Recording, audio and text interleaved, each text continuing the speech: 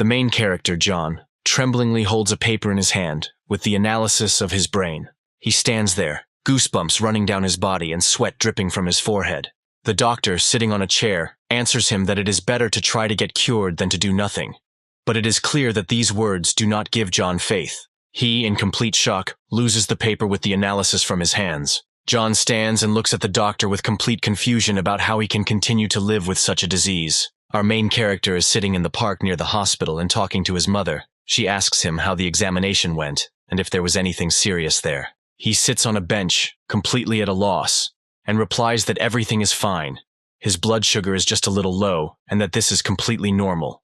But it is clear that he is terribly worried and completely at a loss. After he talked to his mother, she apparently passed the phone to his sister and she asked him when his vacation was, because he really missed her. He, looking at the dead fly on the wet asphalt, answers him that he also misses him very much and will come tomorrow. Then the joyful father tells him on the phone that they will buy fish and that his mother will cook it tomorrow, and in a joyful voice he announces that he will come for it tomorrow. He answers his father rather coldly, "Okay, I understand," but he thinks to himself that he didn't even think about telling his family about the bad news. John says that he should already get on the bus to get to the dorm. His parents are worried about him and tell him to be careful, and his sister says goodbye to him. The main character hangs up the phone and sits there completely bewildered as to what he should do next with his life. John starts to get very angry.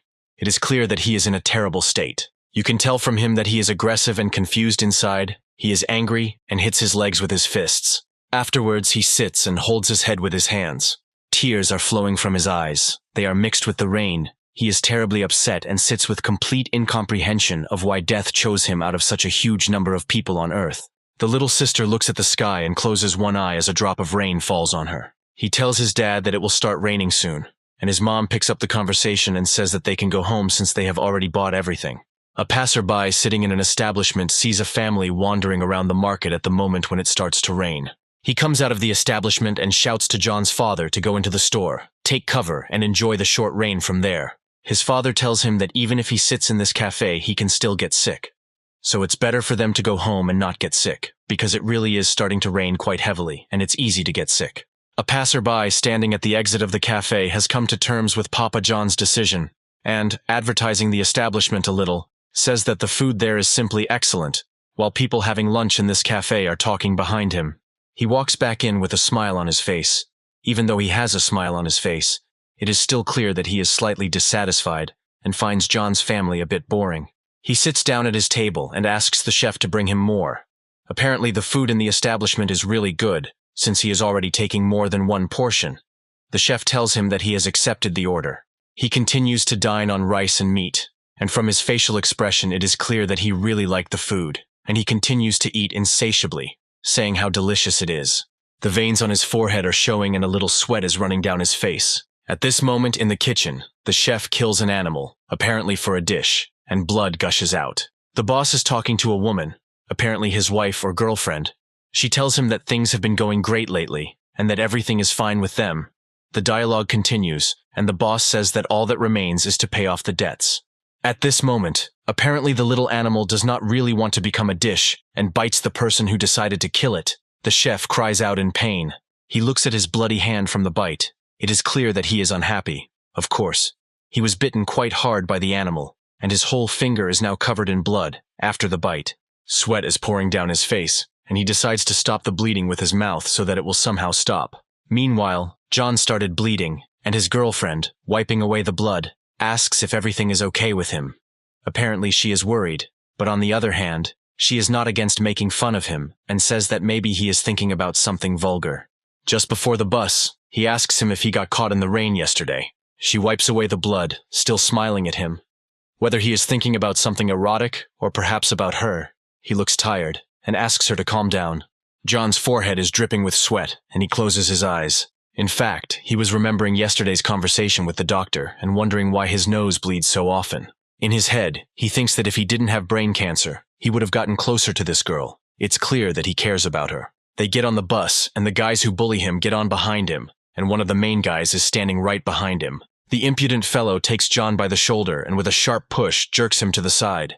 Our protagonist falls to the floor and, unhappy with the situation, says that it is the dog club that humiliates him at the end of each semester. The main character's girlfriend attacks Tim, who treated John very badly, but Tim tells her that he doesn't like how she acts and why she even defends him. Tim's sixes joyfully begin to shout for her to continue to protect her husband.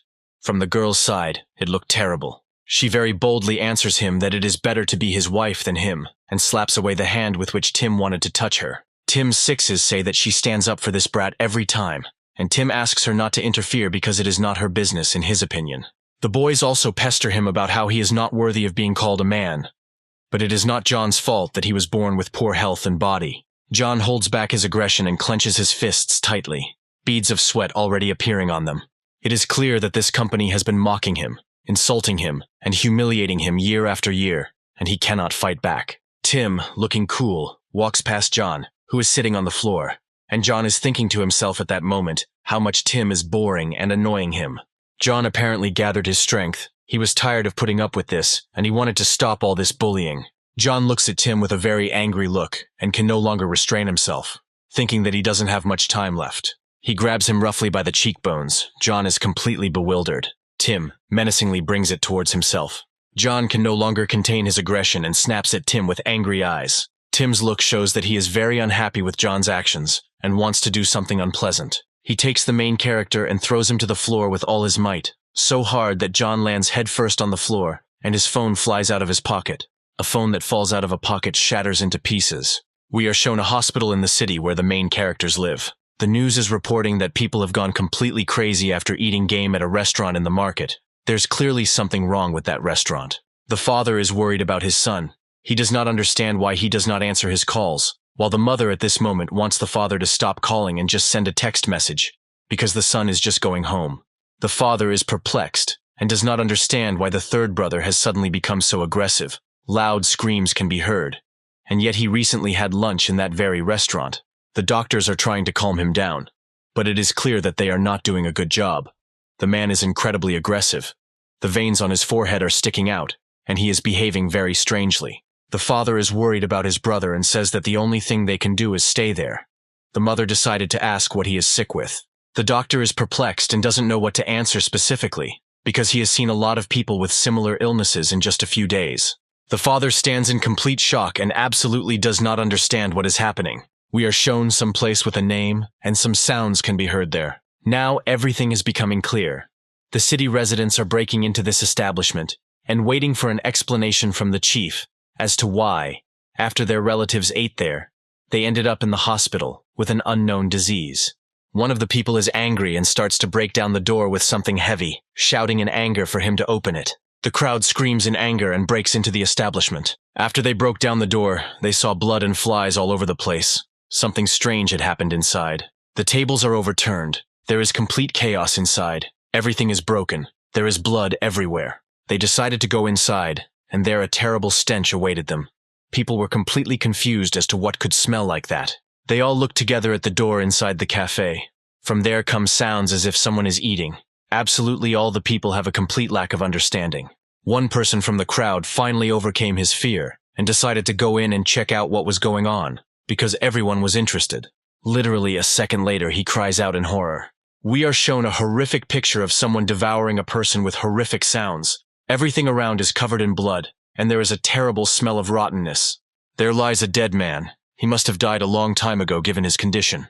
Flies are flying around and mercilessly devouring him. We are transferred to the bus in which the main character John is riding, from where we can hear screams that Tim should hit John harder and get rid of him already. He punches John in the face with all his might, causing the protagonist's nose to bleed. Tim grabs him by the shirt and tells him with a horrified look that, how dare he bother him? John is lying in a very bad condition and can no longer do anything. John's friend Casey decided to intervene and began to interfere in the dialogue. Because she doesn't like everything that is happening now, she shouts at them to leave her alone. But they answer her that this is a male showdown, and the boss is simply teaching him a lesson. Her eyes are filled with anger. She twists the arm of one of the offenders. He starts screaming in pain. He clearly did not expect this. He starts to apologize, beg for mercy. But Casey bends him more and more. I think this is the least he deserves. The driver is extremely unhappy with the situation that is happening in his car, and asks everyone to calm down, because it is distracting him a lot. But in response, he gets a slap in the face from one of the participants in the conflict. At one unexpected moment, the bus driver does not notice the man and hits him, and the windshield is also broken. Apparently the impact was strong. The driver slams on the brakes. All the people in the cabin are in complete shock and are thrown from side to side by such a blow. Casey tries to hold on to the seat in the car, but it is obvious that it takes a lot of effort for her to do so. The driver immediately jumps out of the car after stopping and goes to see what's there. Blood on the front of the car and a broken windshield. That's all that's visible. One of Tim's six shouts out the window at the driver with complete displeasure, and the driver is still standing in shock near the bus and absolutely does not understand how this could have happened. Tim is shouting from somewhere on the bus about what the driver is doing. It is clear that everyone is unhappy with what happened. John tried to hit Tim, but he did a very poor job of it and only hit him a little. He looked at him with an angry look. Jack looks into his eyes and breathes heavily, blood dripping from his nose. Tim laughed and looked into the protagonist's eyes with a nervous grin, urging him to look at this dog who was still struggling. Tim raises his hand to strike and wants to deliver the decisive blow. A sharp knock on the window, a bloody hand with claws is visible on the surface of the glass. Tim was taken aback and could not complete the blow, looking at the picture in front of him.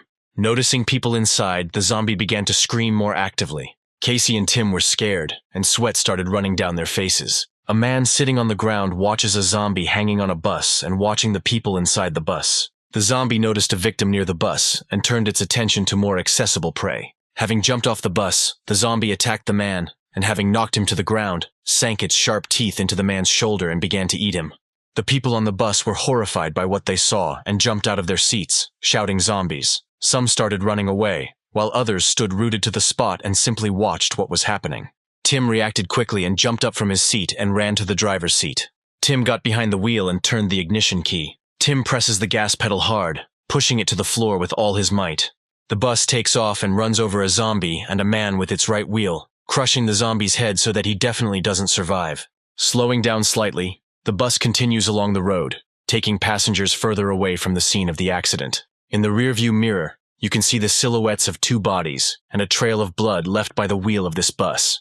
Tim, looking in the mirror, thinks that they got away with it and need to return to the city. A sharp scream from a passenger who is scared to death tells Tip to look ahead. Tim turns his gaze forward and is horrified, and a small bead of sweat runs down his temple. In front of Tim, who is sitting in the driver's seat behind the wheel, a zombie's head breaks through the windshield and the head penetrates inside the bus. Before Tim's eyes, he sees the open mouth of a zombie with a protruding tongue and sharp teeth.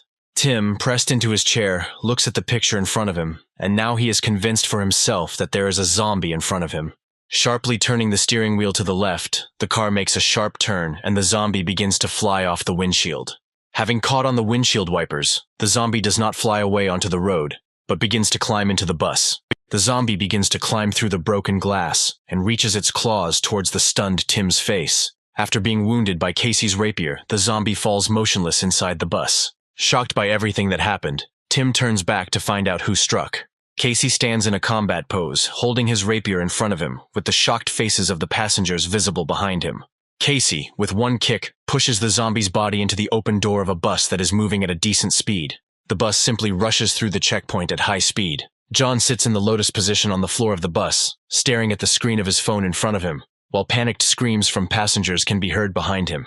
John looks at the broken screen and his thoughts are only about one thing: only his loved ones were okay. Tim's face was covered in blood and expressed irritation at what was happening in the salon. A small checkpoint booth was visible in the side rearview mirror. The bus pulls into a deserted bus stop, and inside the bus people rejoice at their arrival. People slowly began to get off the bus at the stop where there was not a single soul. Tim was the first to get off the bus and started looking around, and behind him the passengers got off more slowly, talking about why it was so quiet. Casey walked off the bus holding Jack's arm and walking slightly behind him. Someone from the crowd of passengers shouted, pointing his index finger in front of him. The blurred silhouettes of a crowd of people were visible through the glass doors. Someone was squatting on the floor in a crowd of people, holding his head. Having cheered up, the passenger began to joyfully shout that there were living people there. He jumped up and ran towards that crowd of people. The first glass doors opened, letting him through, and Tim watched what was happening and tried to stop him with words. Putting his hand on the man's shoulder, the passenger said, "You won't believe what happened to us." The woman turns around with a terrible look, with red eyes. The passerby doesn't believe his eyes and looks at the woman in horror. Later, he notices that there is not just one zombie woman standing in front of him, but a huge crowd of the same monsters. But it's too late. He can't do anything, and several non-humans attack him, one of which sinks its fangs into his shoulder. The loud cry of horror he let out spreads throughout the entire street, causing all the people to panic. Casey grabs John's arm, trying to pull him as far away from the zombies as possible. Everything could have worked out, but the zombie's hand is already reaching for her neck to grab and tear her apart. Just a little more and he would have succeeded, but John manages to push her away, thereby saving her from the attack. Due to his attempt to help, John falls to the ground, hitting the car hard, leaving him in a very dangerous situation. Casey realizes that she can't do nothing or they will die, and she quickly takes her sword out of her bag. John sits there exhausted. The only thing he can do now is watch. Without a moment's hesitation, his girlfriend swings her sword towards the zombie with great force and wounds his arm. John is very surprised for some reason. His gaze is not directed towards Casey. He sees a red car in front of him, with his toy in the back seat. John decides to move, but with great caution, so as not to catch the eye of one of the zombies. The front door of the red car is open. John is very happy about this and calls his mom and dad, hoping to see them inside. But coming a little closer, he sees an empty car interior and is clearly disappointed. A surprised look was directed at the car seat. John saw something on it. It was a phone with the screen on. He takes it in his hands, and before his eyes a correspondence with his father opens, in which the last message was a direct call to escape. John's eyes are welling up with tears and he is shaking all over.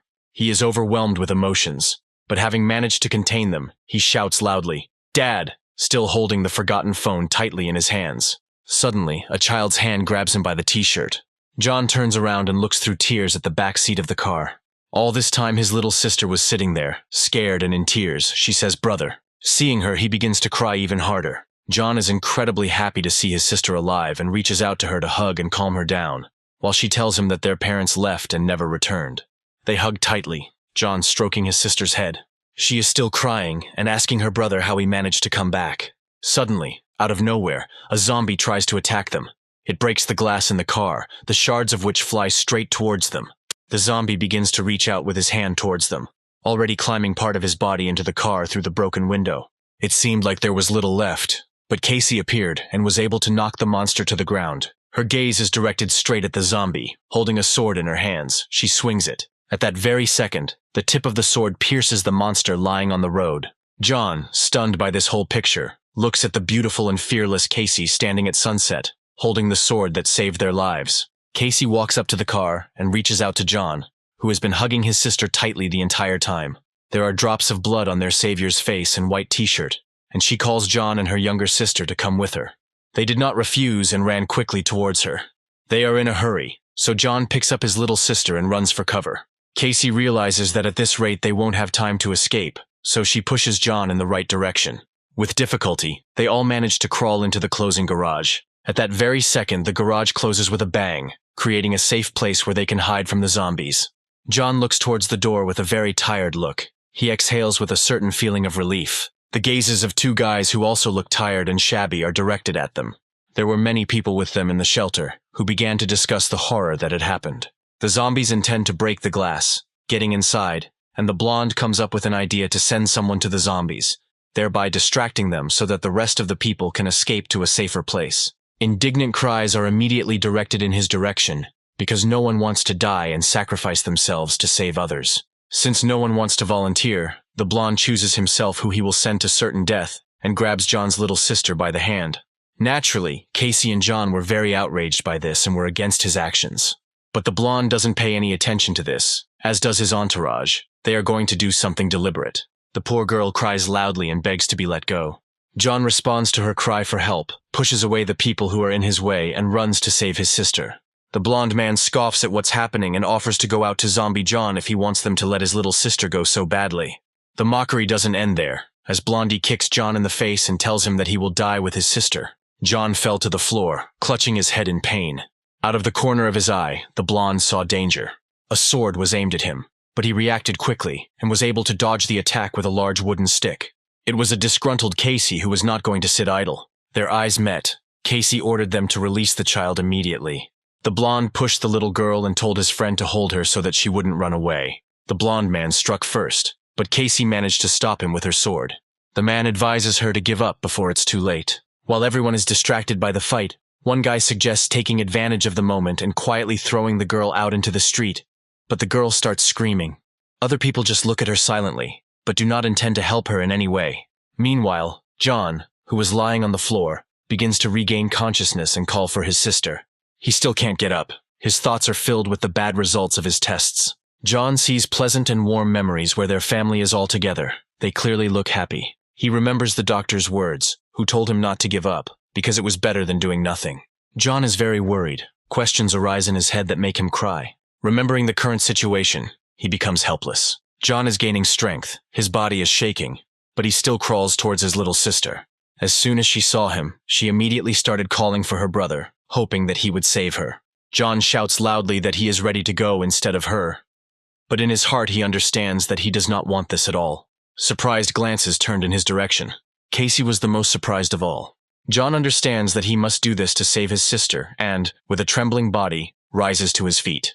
In a confident tone, he orders his sister to be released, assuring her that he himself can become bait for the zombies. He still manages to convince everyone and return his sister. He takes her in his arms. John reassures his sister that everything will be fine and that she has nothing to worry about. He tells her that he will find Mom and Dad and will definitely come back. But the girl doesn't want him to leave and abandon her. John pushes his sister away from him and tells Casey to take good care of her. Casey disagrees with John's decision to become bait and tries to persuade him. But John silences her by touching his index finger to her lips. He brings his finger to his lips, thereby ordering her not to say another word, because it will no longer be possible to convince him otherwise. Finally, John hugs Casey and his sister and tells them that he loves them. Casey looks at him with worried eyes. John grabs his sister's hand and tells her to always obey Casey from now on. He turns away from them and slowly walks towards the exit. His little sister cries after him. The guys who wanted to throw his sister out to the zombies are seeing him off, shouting at him to go and get lost. The blonde looks at John with a very stern look. John just looked at him impassively. The blonde man opens the door wide for John. John crosses the threshold, after which he is met by a crowd of monsters, who will soon turn their attention to him. Casey throws the sword to John so he has something to defend himself with. John catches it and holds it tightly in his hand. The sword gives him confidence. John turns his gaze towards the large number of zombies. Standing in front of a crowd of monsters, he tells himself that he must return. John begins to defend himself from the zombies, waving his sword, blood splashing everywhere. John was able to eliminate several zombies, but there are still a lot of monsters that intend to attack him. Things are bad for him. He doesn't have a chance to take a break. As soon as he fights off one zombie, another one immediately appears. Another monster who was once a man falls on the corpses of zombies lying on the road. John's sword becomes warped from the many blows it takes and will soon become unusable. He decides to run away from the zombies for a short distance. The ugly creatures began to scream angrily and follow John. A strong hatred for them awakens in John. He looks at them with disgust. One of the monsters stands with his back to him. Taking advantage of the opportunity, John points his sword at him. The zombie turns around and looks straight at John with red eyes. John is stunned by this. The zombie's look seemed familiar to him. It was his father, turned into a zombie. But in front of him stood no longer his father, but a monster with greenish skin and teeth that could easily bite off human flesh. John couldn't hold back his tears or move as the zombie slowly got closer and closer. He becomes easy prey and the zombie pounces on him. John does not resist and allows the zombie to pierce his neck with its fangs. Other monsters want to bite him too. They attack our character, causing the protagonist to fall to the ground. He cries and remembers the image of his mother. This image corresponded to a zombie that had bitten off part of his flesh. John gritted his teeth in pain, tears and sweat mixing on his face. The zombies that used to be his parents continue to bite off his body, piece by piece. Lying in a pool of blood, John hugs his ex-parents. He screams, denying what is happening, does not want to put up with all this. Tears stream down his cheek as he realizes his parents are right in front of him. The zombie's hand reaches for his eyes. A little more and sharp claws will dig right into him. That's exactly what happened. John lies helpless in his own pool of blood. All the people in the shelter are watching what is happening. Casey tries to close the eyes of the little girl, but it is very difficult for her to contain her emotions. John's strength is leaving him. He can no longer hold the sword in his hands.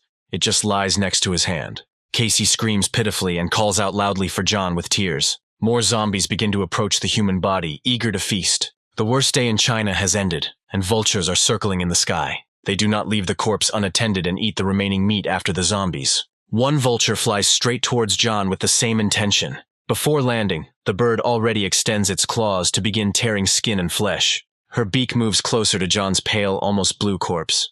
The vulture is ready to tear his skin, but then John grabs the bird by the neck, depriving it of its dinner.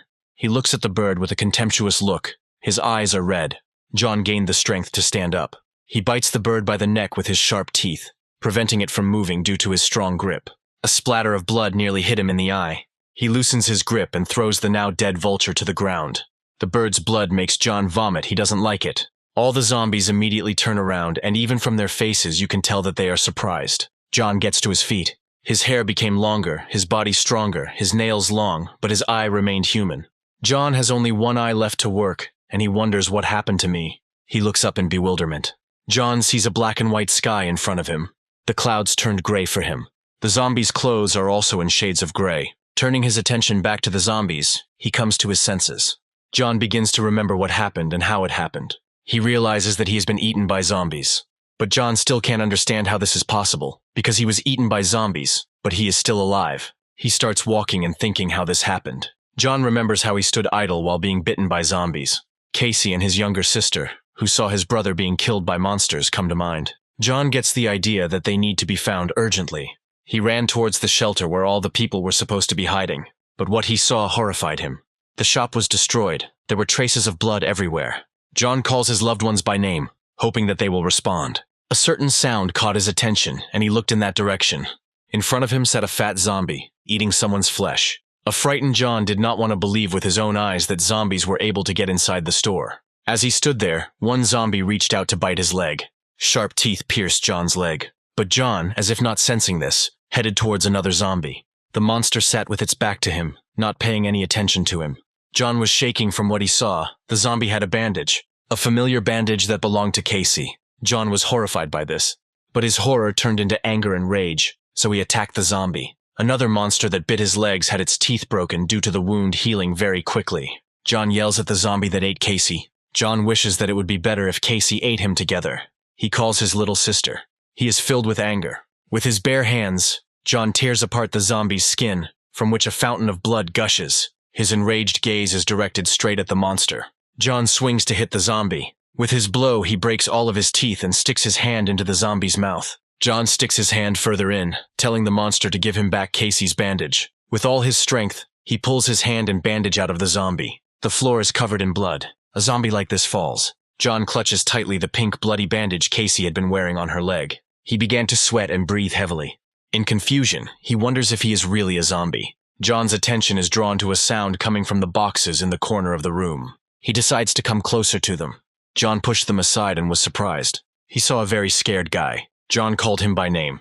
The guy got scared when he saw John and started screaming zombie. John heard that the zombies were very close to them and it was dangerous. The zombies tried to get close to them, climbed onto the cabinet, causing bottles of water to fall on them. The guy was horrified, but John wasn't scared and swung towards the zombie. With one blow, he was able to eliminate 2 zombies that wanted to eat them. John's gaze was devastated. The boy recognized John and called out to him. John looked in his direction, but the guy was terrified. At that moment, a zombie attacks him. It bit him on the neck, and the last thing he managed to say, looking towards John, was the word, monster. Aaron's dead hand pointing into nowhere and John standing in the shadows as if paralyzed. All wet from water and stained with the blood of the murdered Aaron. John is shocked by what he hears. The meaning of the words of the already dead Aaron dawns on John. Aaron's hand lies in a pool of blood that mixes with a puddle of water on the asphalt. The main character takes a step, but his legs feel like cotton wool. He can barely stand on his feet. John's legs gave way. He fell to his knees on the asphalt and began to realize the meaning of the corpse's words. John looks at his reflection in a pool of blood and realizes that he has just been called a monster. The figures of people sitting in blood against the backdrop of a scarlet sunset seem to hint to us that the main character is a part of them. John's shocked face reflected in a pool of water mixed with blood shows his complete confusion at becoming a zombie. He notices a zombie that continues to furiously feed on Aaron's defenseless body. John looks at the zombie, drawing an analogy with himself, and realizes that he is not just a zombie, but a monster. Aaron's face is frozen in a grimace of silent scream, and his glassy, no longer living eyes in which John's reflection can be seen. John lets out a sharp breath and realizes to himself that things aren't that bad yet, and that he can still think for now. A scream is heard from the supermarket. The zombies instinctively turn towards the scream. John clutches his head with his hands and screams at the top of his lungs. A flying cylindrical iron rod. The iron bar flew up to his head and hit him right on the back of the head. From the strong blow, John begins to lose consciousness, his eyes closing. He lies unconscious next to an iron bar. Some company approaches, discussing how noisy zombies are. Clint puts his foot on John's head and tells the others that he may already be dead. Michael got carried away and smashed the head of one of the zombies with a homemade bat, while Clint was descending on the unconscious body of the main character. Clint ties John's ankles with regular rope. Stock shakes off his hands after the work he has done and tells the others not to get carried away. Otherwise they will quickly become exhausted and will be of no use. Michael grabs the tied-up John by the legs. Michael drags the protagonist towards the exit. We are shown a truck parked outside a closed store. He threw John behind a parked car. The main character lies on a pile of zombies, and someone reports that John is the last one. Clint leaves the room. The others begin to gather and someone gives the command to leave. The main character lies unconscious with the rest of the zombies tied to the bumper of a truck. Clint smirked as he threw the metal stick over his shoulder. Approaching the truck, Clint turned to the rest of the guys and noted that the catch today was excellent. The car took off and began to pick up speed. John's body was thrown from its place and dragged behind the car. After all the work done, Clint allows himself to rest a little and drives in the car with his eyes closed. While the protagonist is unconscious, moments from his life flash before his eyes. He remembers the moment when he was not yet a zombie. John opens his eyes and doesn't understand where he is. He sits down on the bed and looks around the room he is in. The main character looks into another room while calling his parents. He looked into the kitchen. There was no one there, but on the stove there was a saucepan without a lid from which that pleasant smell was coming. John walked up to the pot and decided to see what was so aromatic there. In the pot, tender-looking meat was boiling, which would later turn into soup. The main character involuntarily swallowed at the sight and smell. Just one look made him want to eat. John stares into the pot, his eyes fascinated, his gaze never leaving the meat. The hand itself, as if living its own life, reaches out to the saucepan.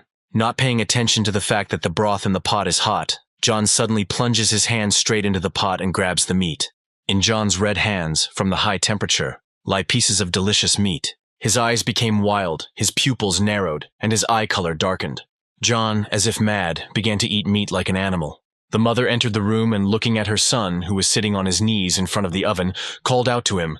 John, having stopped gobbling up the meat, not expecting to be called, jerked and began to turn towards his mother. The appearance of the main character was terrifying because he had disheveled hair, a maddened look, eyes as if covered in blood, claws like those of a predator. Mom, seeing this whole picture, did not recognize her son in everything she saw and screamed at the top of her voice like a zombie. As if waking up, he came to his senses and felt sick from the picture that appeared before him. The main character felt disgusted. He stepped back a little and couldn't come to his senses. His sister was lying covered in blood, saying brother. And underneath her was a huge pool of blood, and the blood that was on his hands was also hers. Sweat poured out and John felt sick at the realization of his actions. He couldn't believe what he had just done, and the main character screamed at the top of his lungs. Moving away from his memories, John woke up, but at the same time screaming his little sister's name. The grandfather holds greens and seasoning in his hand, and the boy holds a ladle, and they look at the screaming main character with very surprised eyes. John is all wet and doesn't understand what's happening. The atmosphere around him is like some kind of bathhouse. The grandfather and the boy were so frightened by the sight of John that the grandfather fell and dropped the leek from his hand, and he himself fell to the ground. The main character, standing naked, looks around to the sounds of his grandfather's cries, as if assessing the situation, but it never dawns on him what kind of place this is. Looking down, he is surprised by what is happening. John is standing in a bathtub filled with water, and there is a whole fire under the bathtub. They wanted to make soup out of it, and all sorts of spices, leeks, onions, and carrots were floating in the water. John looked at his hand and noticed that there was a lot of onion. Hearing a loud roar, John raised his head in fear. The zombies were hanging tied to the beams, and although they had homemade gags, it didn't stop them from growling much. The main character's mouth opens involuntarily at the picture he sees, and he simply doesn't understand what's going on here. Some kind of abandoned building. It's clear that no one has been here for a long time. Someone threw an inhaler, calling out beforehand so that it would be caught. Without even looking in the direction of the flying inhaler, Clint easily caught it right in front of his face. Clint stands with an inhaler in his hands, and behind him the rebellious guys shout, saying that before they gave out 5 pieces, but now only 1. Fred stands. Clint clasps his hands and looks down at the others, as if putting himself above them, and Leo, adjusting his glasses, answers the crowd that the rules have changed. After these words, Fred showed his sarcastic smile, as if mocking. Clint and Michael are surrounded by Fred's guys, but Clint stands calmly, but Michael is already on edge, and suddenly Fred demands 20 zombies from them, and Michael thinks this is a mean act. Leo, standing to the right of Fred, begins to look at them from under his glasses, showing his bright wheat-colored eyes, and explains that medicine is currently the most scarce resource, and if he does not save, then even he will not get anything. Clint was getting a little tired of this topic. Standing and twirling his snow-white hair around his index finger, he smiled and asked them to stop lying. Fred looks at this picture with irritation, and Clint, still with a slight smile on his face, with his eyes closed, stands and winds a lock of hair around his finger, and Fred asks him again in bewilderment. Fred stood in a closed position while Clint, putting his iron pipe on his shoulder, told them that he heard everything. Clint's face changed dramatically. It became angry and had an ominous aura about it, and he said, "I know you want to deceive us." This phrase brought Fred to his boiling point. Almost shouting, he said, "How dare he?" Clint, saying that he was already getting on his nerves, jumped up and hit Fred with his pipe. Fred's men did not expect such a turn of events. No one had dared to attack their boss before. Fred's men were scared after Clint's words, and one of them shouted at them not to come closer, or they would be killed. Fred's entire team came to their senses and decided to call out to him, but no one could move. Everyone seemed to be standing around him, and Fred seemed to be slightly bent over and holding his head with his hand, where the blow had been dealt, closer to the temple. Fred's rage soared to the sky. His eyes became bloodshot and he clenched his teeth and said, "Pitiful puppy." In a rage, Fred swung his arm to strike, his eyes turning white as he screamed "Die" at Clint as he prepared to strike. Fred's fist flew past an unfazed Clint, who dodged it without any problem. Clint's hand suddenly grabbed and squeezed Fred's shoulder. Clint effortlessly pushed Fred, sending him flying face first onto the floor. Clint, his hair shadowing his eyes but with one glowing red eye visible, swung his iron pipe at Fred, who was on all fours in front of him. Dark figures of Clint, who has completed a blow to Fred's head with an iron pipe against a red background. Fred and Leo's men look on in shock as Fred's unconscious body falls after being stabbed with a metal pipe by Clint, dripping blood. Out of breath, Clint exhales as he takes the medicine and then says that he is very sorry that he has asthma. After taking the medicine, Clint puts the pipe on his shoulder and notices as he exhales that sometimes it even irritates him. Fred's evil people were doused with gasoline and were confused. Clint, wiping his pipe on Michael's shirt while he remains silent, turns his pipe towards Fred's men and tells them that they now need to be dealt with. One of Fred's men examined himself and smelled the liquid and assumed it was gasoline. Clint stands above them looking down at them, but their eyes are hidden by their hair, asking, "Did you really think you could beat me?" And on either side of him stands his gang with open bottles dripping with the remaining liquid. A matchbox and a match appear in Clint's hands, and he carefully lights the match. The match lit up in front of Clint's face, who looked quite intimidating, and he said goodbye.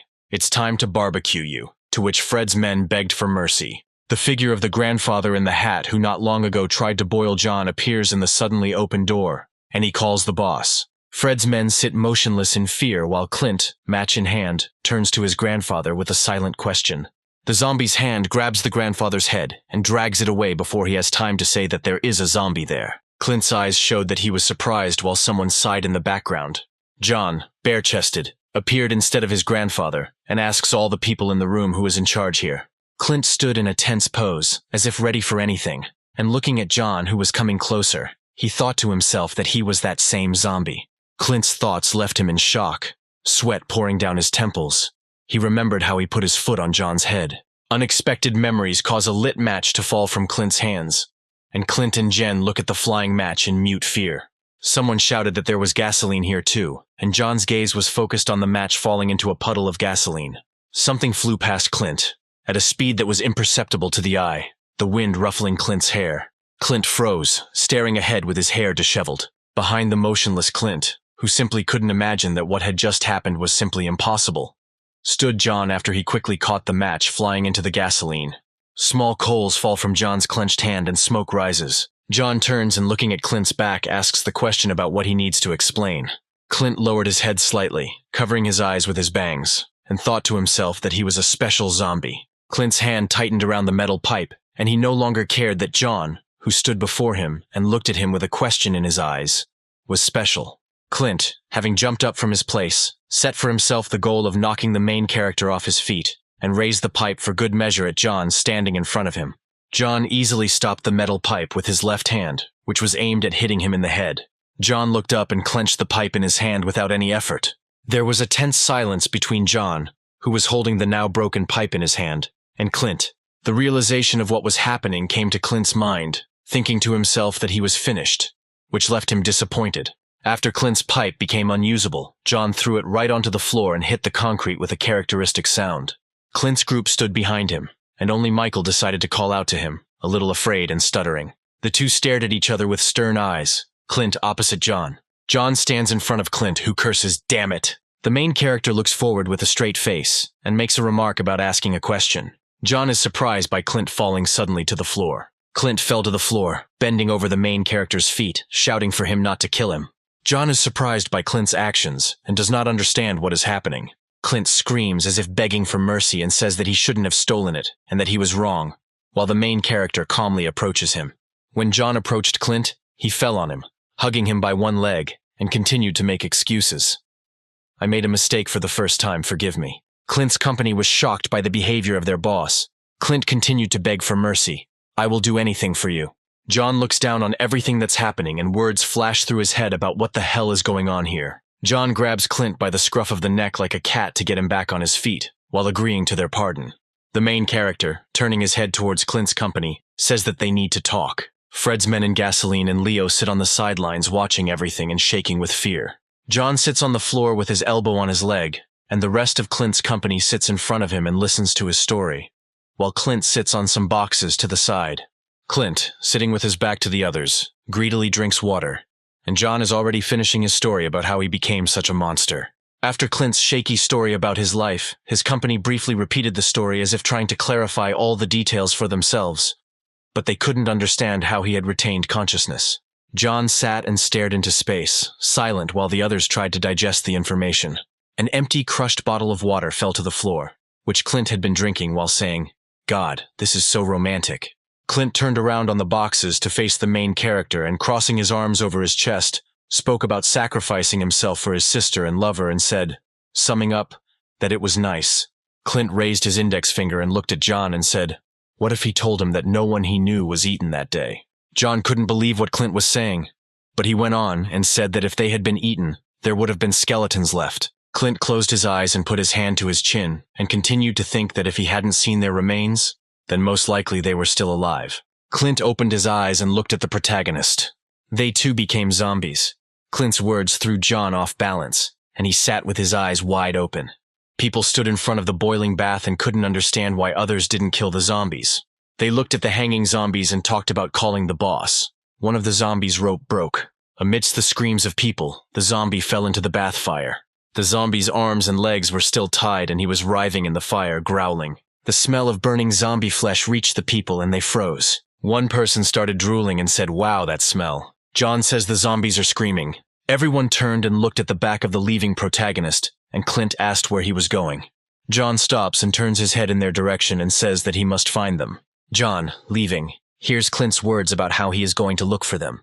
At the word, Clint takes a step towards the main character. Clint smiled softly. Clint, throwing his arm over John's shoulder as if hugging him, continued to ask him to unite with him. Clint's team was shocked and one screamed. Clint turned his head in their direction, looking at them with an irritated look, and only made a clicking sound. John remembered Clint knocking him out earlier, and Clint turned his head back to him. Brushing Clint's hand away, the main character said that he didn't understand why they were catching zombies, and also that he didn't trust these people. As John left, he continued, "Since we don't trust each other, there is no need for such proposals." And Clint, looking at his back, noted for himself that he was refused. Clint lowered his head, his bangs casting a shadow over his eyes, and looked at John's figure as he silently walked out of the room.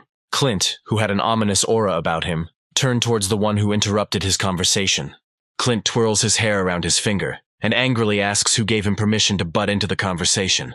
The audacity of such a prank made Clint angrily hit the man who dared to interrupt their conversation. The frightened people, seeing this, tried to protect this unfortunate newcomer, who had been under Fred's command for relatively little time. Pleased with his sudden impulse to punch someone, thereby venting his anger and emotions, of which there had been more than enough in the last few minutes, Clint smiled triumphantly. Clint was very pleased with himself, which is why he continued to smile and stare at the back of John as he left. John continued his vague direction along the corridor, thinking about the incident involving Clint that had happened just recently. Suddenly John heard some sounds coming from very close to him.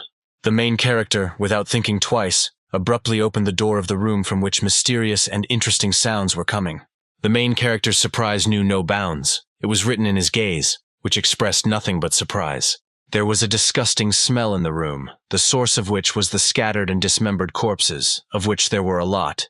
Distracted from his not-so-boring occupation, the unhealthy creature turned his attention to the unexpected guest who dared to interrupt them. Without thinking twice, it pounced on John, who continued to stand like a stone with an unreadable expression on his face. There was a lot of emotion on the main character's face, which indicated that he did not expect to see something like this. The stench that was in that little room quickly made its way into every room in that room, quickly reaching Clint and the others. The man standing behind Clint decided to make a joke about the not very pleasant smell at his own risk, to which the boss rolled his eyes, knowing full well that he was surrounded by a bunch of idiots, nothing more. The red-haired boy, sensing danger, tensed up in anticipation of further actions from his opponents, whom he had not yet seen. Suddenly, a zombie's hand broke through the wooden door that was behind the guy and almost hit his face, passing literally a few centimeters away from him.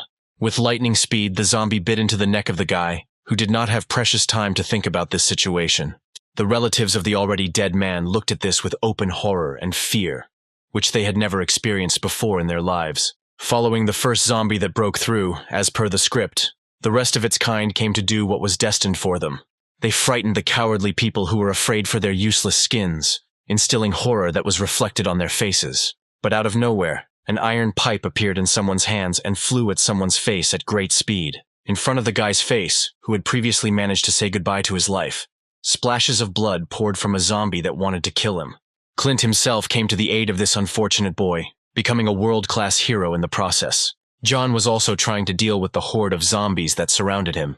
The main character's face showed great surprise at the realization of what incredible power these creatures possessed. With all his might, John pushed away the zombie that was trying to harm his life. The tired and distraught protagonist looked at his opponent with a proud and victorious look, realizing that his opponent was defeated. The zombie, from such a force of impact, noticeably weakened and sank to the floor, no longer able to resist the main character. But the other zombies, without wasting their time, also continued to attack John, not giving him a single minute to rest. John, embittered by his opponents and tired of the recent battle, became enraged, deciding to deal with them once and for all. Clenching his fingers into a fist, the protagonist swung it with great force to deliver a blow. Taking out all his anger and fury, John hit several standing zombies with one blow. The protagonist noticed out of the corner of his eye the approach of his opponent, who was about to attack him. The zombie was trying to kill the main character with incredible speed, but before it can take even a couple of steps, it flies off in the opposite direction with the same speed. Clint came to John's aid, killing the crazed zombie with the same metal pipe. John was surprised and showed it openly. He did not understand Clint's intentions. Clint, standing on one knee, continued to finish off the zombies. Rising to his original position, Clint smiled at John, putting all his words and thoughts into this small, yet necessary gesture. But these were not the last of their defeated opponents. The rest of the zombies continued to advance towards the main characters. Clint, pretending to be a great hero and at the same time a savior, prepared for a new battle, covering the rather surprised John with his back. Standing with his back to John, Clint said something to him. John feigned resignation at Clint's position.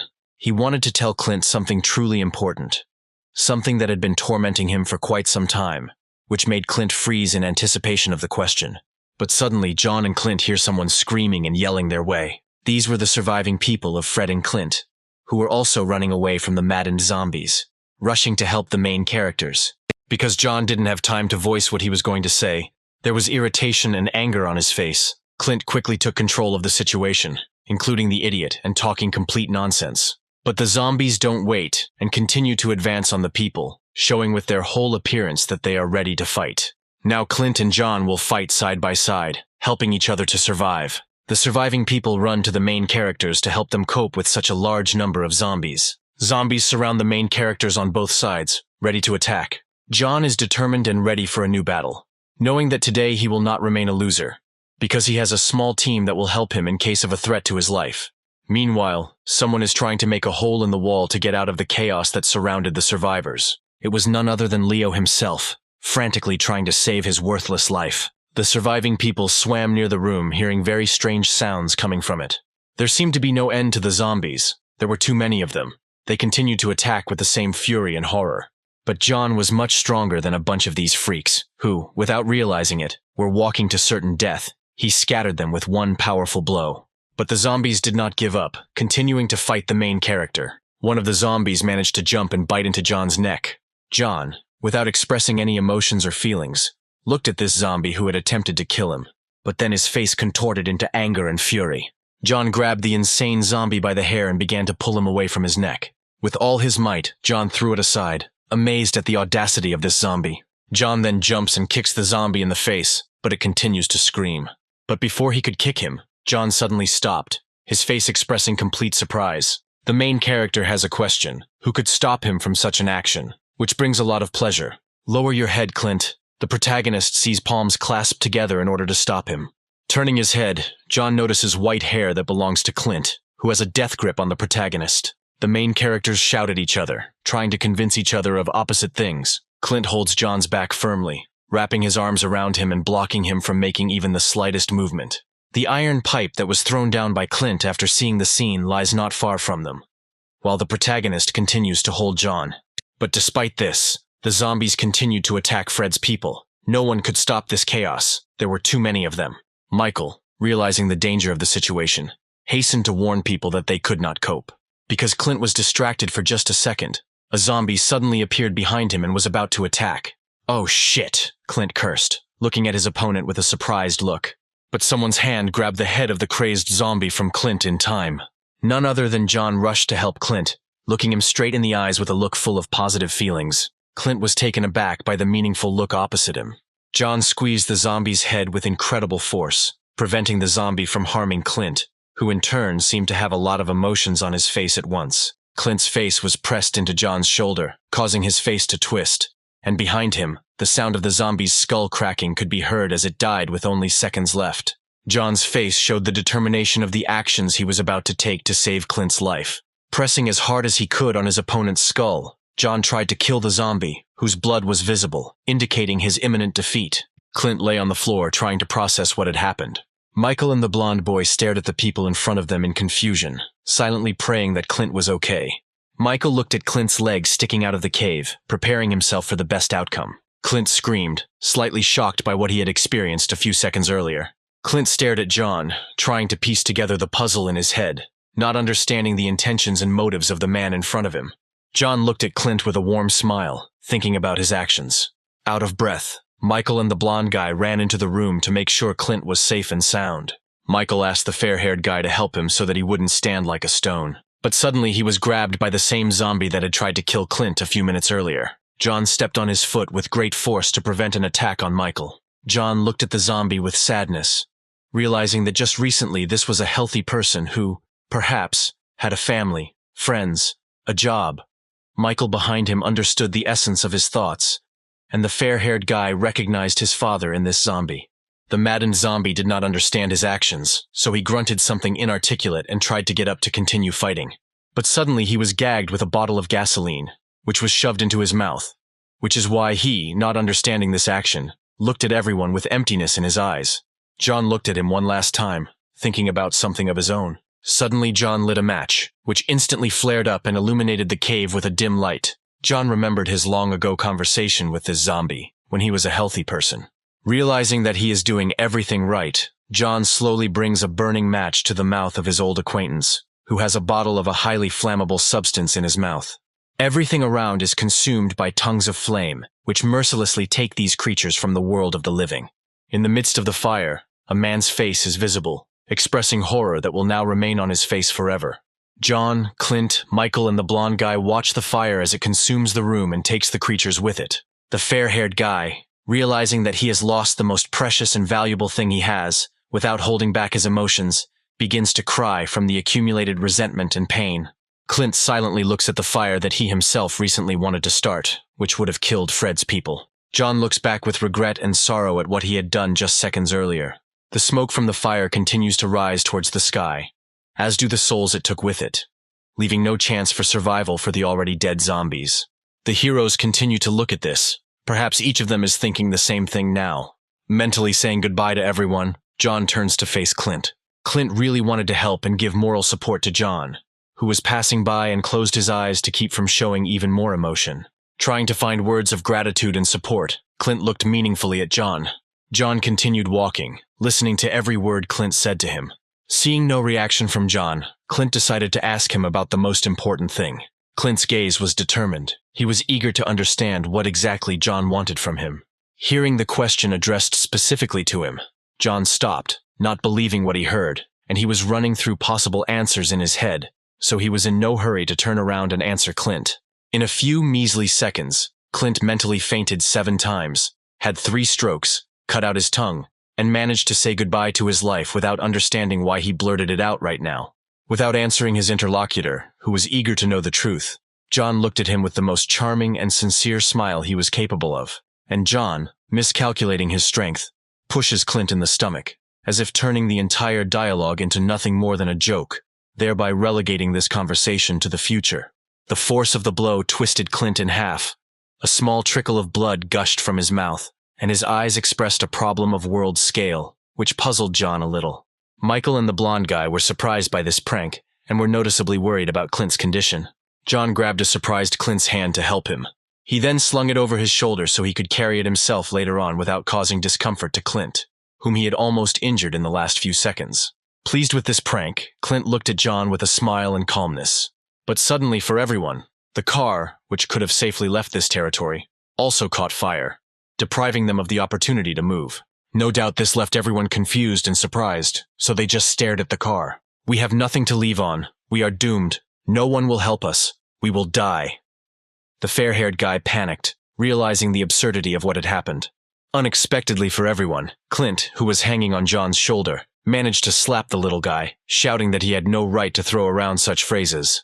Michael tried to defuse the situation by calming Clint and covering the boy with his back, who, not expecting such a turn of events, began to roar again, and John accordingly tried to calm the man who was screaming and yelling, cursing the little one. But out of nowhere, everyone heard a sarcastic laugh from Leo, who smiled falsely. Everyone suddenly turned their attention to the new participant in this idyll, switching their attention invariably to Leo. He twirled the keys to the car that belonged to him on his finger, hinting that he had a way out of the situation right in his hand. Clint looked at Leo with some contempt and distrust towards his person, thinking that this could be another setup. Leo smacked himself on the forehead, mentally marveling at his caution. But time waits for no one. If he didn't hurry right now, soon all that would remain of him might be his name. Leo turned to everyone present, asking for help, clasping his hands together, showing that he needed them now more than anything else. Finding the car that belonged to Leo, he inserted the key and turned it. Wiping beads of sweat from his face, he realized that the car was either broken or out of gas. Looking at the other cars, Leo tried to think of something new that would help them get out of there. Adjusting the collar of his shirt, which clearly revealed his agitation, he announced to everyone that he had run out of gas. The company looked at Leo with a very unreadable look. They were mentally exhausted and very tired. Clint, with not very good intentions, approaches Leo and expresses a look full of anger and fatigue. But suddenly Clint's eyes fall on something that will help solve his little emotional problem. Clint punches Leo in the face with all his might, causing him in turn to fly with his entire body into a small motorcycle that was parked nearby. Michael supports Clint's actions, while the fair-haired guy is noticeably worried about Leo's condition due to his young age. Clint and Leo yell at each other, venting all their hatred and dislike. Clint and Leo are distracted from their conflict by the sound of chains clanking nearby. While the two were arguing and fighting, John found a solution to their problem by bringing a bus. Everyone gathered looks at the bus driven by John, and Leo is the first to enter. Leo looks inside the bus to make sure it is completely clean, and there are no signs of zombies inside. Finding nothing suspicious, Leo, Michael, and the blonde guy board the bus in deathly silence. Michael and the blonde guy try to keep quiet so as not to continue the conflict that recently happened with Clint. Leo is noticeably nervous about the people in the same salon with him. John continues to stand outside, looking mysteriously at the moon, which has only recently appeared due to the clouds finally clearing. John looks somewhere into the distance, at the horizon, and thinks about something of his own. Clint, who is also standing outside the bus, expresses gratitude for the quick solution and for saving him, distracting John from his thoughts. John smiles at this, showing that he does all this with good intentions. Clint leaves John with a mysterious smile and enters the bus. Then we are shown other events, and we see that a guy named Will is running as fast as he can, trying to escape from a zombie that is catching up with him. The unconscious creature continues to chase the guy in order to commit lynching on the man. Will runs into a trap that he himself designed and built to combat such unhealthy creatures. Will is being chased by a whole crowd of zombies, who are trying to catch up with him and kill him. Will falls to the ground, showing the zombies that he is defenseless and unarmed, so that the zombie woman can quickly jump after him and do what she has been chasing him for all this time. The zombie does exactly as Will originally intended. She did exactly as 100 others before her. Will smiles at the genius and resourcefulness of his well-thought-out plan, which will help get rid of at least some of the zombies. The zombie raises his hand to strike, killing the man lying a few centimeters away from him. At that moment, Will jumps to the side to prevent the zombie from killing him, and the zombie falls to the ground. Will looks at the zombies surrounding him with hatred, not understanding how humanity could have come to this. A crowd of zombies, completely unaware of anything, walk towards their target, but are deeply mistaken, thinking that they will kill him the next moment. With one wave of his hand, the hero strikes a match and throws it onto the ground, which has been doused with gasoline. All zombies instantly find themselves in flames that will take their souls. Will looks at the fruit of his labor, at the fire, and at the once healthy people who are now burning alive. The human settlement that Will lives with thanks him for his work and well-thought-out plan. The zombies continue to scream from the fire, not understanding anything. All the zombies were burned alive in the fire, leaving behind ashes and clothes. In the kitchen, someone's soup is cooking, and it's about to start boiling, enchanting you with its delicious aroma. The village elder pours soup and pieces of meat into a bowl. Fred, with an unhealthy smile on his face, drags a little girl by the hand, who is crying and resisting him with all her might. Fred and the headman are talking to each other, mentioning something about a good day. In the dungeon sit the rest of the very frightened people who do not understand the reason for their presence here. Fred kicks the front door of the dungeon to enter. The mothers hold their babies close to them, looking tired and scared. People are very scared and do not understand the essence of what is happening and the reason for the visit. Fred drags the little girl to a bowl of stew, who in turn resists. A human organ is forcibly stuffed into a girl, thus conducting an experiment to see if it can be eaten.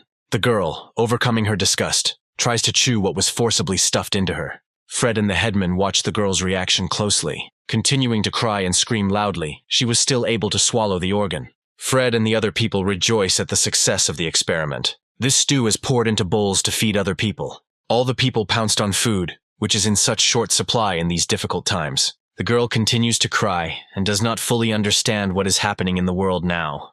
A wonderful night, a beautiful crescent moon, its pale light and a cool breeze in the middle of the forest, which develops the crowns of the trees, scattering leaves on the ground. John carries an entire bus on his back, with the same ease as if a small child were playing with cars. The dead man felt suddenly alarmed, as if his heart was beating faster. He is perplexed by certain sounds that probably only he can hear. Clint notices something odd about John's behavior, and tries to ask about it, waiting for an answer from his silent friend. John's injured eyes snap to the side. Now he was definitely paying attention to something more important. The sky is painted in bloody shades. The light and pleasant atmosphere instantly becomes oppressive, as if the sky will fall on everyone's head. It's not for nothing that the atmosphere has become so oppressive. Crowds of hungry creatures are mindlessly following the bus. What a horror it is to meet these monsters in the middle of a dark forest. Their skin is already peeling off. It is gray like ash after a fire, but one thing definitely distinguishes them from ash. Unfortunately, the wind will not scatter them to the four corners of the world. Clint noticed the threat, and was very scared because such a crowd was approaching them. John demands that Clint and everyone get on the bus without making any unnecessary noise. The bus passengers are in a panic. Some have already lost hope for the future, and can only wipe the condensation off their glasses. John went to scout out the situation from the zombies, and how they would react to him. The dead were already on his heels, but something was bothering him. Their goal, they were looking in a completely different direction. If they were hostile, they would attack our hero in that very second. The creatures walked past John as if he were one of their own kind. Apparently they only hunt people, which is both good and bad, since they can use this to pretend to be someone other than a human. John was shocked. They walked around him, continuing on their way, as if he were a spirit to them, mindless creatures over which some virus had taken hold. The danger has passed them. On their part it was even some kind of impudence. John was already preparing for battle, and they brazenly bypassed him. Michael can't believe they just left without taking a bite out of everyone. Clint calls John again, who finally pays attention to him. He decided to make fun of his dead friend, and says that other dead people put themselves above him. One of the subordinates suddenly screams and points towards the zombie. Everyone paid attention to their friend's announcement, and it was really something worthwhile. The dead were heading towards a village inhabited by people, which foreshadowed the worst consequences. The crowd of the dead found a more interesting target than a small bus, and decided to wipe out even a small village.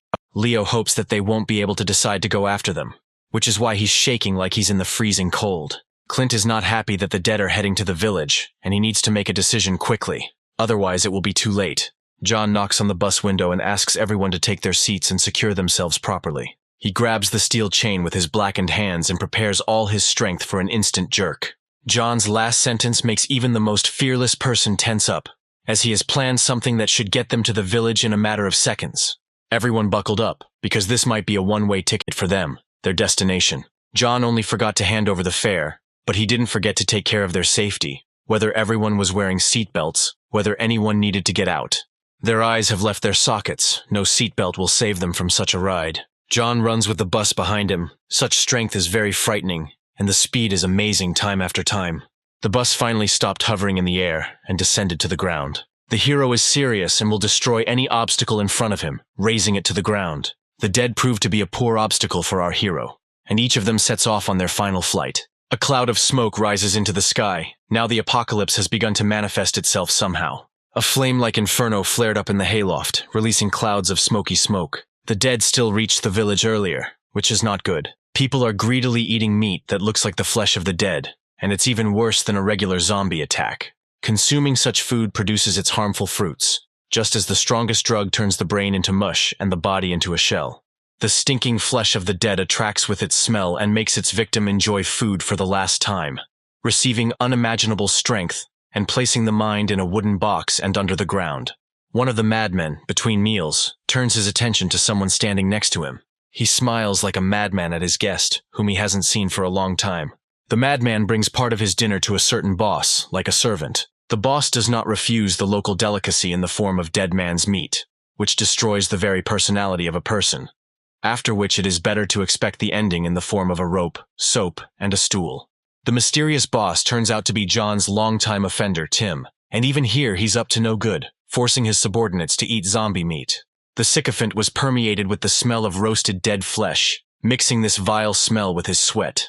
Something has distracted our bully from his meal, and perhaps it's worth reminding him that the zombies are already hot on his heels. Tim notices that among the tongues of Inferno's flames, the dead rise from the lands, thirsty to devour more and more flesh. The boss immediately scolded his subordinate. The bowl of soup was smashed to pieces, and one blow knocked down a grown man. First of all, you need to escape from a crowd of zombies, but this is not about Tim, who needs to beat up his subordinate. He sends him to close the door from the dead, but understands that this is the wrong choice, and death is inevitable here. The monster's fangs are sharp as a razor, and once they get close to their victims, they will leave no living place on them. The fat man understands the danger of his actions, but does not even try to escape, and then looks at his future death. He calls Tim, hoping for help from him, but you can't expect much from such people. Tim pointed his crossbow at his ally. He is a natural leader but also a tyrant. Even if he makes himself hated, he plays the role of a villain very well. No matter how self-confident and cool he was, his face showed concern, mostly for his life. The fat man can only agree with his master's decision, distracting the dead from the boss himself, as Tim says, sacrificing pawns.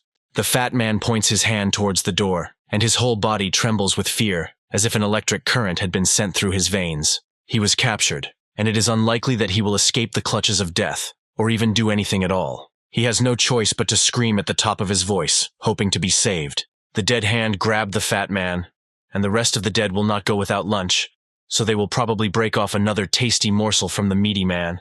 The screams spread throughout the room, but it does not help him in any way. After being bitten by a zombie, he will either be eaten or become a walking dead. The fat man no longer has a future because of his greedy, arrogant, and unscrupulous boss. His eyes were full of sadness. His face was filled with fear and pain. Now he realized that his world was plastic, a world of substitutes. His boss was a rare freak who cared only about his own life. The others are just finishing their meal while his ally is being devoured by the vile creatures and is already heading towards them. Shouts and screams filled all the empty space in the room and beyond. Tim continues to despise the fat man, even though he briefly held back the zombies at the cost of his life, and the seconds he held back for them could save many lives. It's incredible. John's little sister is alive. But for how long, since the zombie is already looking at her, and all she can do is tremble with fear and cry. Tim's cruelty and terrible disposition are striking, which forces him to commit the dirtiest deeds. John seemed to hear his little sister and rush towards her at full speed in order to save her from the clutches of the evil dead. He throws the bus around trying to stop it, but it seems like the passengers won't be happy with the ride. The noise John makes carries over a long distance. John finally managed to get the attention of his brothers, and maybe now they will start attacking him, and he won't have to chase them. John's shadow, invisible against the pale moonlight, slowly creeps closer to his enemies. The dead also stare at him, waiting for the moment to attack and kill instantly. The silhouette has appeared, and the monsters don't even know what kind of monster they've gotten involved with. The monsters are already approaching, and John is just beginning to prepare a deadly attack for them. They surrounded him. What would he do? What would come to mind of an intelligent zombie? He grabs the chain, probably preparing to attack the bus, no matter how harmful it might be for the passengers. John instantly spread his legs apart and prepared his stance for an attack. He swings the chain with ease, and the bus will move any minute and destroy a couple of dead people's lives. Even on the dead faces of the zombies, fear appeared, which appeared because of the impending danger. John is so powerful that he sent a couple of already dead creatures to the Guardian of the Scales, where they are destined to burn to ashes. He grabs the chain with both hands, indicating that the creatures and passengers were very unlucky to be nearby. Here it is, the look that destroys all the hopes of enemies, that burns the retina to ashes. A Ferris wheel for Clint and the whole gang, as well as a wheel of fortune for the mind-dead creatures. Whoever was lucky survived. John screamed loudly in order to strike fear into even the most fearless of the dead. Blood, stones, and monster carcasses flew up into the air. That's how strong John was after his transformation. A cloud of dust hovers above the ground, obscuring the view of the remaining enemies. He let go of the chain, indicating that the ride was over for Clint. One warrior in the field, one for all the walking corpses. The only one who became a walking corpse and remained intelligent, having received incredible strength, vitality, and immunity to zombie bites. The bus was completely destroyed, as if it had been in the most dangerous accident. John asks the survivors not to be afraid of him, as he is the only peaceful zombie on the entire Earth.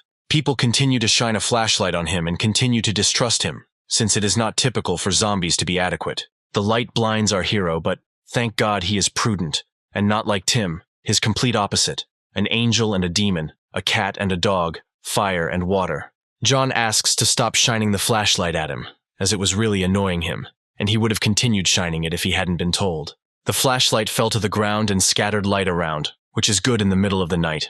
The man's eyes are full of fear, which made him drop the flashlight, and he is probably holding on with difficulty, screaming, and running away from here any minute. The dead look in John's once dead body instills horror even in the people he saved. Everyone ran away in different directions, and it really hurts when people judge you with bias, when you are reasonable and they call you a monster, when those you saved run away from you. John remained silent, but he definitely didn't like this attitude, even if they can be understood. But it is also impossible to treat them so prejudicedly. Clint and the whole team have been through a real nightmare, and they are not at all happy with such trips. John walks towards the village in his red sneakers. One of the previously familiar club of our hero's offenders, who mocked our hero, now begs for help. How much the situation changes people. He tries to save himself and asks John not to attack him, so hopeless and weak. John has one goal, because he understands that if his offenders are nearby, then his only remaining relatives and friends are also nearby, and he should hurry, because his sister is already on the edge of a knife. He enters a dark room of a village, shrouded in mystery and darkness. John's giant shadow fell on his little sister, whose tears even created bruises under her eyes. What horror she experienced. It is hard to imagine what wounds on her soul were lodged deep in her heart. He calls her name, tries to come closer. But what will her reaction be when she sees a massive zombie in place of her brother? John tries to reach out his hand to his cute little sister. She reacts like a real person. Screaming and yelling is typical on her part, since she has already seen a lot, and now a dead man is reaching out to her. This reaction scared him. He probably couldn't expect that the last person close to him would reject him. The hand stops abruptly. The tension has increased, and it is unlikely that anyone after this could hold back their tears, which filled his eyes with constant moisture, after such an attitude, as if the sun was going out. He is in shock. His face is filled with despair. His body is frozen. Even in the body of a dead man, he does not lose human emotions, feelings, and affection for his loved one. The little sister continues to scream and ask for salvation, calling for her brother, who is standing right in front of her. John is full of uncertainty, but still tries to convince his little sister. His pupils had shrunk to a minimum. He was afraid of losing his sister when she was right in front of him when he saved her. His legs are weak. He can't react any other way to how his own sister rejects him, and his love and devotion is astounding, as even his health is at risk when he is so worried about his loved ones. The body aches, and the heart is pierced through. This is the most terrible feeling for a person, because no matter how strong you are, it destroys you from the inside. He is already ready to fall. The strength leaves his legs, and a stone falls on his soul, which proves his humanity.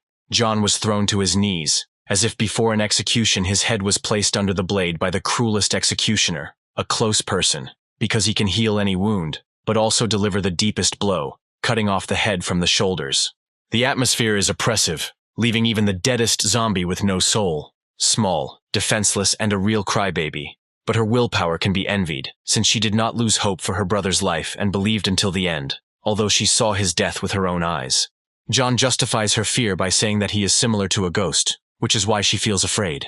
He continues to justify himself to her, but it's all for her sake. The poor girl huddled in a corner so that no creature would touch her, so that her brother would save her. How much horror they had gone through, John, who was eaten by his own parents, his little sister, who had survived the death of her parents and the indirect death of her brother.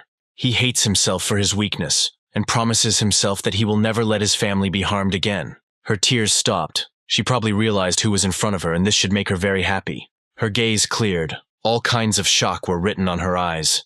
Tears froze and evaporated against the background of shock, like a second wind for her. She saw in this dead man John, her brother, her dear one, her only joy, like a sip of water in the desert. A pale, overgrown but still sensible brother who will stand up for his little sister. She finally decides to take the first steps towards her brother, who has disappeared for such a long time. The dew on my cheeks begins to evaporate, and the atmosphere is painted with new, bright colors. The sister hugged her brother as if he had appeared at the most unexpected moment, and John's face changed. His gray world was colored and colored by a loved one, like that same old song that gives the brightest old memories that you would like to return to for a few minutes or think about it. A truly childish joy on her part, the most sincere joy a person can experience. Her shock cannot be measured, as she is already speaking about herself in the third person. He also tries to hug his dear one with his rotten hands. He hugs her with all his might and promises to never leave her again. Clint places his hand on John's shoulder, interrupting a long-awaited reunion between brother and sister that might never have happened. He is not trying to distract them from their reunion, but wants to warn them about something very important that should interrupt the celebration of John and his sister. Those who ate the flesh of the dead began their transformation, as evidenced by itching, pain, and a strange cough. One of the allies notices everything that is most important time after time, the most far-sighted one in the whole team. He pointed to the man who was crushed by a rock, and his leg was definitely not feeling well. He was shaking all over and holding himself up with difficulty in his arms. John entrusts custody of his sister to his friend Clint, and asks him to look after her so that he can look after that man. The girl continues to worry about her brother and does not glance in the other direction so as not to lose sight of him, so that he does not get lost over the horizon. John approaches the man with each step in order to examine him and find out what is happening to him. The man's face has already fallen. He is clearly not feeling well. But John still naively questions him in the hope that he is in good condition. The teeth are sharpened, and the man can only talk about meat. His transformation into a dead man continues, and the danger is just as great. A copious amount of secretions comes from his mouth, as if a bear were reacting to honey and a dead man to living meat. The most animal instincts are awakening in him. John was shocked to see a zombie awaken before his eyes, a creature from his worst nightmares. This transformation is very frightening. The virus alone changes everything in a person, from appearance to personality, which disappears under the pressure of the parasitic virus. Clint pointed out that the man was mutated and shouted after John to be careful. John's reaction was lightning fast. He instantly responded to the dead man's attack and slammed him face down into the ground. Such a blow should leave a mark on the ground, and the stone should split. John looked at the dead man with some anger and was ready to grind him into dust. He orders to take cover in front and move forward to scout out the situation on the way. They agree with his order and they should hurry, since the boss of the whole gang of flesh-eaters of the dead. Clint calls everyone to find shelter from the zombies as quickly as possible. Walking corpses are already gathering behind the destroyed wall, and the rest need to hurry. Otherwise, John alone won't be able to save everyone, no matter how strong he is. The dead can still speak, but their words seem to be programmed, and they can only endlessly beg for food, as if their stomach is a pit of burning waste. All food burns up within a second. John still holds his enemy's head, But even after such a blow, he shows signs of life. Whether even such a strong blow could not extinguish the torch in his life. John noticed his vitality, which makes every dead man much more dangerous and makes him the highest level of evolution. The dead man's face is buried in the ground, where it should have been expected long ago. But an evil virus makes a doll out of it for its reproduction, for energy and protection. As soon as you relax, a mouthful of sharp teeth flies at you, which will bite through metal and crush stone into dust. John is not that weak and easily stops his own kind, grabbing his head to carry out the execution. He is terribly irritated by the behavior of the dead, how they attack without even figuring out who their enemy is and how strong he is, so to speak, asking for trouble. With one movement of his hands, John sends the zombie to the next world, quite ironically, to die twice in his life, where one of the lives is just mindless consumption of meat. John is truly special. He is not a human, but he is not a zombie either, but on the contrary, many factors make him different from everyone else and separate him in the same way. There are already a lot of dead people, and they were all once people, but their heads were enslaved by a virus, and it is unclear whether they are in pain. John notices that the situation is getting heated, and he needs to hurry to everyone.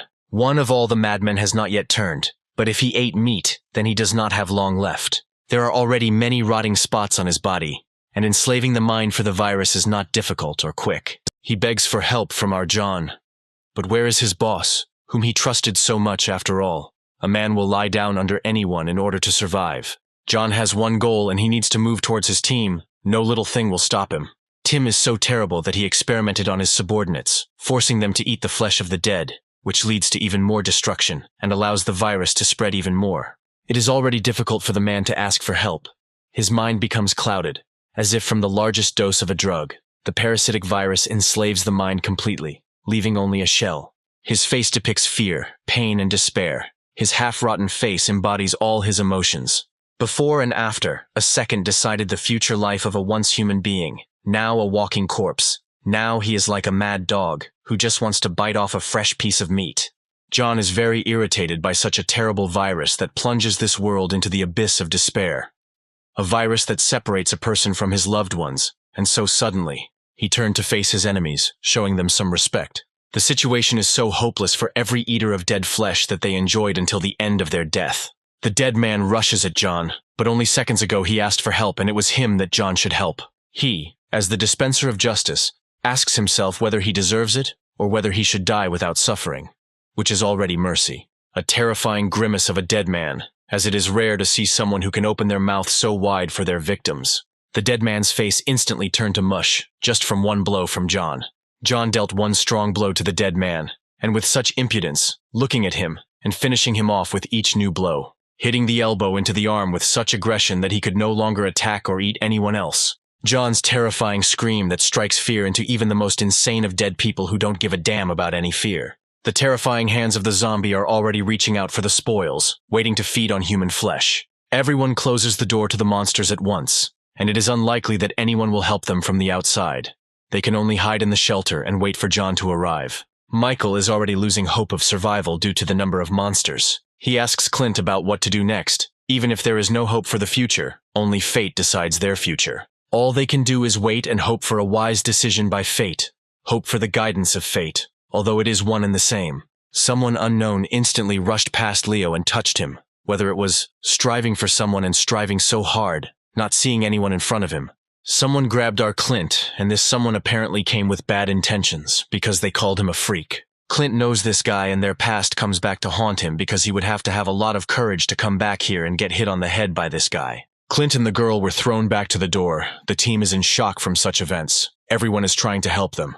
It turns out that this guy is our Clint's father, and the woman holding him is his mother, and the family is clearly expressed, since the father is quite angry with his son.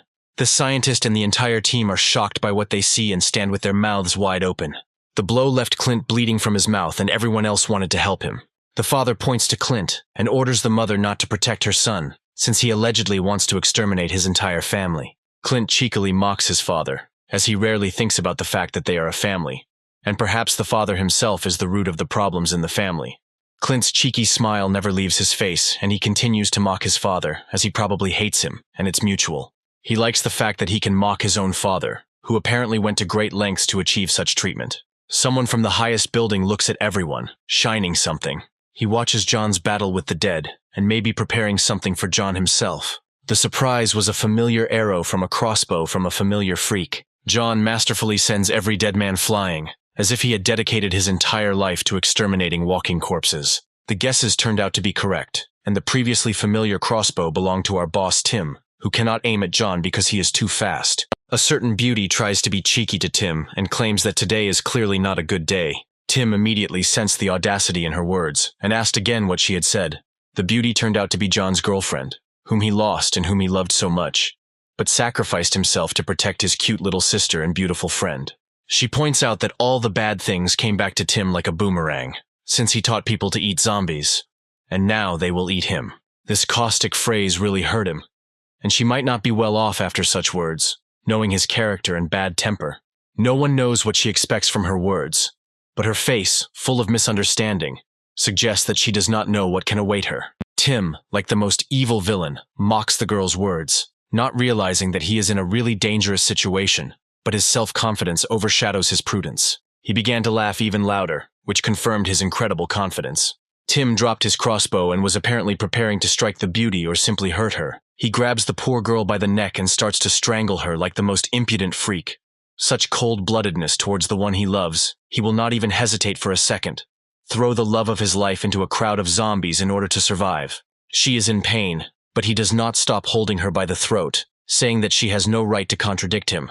But he cannot stop, and obviously, she has already received punishment from him more than once. He brazenly grabbed her by the most tender and inviolable parts of her body, like a real freak who only deserves to burn in the flames of inferno. A terrible rapist who plays the role of a villain perfectly.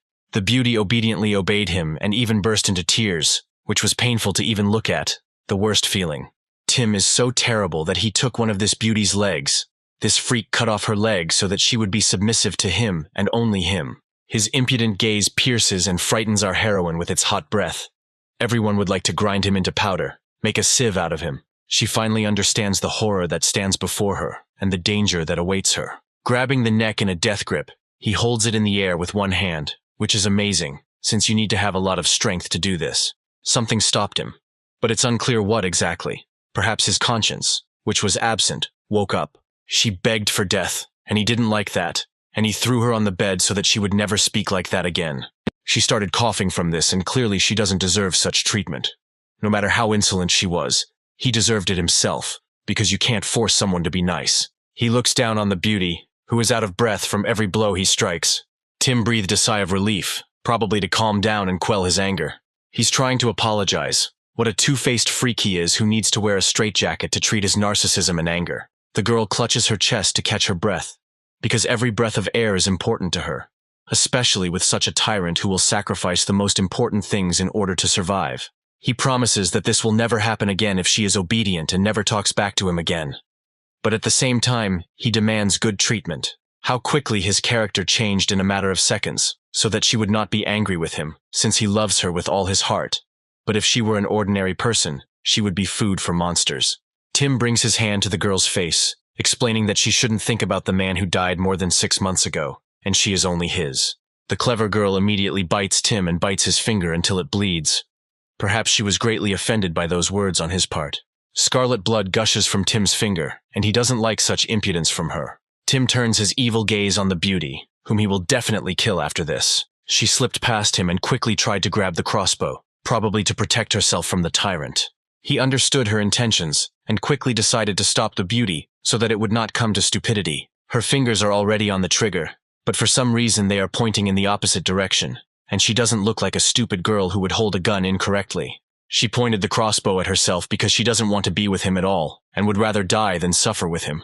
The trigger is already moving and foretells the death of the valiant beauty, who remained faithful to her beloved, even after his death. Tim is furious at such a brazen but reasonable trick. Our heroine is very smart, since she managed to get around the cold-blooded tyrant who thinks through every action and takes this world by the tail. The girl didn't have time to fire a shot, and her crossbow flies in a completely different direction. One blow to the beauty's hands and her whole well-thought-out plan goes down the drain. The shot still happened, but the arrow flew out the window to the other zombies, including our John. Although, according to Tim, he had been dead for 6 months. He is shocked by the determination of the beauty, who is ready to die so as not to be alone with him within 4 walls. He was perplexed by the fact that he loved her to the point of losing his mind, ready to deprive her of her legs so that she would be his thing. It turns out that her death is one of the outcomes of the plan, and she wanted the arrow to fly towards all the dead people so that they would know where to go to find the boss of the whole gang. He was shocked by what his beloved said, and he realized what she had planned and where it would lead. The arrow was fired towards the window and flew towards the dead, which did not bode well. Now the dead will chase him, because the brilliant beauty's plan worked perfectly, and she can only brazenly mock him. Tim looked out the window with a face full of fear, as he had a lot of problems that he couldn't solve. He runs to the window to see the reaction of the dead to the shot fired at them. This coward glanced out the window slightly, because he was very afraid.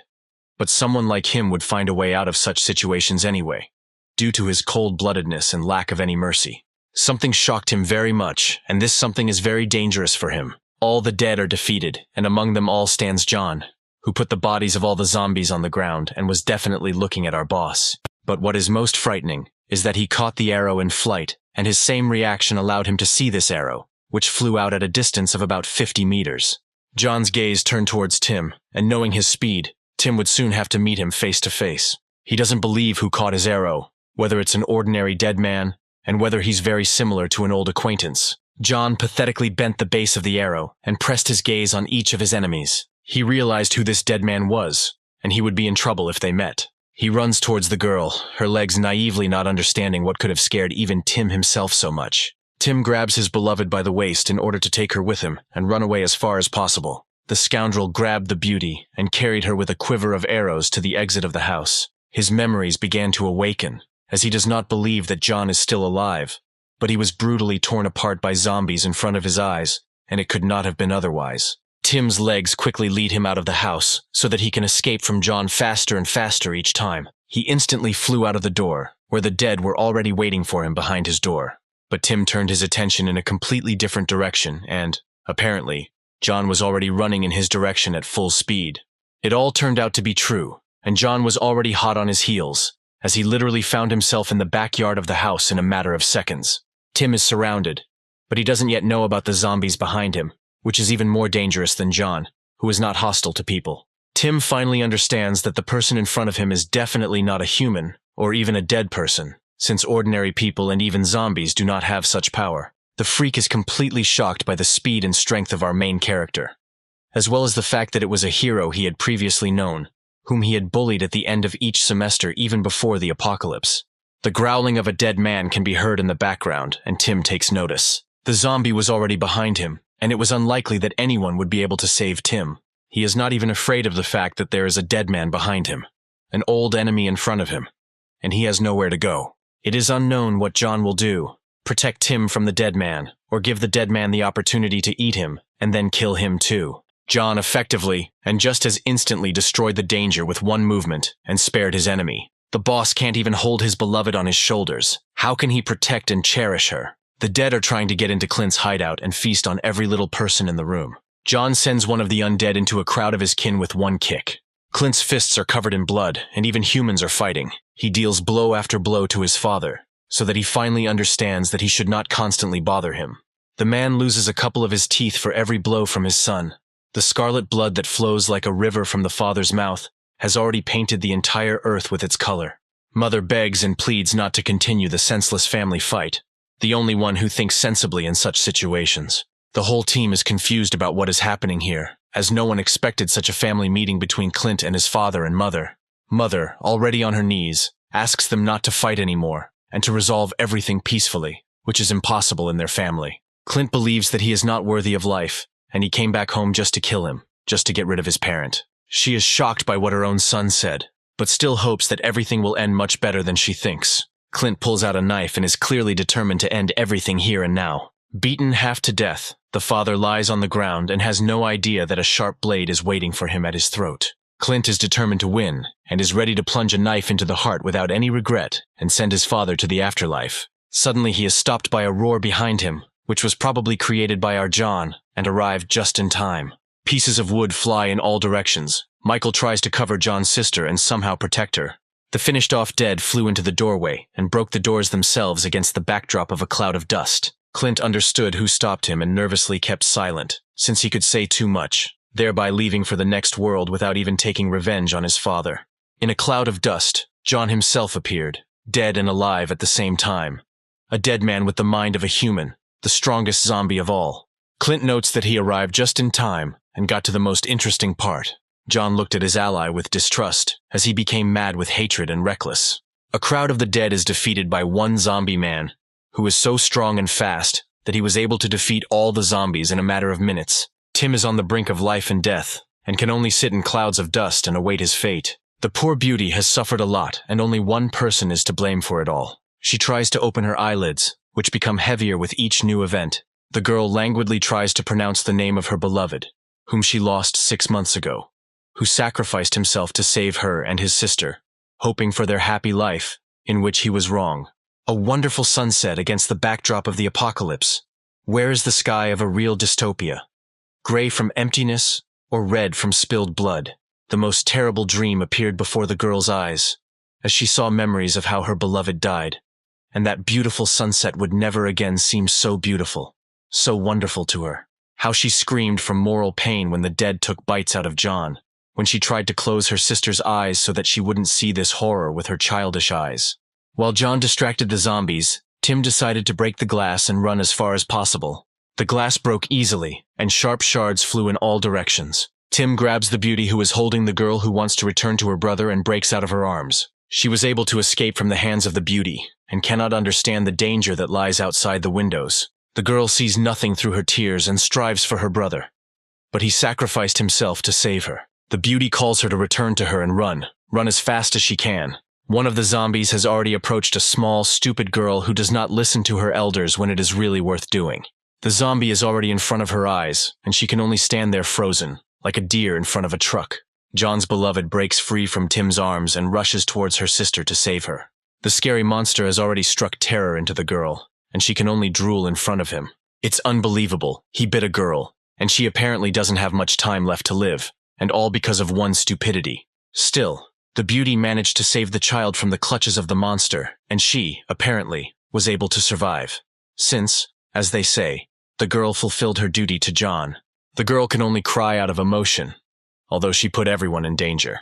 The girl probably didn't have time to escape and was wounded in some part of her body. The dead man bit her on the leg, the very leg that Tim had cut off so that the virus would not spread throughout the girl's body and leave her in a completely desperate situation. She still continues to believe that John is still alive. The stage of denial does not give her peace. Her tears are understandable, as she experienced the loss of her leg, her loved one and family. She was forced to live with her hater, and it was as if all the worst things happened to her. The girl cannot see dead John in front of her, cannot believe that he is dead, that he was eaten by his parents. Tim saw that she was bitten, and he had to make some kind of drastic decision quickly. His gaze lit up with a golden flame, and he was serious, without any mercy. He snatches the axe from his brother's hands and runs to save his beloved so that she can survive. The dead man was killed, but his leg was completely saturated with the virus, which in a matter of seconds spreads throughout the entire body, enslaving it. Tim has no choice but to cut off his beloved's leg, and there is no other way. Cold-bloodedly and without hesitation, cut off the diseased limb and give her the opportunity to live on. The veins on the leg are already bulging, and a purple spot has covered half the leg, which means that the virus is already spreading throughout the body. Tim swings his axe hard to make sure he cuts off the legs and doesn't regret it. Blood spurts in all directions, and Tim put all his strength into the blow, even if it was his one, the one he loves so much. The severed leg lies further away from the body, a pool of blood covering the entire ground around it. What a strong will she has, because anyone would have already fallen into pain shock and would not even be able to shed tears. And she cries not even because of the pain, but because of the loss of her loved one, who suffered much more than she did. The clever girl reaches out to John's cold body, who is unlikely to ever respond to her. Still, there is not a drop of life in John. He is dead. It is all over for him. Now our heroine is drawn to John, who is alive, but not the same as before. Having become a zombie, he has not lost his mind, which should be complete happiness for both. She calls him, to which he does not react in any way, standing in a cloud of dust. Our beauty asks to look in her direction, so that John would at least look at her, so that he would protect her and warm her under his wing. He only now notices her, hears her words. This is probably the most anticipated meeting during the entire time of separation. Suddenly, one of the surviving undead attacks her, and she will be in trouble if she gets hit. John reacts instantly to the dead man and takes the fastest step to save his only moon among the fated stars. Like lightning, John appears right in front of the zombie and stops its attack. She is fascinated by the speed, because she didn't even dare to dream that she would be able to see him, her beloved, again.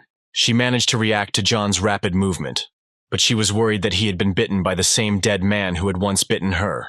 The walking corpse has dug its teeth into our hero's shoulder and is not going to let go. Blood flows from the bite site, and this irritates John time and time again.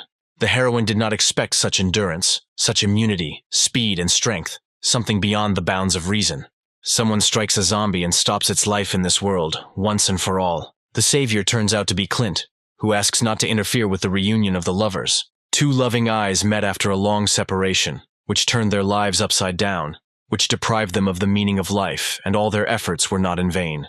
She tries to recognize in him her beloved John, whom she could not forget after 6 months.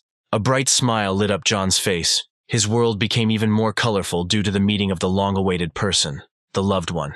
Her most beautiful lilac eyes, like the very lilac that blooms in early summer, in the midst of the summer heat and sun rays. John claims that he heard every word she said, every rustle she made. He kindly wiped the blood from her cheeks, thereby showing trust in himself and his own. He couldn't control himself then, which is why he didn't react to the words as he should have. The heroine's eyes were covered with tiny diamonds that flowed down the beauty's delicate cheeks. But these were just tears of happiness. The beauty extends her warm, gentle hand to her John's face. The girl still cannot believe that this is her John, that he is standing in front of her and is happy about her appearance just as she is. She hugged our hero tightly, showing her affection, care, and love. She clearly believed that it was he. Our hero's beloved cries like a child and cannot stop, because she dreamed of finally seeing him. Like Beauty and the Beast, they are complete opposites, which is why they are in harmony, making them the most indestructible couple. John does not blame her for anything, showing his love for her by forgiving her everything. He pressed her tightly to his massive shoulder and collected all her tears that she had been saving up for so long. Tim is already starting to get to his feet, which means he must do something bad to them. He calls John's life hard and stinking, although he does all the most vile things. Tim grabs his wooden crossbow and readies his arrows for a backstab, which is his repertoire. John, Clint, and the beauty stand together, and nothing foreshadows trouble. Tim sees that he has an excellent moment to attack them and finish everything with John to the end. He gathered all his anger and rage into his fist. His gaze was charged with golden energy, and he was ready to kill. The arrow has already been fired from Tim's crossbow, and it is unknown what John will do in response to such a move. Clint notices an attack from behind and warns everyone about it so that everyone can escape.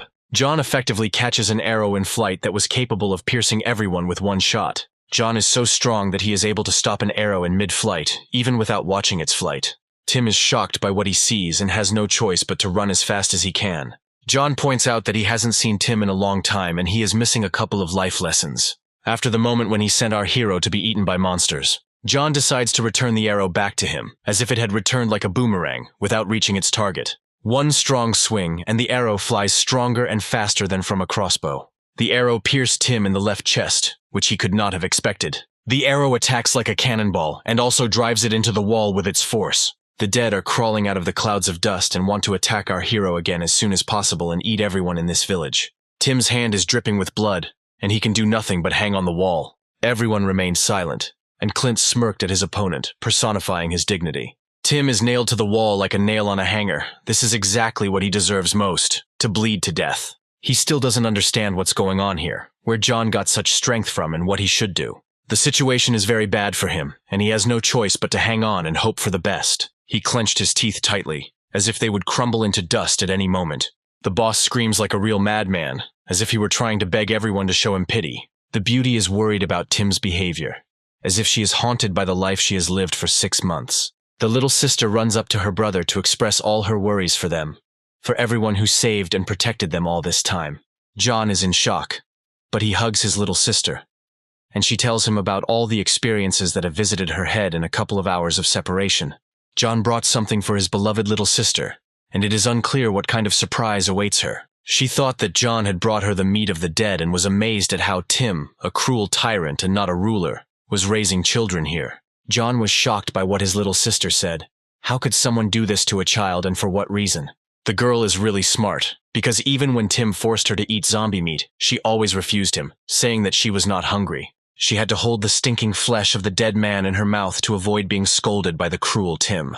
John is still in shock from the news that the little girl, who is also his younger sister, tells him, and who should never see such a thing in her life. Even a small trifle from the old days saved the life of a smart little sister, and this is a dirty trick towards the mother.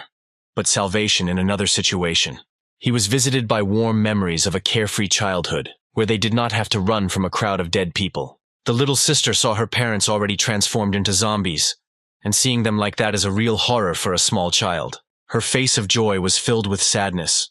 She would never be able to see them again, feel the warmth of their tender skin, smell the fragrant scent of their perfume, and hear the pleasant voice of her father and mother.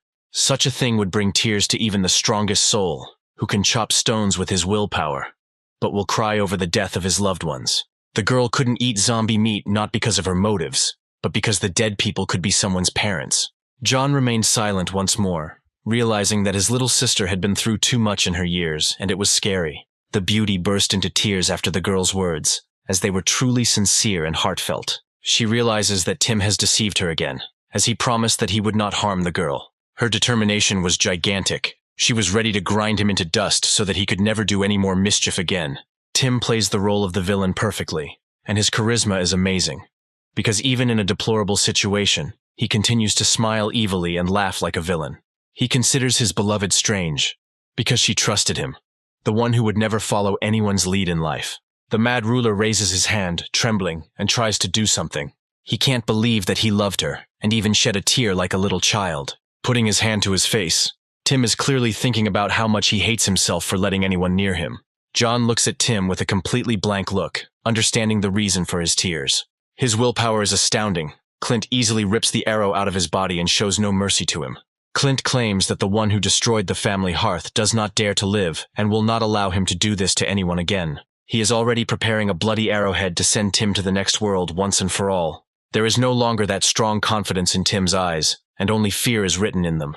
The fear that he caused to all the people around him has returned to him, something that shocked even our Clint, who was ready to kill his own father in cold blood. Tim's brother stopped the arrowhead by taking the blow upon himself, thereby saving his cruel brother. Tim is shocked by his brother's suddenness, but is struck by his devotion to him, which Tim may have instilled in himself. Brother sends Tim far away so that he can escape safe and sound. Will is already at his limit, and is already begging his brother to run, and not stand in a stupor, putting his life in danger, which is already being assessed as the life of his brother. The whole gang calls Clint an insatiable bastard and tries to humiliate him in every possible way. Clint, on the other hand, mocks everyone, as if he were spitting into their mouths and forcing them to swallow it all. He has increased his pressure on Will and intends to kill him and Tim along with him. Will screams in fear for his life, as he won't be able to hold the arrow in his hands for long. Now he continues to throw mud at Clint so that the crowd will turn on him and overwhelm him with numbers. Will calls on Clint's father and asks if he wants to help him.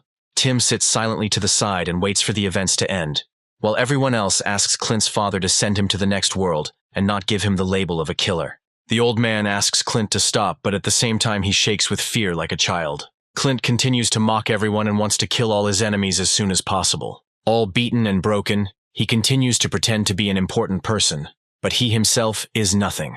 He snatched a pitchfork from one of the onlookers and rushed towards Clint. All he has to do is kill him, thought the stupid father, and rushed to deliver a stabbing blow to his son. In the blink of an eye, John stops Clint's father's attack, and the danger is finally over. He is very scared. His eyes exude only fear and despair. All the spark has gone out. John easily extinguished it. Taller, stronger, and most importantly smarter. John is stronger than his smaller brothers in everything, able to think like a human and fight like a zombie.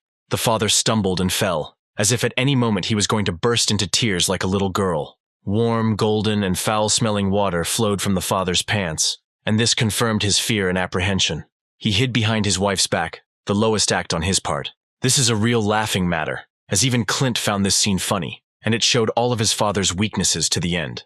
Clint just can't stop laughing and continue fighting normally. He points his finger at him and points out that he defecated out of fear, and that he could very well become a boss while he's running around somewhere.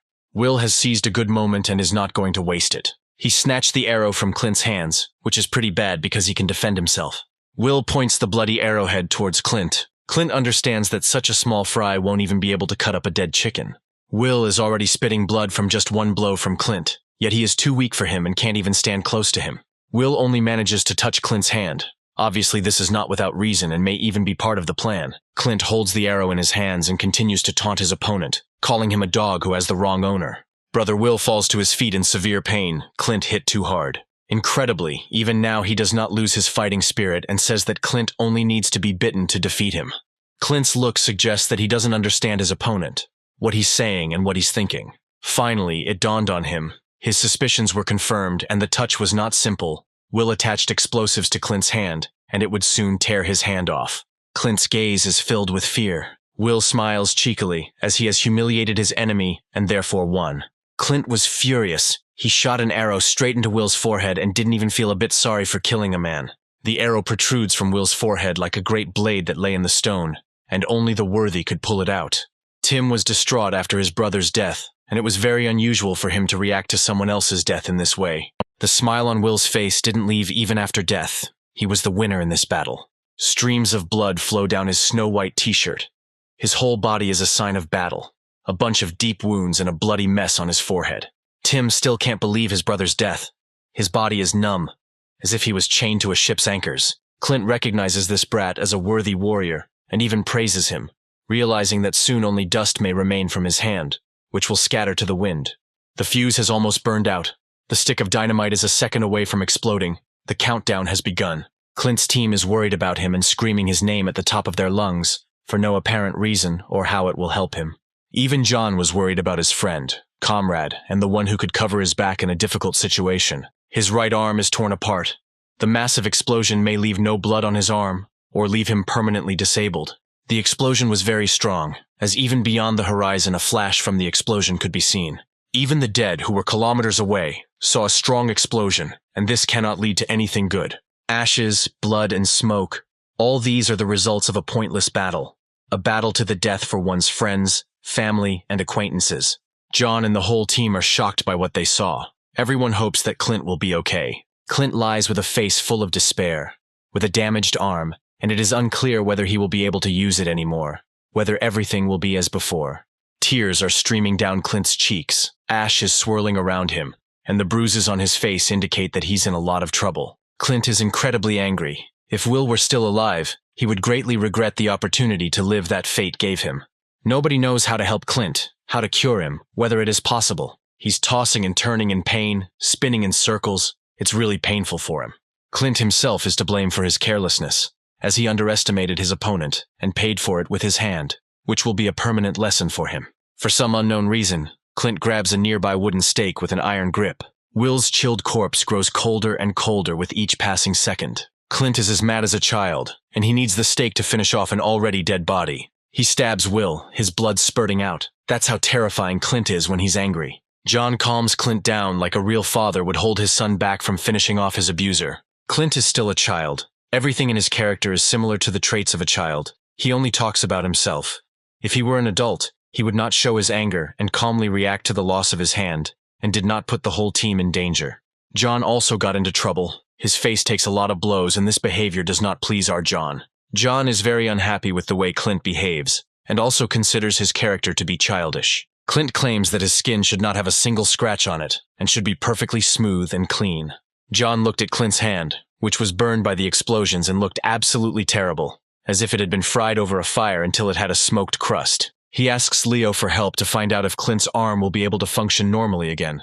The scientist realized at a glance that the hand was only burned on the outside, and the bones were all in good condition. Every touch on Clint brings him great pain, which makes him scream. John was already tired of Clint constantly shedding tears without any particular meaning. Something made Leo turn his gaze to the side and even shocked him. The pupils narrowed greatly and were covered with fear. What could have frightened our scientist so much? Leo's surprise was furthered by a new attack of the dead, who saw the explosion and followed it to the village. Leo warns everyone that the zombies are already on their heels. Clint still cries into the chest of his protector, who is not very happy about his ally's grief. John understands that he must first calm his friend down. Otherwise he will lose his mind under the influence of anger and die the death of a madman. John orders the team to take Clint to safety and protect him. Michael grabs the wounded man and decides to take him to a secluded place. John also calls his cute little sister. Besides, John calls his beloved, and it is unknown why he called them. He puts his girls in his arms and is going to help carry them all to a secluded place, since he does not dare to lose everyone again. One of the gang of undead flesh-eaters grabs Tim, offering to help him. Even after such dirty tricks from Tim, John is ready to help him. John's kindness knows no bounds. But still, such kindness must be paid for, and in no other way, since this is real charity on his part. Piles of corpses lie on the ground, and their foul smell is carried by a light breeze and spreads this horror in different directions. Tim's gang led John to a vault with explosives, and such payment is quite valuable during the apocalypse. John glares at Tim's lackeys and isn't entirely sure they're telling the truth. He stripped them naked, and they stood there, embarrassed to show even a piece of their body. The team gathered in one place to bring one corpse, as John needed it. Flies flew around the dead man like vile vultures, eating away at the rotting flesh. It's unclear why John needed the zombie corpse, but he's serious about it. He pierces the stinking corpse with his sharp claw, as if with the sharpest knife, piercing its flesh right through. Everyone is shocked by John's actions, and they all want to quickly find out what is going on in the head of a dead man and a human. John smears the Six's face with zombie blood, and his intentions are clear, since he, having become a zombie, also lost the attention of the dead, and this will be like an experiment, whether zombies are guided by smell or otherwise. He knows about everything in this village. Even the gunpowder warehouse is no secret to him, and he immediately interrogates him about it. Tim's gang is shocked. How does John know everything? How does he have so much information?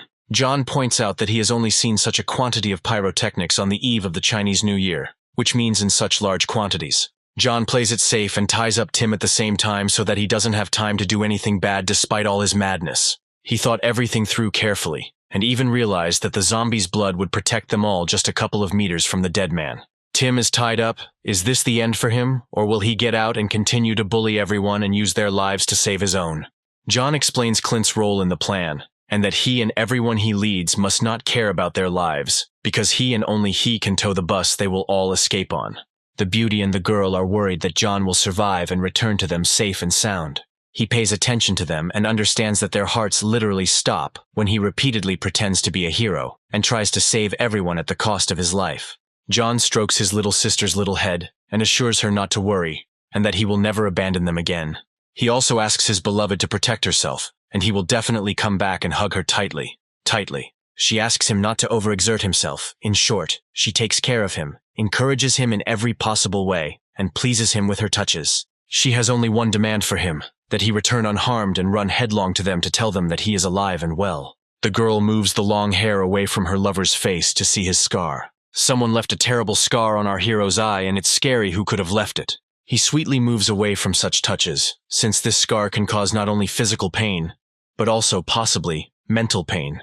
Probably the scar on his eye is his only weak spot, and he can only hide his wounds to himself, although he has many other scars. They finally decide to go out before it's too late, so that there won't be too many dead people at once.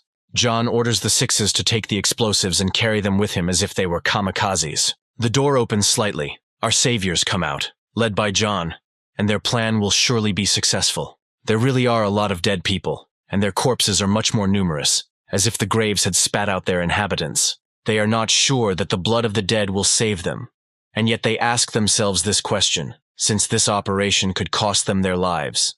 Blood stops working within a radius of 2 meters, and this is her only weakness, which does not make her ideal in everything. They immediately went crazy after our hero's words, and cannot imagine what will happen if they come closer than 2 meters.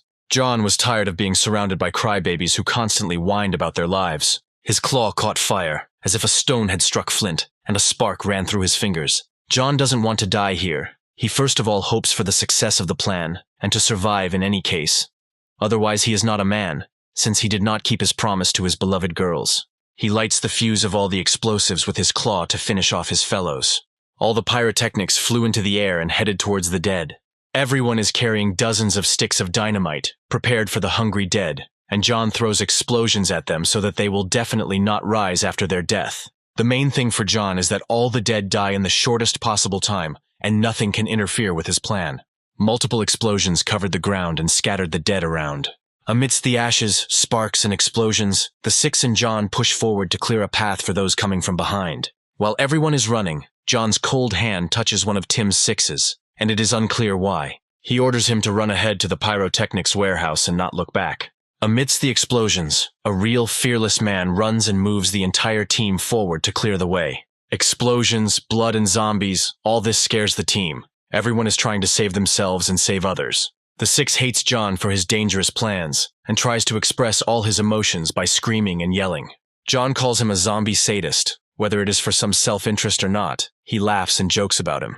Parts of the dead bodies fly in different directions. If they were people, there would be much more screams. Against the backdrop of dead bodies and smoke, the door from our hero's hideout opens. A familiar white head of hair is pushing through the cracks, and its owner is apparently trying to find out whether the dead have left or not. Clint's team has scouted everything out, and they can probably all move out now. They see a clear path to the bus and prepare to evacuate the village. Clint takes responsibility for John's sister, and Michael takes responsibility for his beloved girlfriend. Even after such destruction, the bus continues to operate, looking like a military vehicle that has gone through all the horrors of war. They got to the bus without any problems, and are already getting ready to take their seats. Clint orders everyone to get on the bus and not forget anyone. The others are worried about Clint, but he is responsible for everyone and must personally ensure that everyone takes their places. But that's not his only goal. He needed Tim, and he somehow set him up. He grabs Tim by his long hair to stop him, and he doesn't like it very much. Clint talks about some things that were stolen by Tim. Tim was shocked by Clint's words, as he probably understands what Clint is talking about. At the same time, the rescue team made their way to the warehouse and are preparing for the second part of the plan. The Sixers open the door to the pyrotechnic warehouse to take all the explosives from there. They came to a large amount of explosives and are waiting for orders from John. Jonah is plagued by a scar on his eye, and it could put the entire team in mortal danger. Meanwhile, the dead are already on their heels and attack one of the six. The fat man knows a thing or two about explosives and grabs the biggest one to make sure the problem with the dead is solved. The bearded monster sees a large stick of dynamite in front of his face, and that is the last thing he sees. The explosion was so powerful that it tore out the doors and their frames and sent the dead man flying for a long time. The dead people pay attention to the explosion and even say something in their dead language. They realize that they have only made things worse, and the real danger has begun right now. That zombie is still standing on his feet and even holding up well. The dead attack the breach and do not even see the obstacles in front of them, just to eat human flesh, and nothing else worries them. Since they are led not by reason, but by legs, and where they lead, there they will come. John manages to grab the zombie by the hair and saves his temporary ally from the zombie attack. He slams him into the ground and is amazed by the force with which he does it, the ruthlessness with which he does it.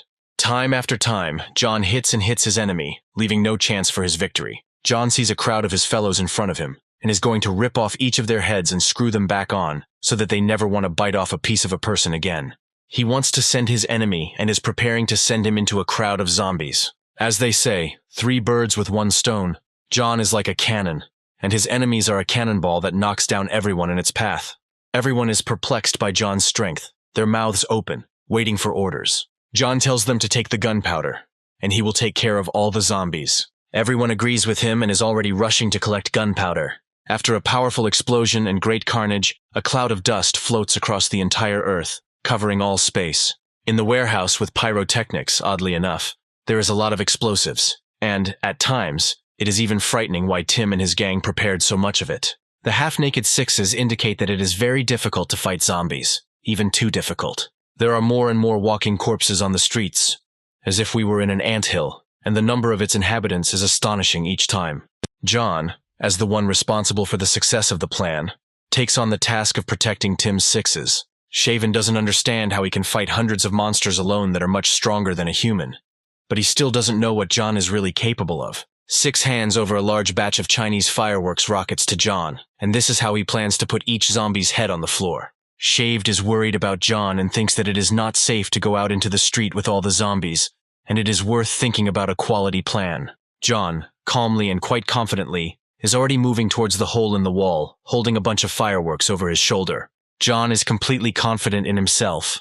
There is not a drop of worry on his face, only complete confidence in success and a certain pathos. He opened his red eye, which frightens even those who have never experienced fear, whose hearts do not freeze when there is a deep abyss beneath them, when the last breath of air runs out, and you are at the bottom, and there is only darkness around. The Sixes are very scared by his gaze, and not without reason, due to the fact that John is incredibly dangerous if you become his enemy. John believes that he doesn't see anything complicated in front of him, so there's no point in bothering with such trifles. Under the cover of night, the number of dead people increases every time, which makes it more and more frightening.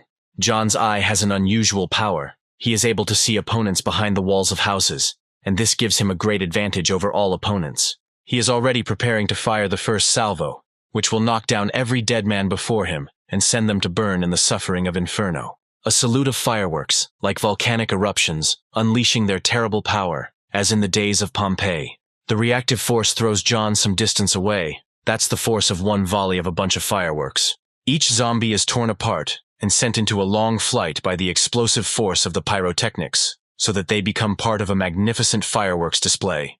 Each salvo of a new missile sends a zombie to an interview with death, which will chop off the head of anyone who dares to come to it. Bright sparks, flesh and body parts of zombies. What could be better than this when the enemies of humanity go on their last flight and see their last fireworks? The sixes are struck by John's strength, as if an electric current had been sent through their veins. But this is not enough for John. He needs to finish everything as soon as possible and go to his loved ones. A holiday during the apocalypse, two completely incompatible things, when the walking dead roam the alleys, and bright lights light up in the sky and give hope for survival to those who manage to escape under the oppression of hungry zombies. Passengers are inspired by the beauty of those lights, because half a year has already passed since the end of the world, after the loss of all the dearest people. Sam saw someone and hesitantly says that John and the Sixers are probably already returning. In fact, a silhouette similar to a human can be seen among the clouds of dust, but it is not certain that it is an ally. The man has proven Sam's expectations wrong, and his face shows that those running in the smoke are not allies, but the worst enemies. They turned out to be evil dead men who were burning with fire and running from something more dangerous than themselves. The nooses rose above the zombies' heads, as if death itself was chasing them, wanting to hang them on the gallows, where the same end awaits them all: rope, soap, stool.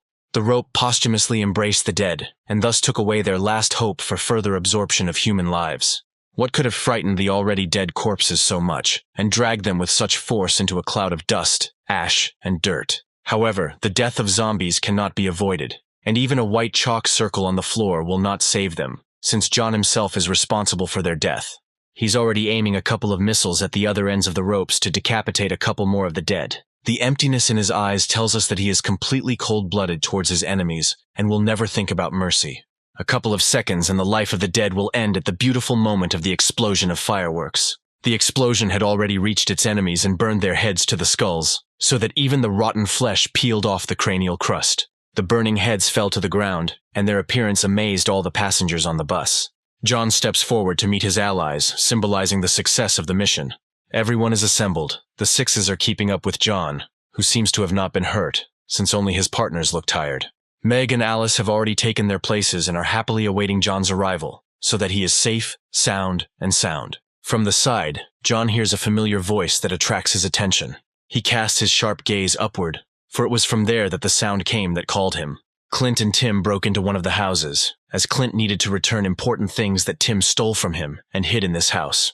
John probably doesn't understand what this couple has lost in this house, and why they can't sit still. Clint makes a stupid face and asks John to catch him while he's jumping. John's look suggests that he doesn't like this idea, and that he's completely tired of looking after him like a little child. Multicolored explosions of fireworks enveloped the gray sky and painted it with the brightest colors, as if buckets of paint had been splashed onto a snow-white canvas.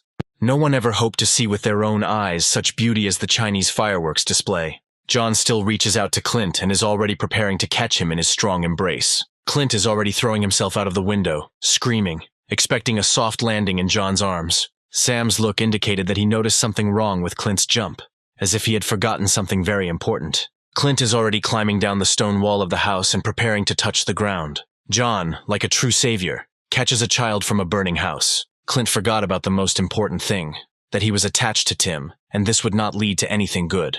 The grimace that appeared on Clint's face shows the stupidity of his actions, that he did not fully think through his soft landing.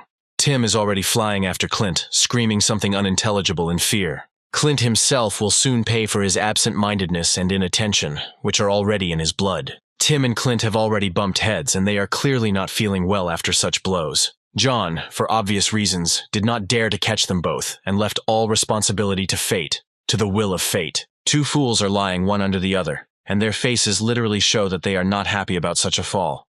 And yet Clint, the team boss, is to blame for everything. Clint is shaking and doesn't understand why John didn't catch him, what the reason is. John said contemptuously that he had changed his mind about catching him and Tim, but next time he would be smarter. The entire team expressed contempt for them and put their hands to their faces, signifying complete shame for their bosses who were behaving like children. Meg is already running to John to hug him tightly and definitely express all her emotions about the magnificent fireworks. She jumps into John's arms, and if she were instead of Tim when he fell, John would catch her with the same joy and throw her up a couple of times, making sure to catch her so that she could see much more from such a height than usual. Here it is, true joy in the eyes of a child, in the eyes of a little girl who immensely loves and appreciates her brother, whom she has not seen for a very long time. John suggests that Alice and Meg run away from here to the most remote places in this world, and his interlocutors listen to him attentively, showing their consent. Clint doesn't like their relationship in the family, because he hates his family with all his heart, for some unknown reason. He is unhappy that John did not catch him, and considers himself a dog that John let into his family for a while.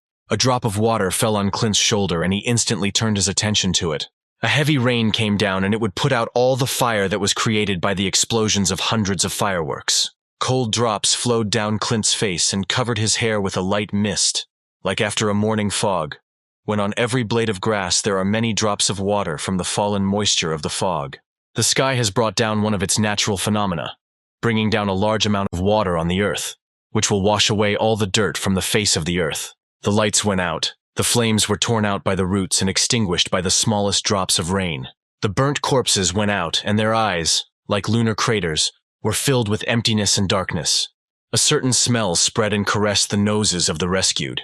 The pleasant smell lured them with its charm, and directed their gaze towards the sources of that smell, and all the victims of that smell, which captivates with its charm. Leo was scared by something. He swallowed the saliva in his mouth because of the strange charm that appeared suddenly, foreshadowing something bad. John noticed Leo's strange behavior and, grabbing him by the shoulder, asked why he didn't go to the bus to take his seat. The scientist was distracted by a loud cry, which greatly alarmed him, since the cause of the screams was a strong hunger, which was awakened by that very smell. Six tries to stop his ally from eating the zombie's flesh, which was emitting a strong, enticing smell. Leo's calmness disappeared in that same second as he realized that absorbing a zombie would result in him transforming into a zombie himself. Clint's father, Tim's gang, and those who ate the flesh of the dead went crazy, and their faces became similar to those of drug addicts after another marathon of taking drugs. Leo suggested that the reason for the people's madness was the smell of fried zombies, which lured their minds, like drug addicts are lured by the sight of another drug. John didn't even think about the fact that they could become dead, since they had already eaten dead meat. John was shocked by Leo's words, and he said that it is not necessary for a zombie to bite him in order to become infected. The madmen rushed towards the stinking flesh of the dead, their faces going mad, covered in a terrifying grimace, as if they had already become bloodthirsty zombies. Leo had already had experience with such patients. He adjusted his glasses and began to tell his long story. The virus's behavior is very peculiar. People lost their minds even without eating the flesh of the dead. At the beginning of the end of the world, hospitals already looked pretty terrible, as if they had been in constant disrepair for decades and had been abandoned for a long time. The doors of the changing rooms in the hospitals were battered and worn on all sides. At the beginning of Armageddon, Leo found himself in the locker room of his hospital with his colleagues and some patients. Since everything happened so suddenly, they only had time to take light snacks from food, and it is so bad that they will have to eat them for a long time. During the 2 weeks, Leo was left with one chocolate bar, which is like the most delicious morsel during a long fast. He is already holding out a sweet bar in a beautiful wrapper, thinking about what he can afford today. Leo didn't even have time to touch his bar to his lips before it was snatched away by someone unfamiliar and probably very impudent. His gaze instantly changed to a more fearful one, as perhaps that bar was his last meal for the foreseeable future. The thief turned out to be some scoundrel who had become very skinny over the entire time and threatened Leo with a broken bottle of wine, since he certainly would not have had the strength to take food from a grown man. The man turned out to be not such a scoundrel, since he did not eat the bar himself, but shared it with his wife, like a real man. As the most loving wife, she refuses food and offers him to eat, as he has become very thin. He justifies himself to her, and says that his hunger cannot be satisfied with such a trifle. He only needs raw meat, and she should have a sweet bar to eat. He did all this for his future son, so that he would grow up healthy and his mother would remain just as wonderful. She nevertheless agreed and thanked him for such generosity, and he responded with a sweet and kind smile. Leo noticed that the man was very thin and everything he said was a lie, since he was very weak. The man's face was empty, no emotions. He had met death. But the sweet smile did not leave him. He was completely weakened, exhausted. His strength and soul had left him. He is at the limit. The pupils have disappeared from the eye sockets. The lips have become very dry and he himself is very withered. All the signs of death from exhaustion. The sweet wife cannot let go of her beloved husband. Her loyalty is amazing. She is afraid of losing him just as she is afraid of her own death. The beautiful wife clung tightly to the still warm body of her husband. A man with a capital letter, who was ready to sacrifice himself for the sake of his family until he lost his mind. Leo understands that he is probably already dead, and all that remains for him to do is to leave this world as a brave man who defended his lady love until his death. The girl asks for help from all the doctors sitting here, accusing them of being doctors and why they can't help him. One of the doctors justifies himself by saying that the man can no longer be saved and that it is definitely impossible to help him. For him, this is the end, but a very bright one. She hated all doctors the moment they refused to help, because, in her opinion, they should have at least shown initiative. She hugs her husband for the last time and sees him off to the next world so that he can live there happy and healthy. Still, he answered her, calling her darling and grabbing her soft, shiny locks of dark hair. The look remained as empty as before, but he felt a strange and at the same time aromatic smell from the side. Probably the man was in a death throe, and soon he would lose consciousness and die a strong death. Leo found the man's behavior strange, as he smelled stewed meat, which, in his opinion, his wife had stewed for him. His wife doesn't understand him. There's not a scrap of food nearby, and his delirium seems very out of character. He pressed his crazy face to the floor, where a pleasant aroma was spreading, and like a dog he began to sniff and go to the source of the smell.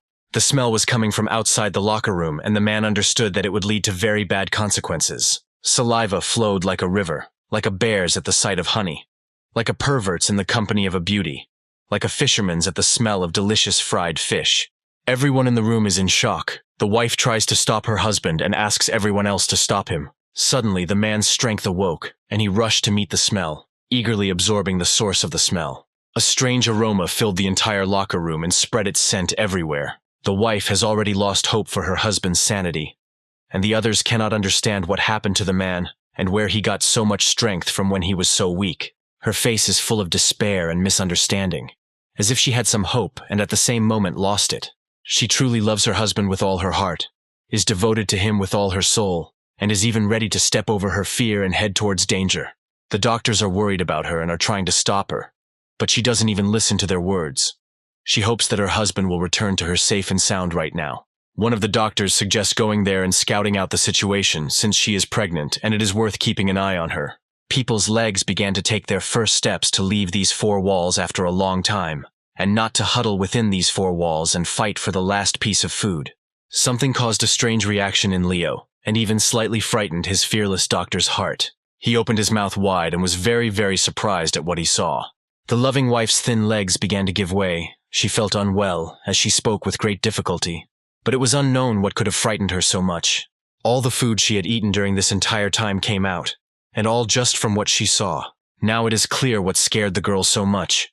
The man ate the flesh of a dead man, which had long since rotted, and its already darkened blood was smeared on the walls of the hospital. He greedily eats piece after piece, as if he had already become a real dead man. He had truly gone mad. Character, personality, appearance, everything changed in a matter of seconds. The real danger was waiting among the survivors, and was waiting for the right moment to metastasize. She must not feel strong emotions, but she cannot do anything about it, since her completely reasonable husband has recently turned into a terrible monster. He pounced on her, not seeing his wife in front of him, but a victim, meat, food that once belonged to her husband, and now she would be food for the monster in the body of the father of her child. Leo will never forget this again. It left a big mark on the life of the blue-haired doctor. Leo is very angry at that man, because he ate his own wife, who was pregnant and carrying his child. But still, he cannot be blamed, because his strength left him, and the virus took over him, capturing his mind.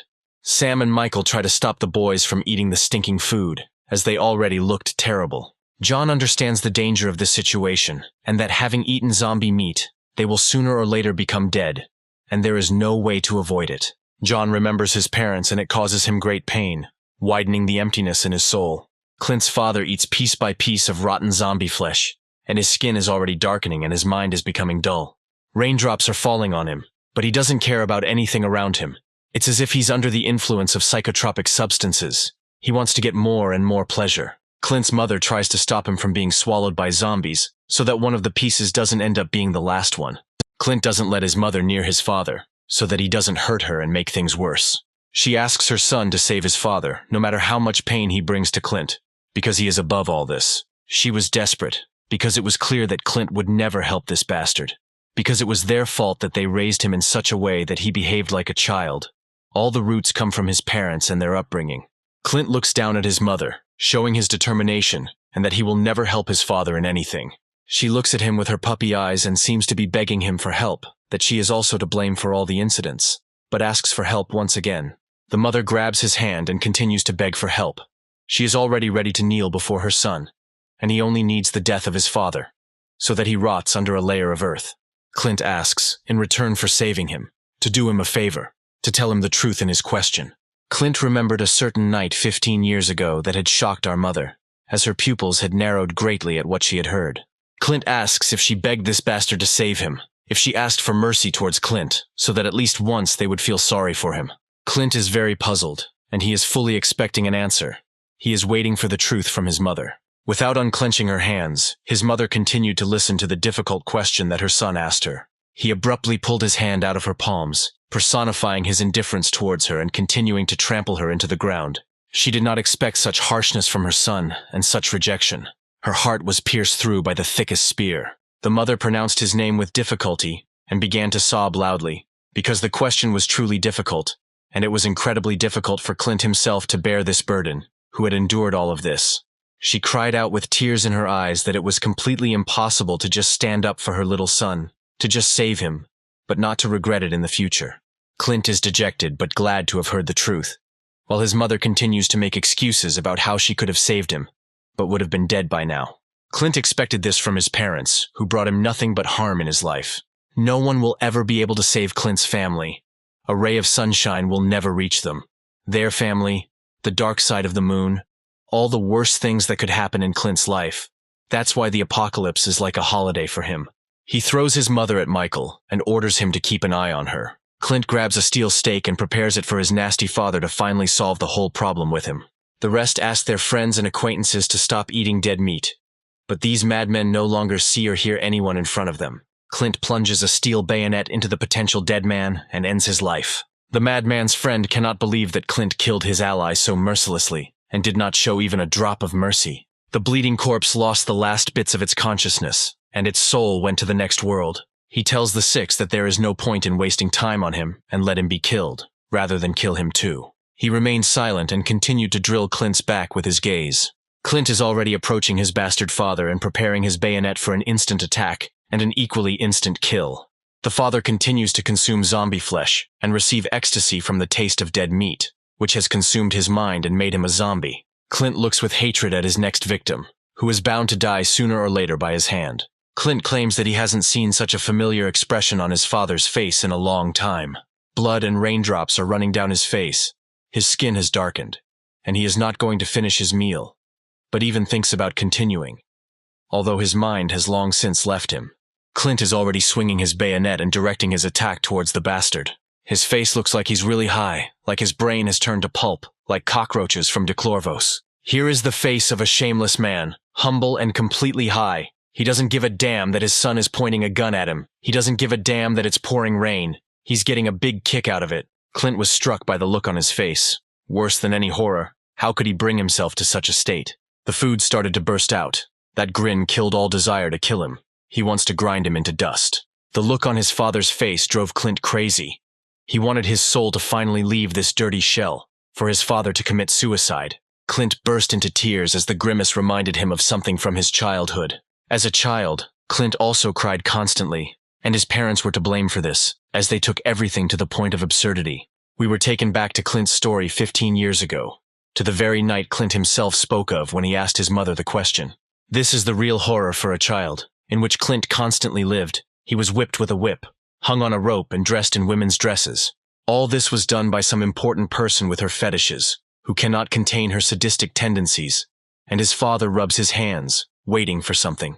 Here is the brazen grimace of the father and his, apparently, client, who greedily licks his lips and praises this scoundrel for his son. Realizing that his boss got what he wanted, the father asks for something that this sadist promised him. The scoundrel asks his guards to bring Clint's father a certain suitcase with unknown contents. The father's face changed when bags of medicines began to fall out of the suitcase, which gave him great peace and calm. Osobi can't wait to start on dessert. He wants to get a better look at his victim of sadism as soon as possible. The father sniffs another dose of drugs, and the mother stands there, all tense, watching all this, because she is afraid to move, to make an unnecessary movement. The sadist continues to praise his victim for his snow-white skin and scarlet blood. As these sights awaken the dirtiest animal instincts in him, Clint managed to bite the impudent sadist's finger. And that's what he deserves, since this freak has no right to touch the innocent body of a child. The pervert didn't like this insolence and responded with a punch to the face, calling Clint a bitch. No one had ever treated him like that. The scoundrel decided to do something unacceptable. He tries to get through to the bastard to stop, but his arousal is unstoppable. This is where all the traumas come from. They all come from childhood. They all appear due to the fault of adults and their upbringing. But still, difficult times give birth to strong people. The arrogant face of a real freak. Clint's face speaks of all the worst emotions and feelings he has experienced throughout his life with his terrible father. A real bastard. Something surprised our pervert. Something stopped his joy, lust, and greed.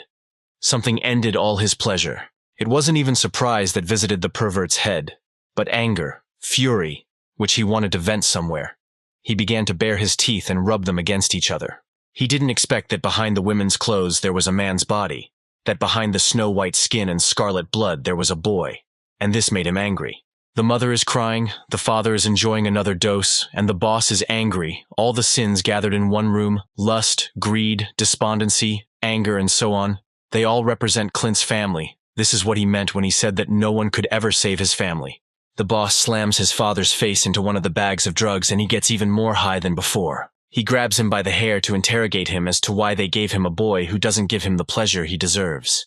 The eyes became slanted, the mind became clouded, and rational logic completely disappeared, leaving only animal instincts.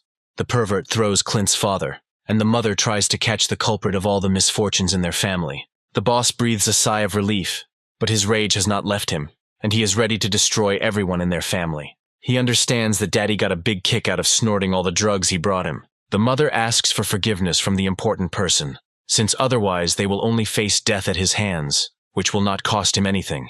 He casts an angry glance at her, and apparently, he will vent his anger on her, and she will be his next victim. The boss pulls out a sharp knife and prepares it for our mother, who can't even protect her own son. She continues to stand there, kneeling, apologizing, and he is already approaching her, and with each step he gets closer and closer to put his blade to her neck. He puts a knife to her neck and says that she will never understand what he feels, what humiliation he received that night. The face of the person darkened. He showed his true personality. A terrible tyrant, a pervert, and all this is hidden behind a rich man, who is perhaps considered a good gentleman. Someone snatches a knife from the hands of a sadist and he doesn't like such impudence. The slobbering bastard pulls out a knife, and it's no better because he has a knife that's even worse than the pervert's, because he's going to solve Clint's gender problem. Even the pervert was intrigued by the scoundrel's father's method, since it was not without reason that he snatched the knife from his hands, certainly not to protect his wife. He's already pointing a knife at Clint and saying that after his birth, our daddy started having a series of bad luck, and all the consequences were brought about by Clint's birth. He has lost his last strength to even speak, and can only silently look at his distraught father, who is already bringing the knife closer and closer to him. Father could have become a successful man if Clint and his mother had not appeared in his life. Tears don't have time to flow down Clint's face, and his father says that it would be better if he were a girl, and there wouldn't be any extra problems. He lifts her skirt and holds up a knife, saying that with one movement of the knife this problem can be solved. Clint begs to save him, begs his mother, calls her, and he seems to be standing in front of him and holding on with difficulty to not tear her husband's hands away. The mother cries and tries to stop her husband, but she does not have the strength to do so, as she understands the consequences of her actions. He noticed that the mother decided to say something against the father's actions, and he didn't like it, because he liked this child.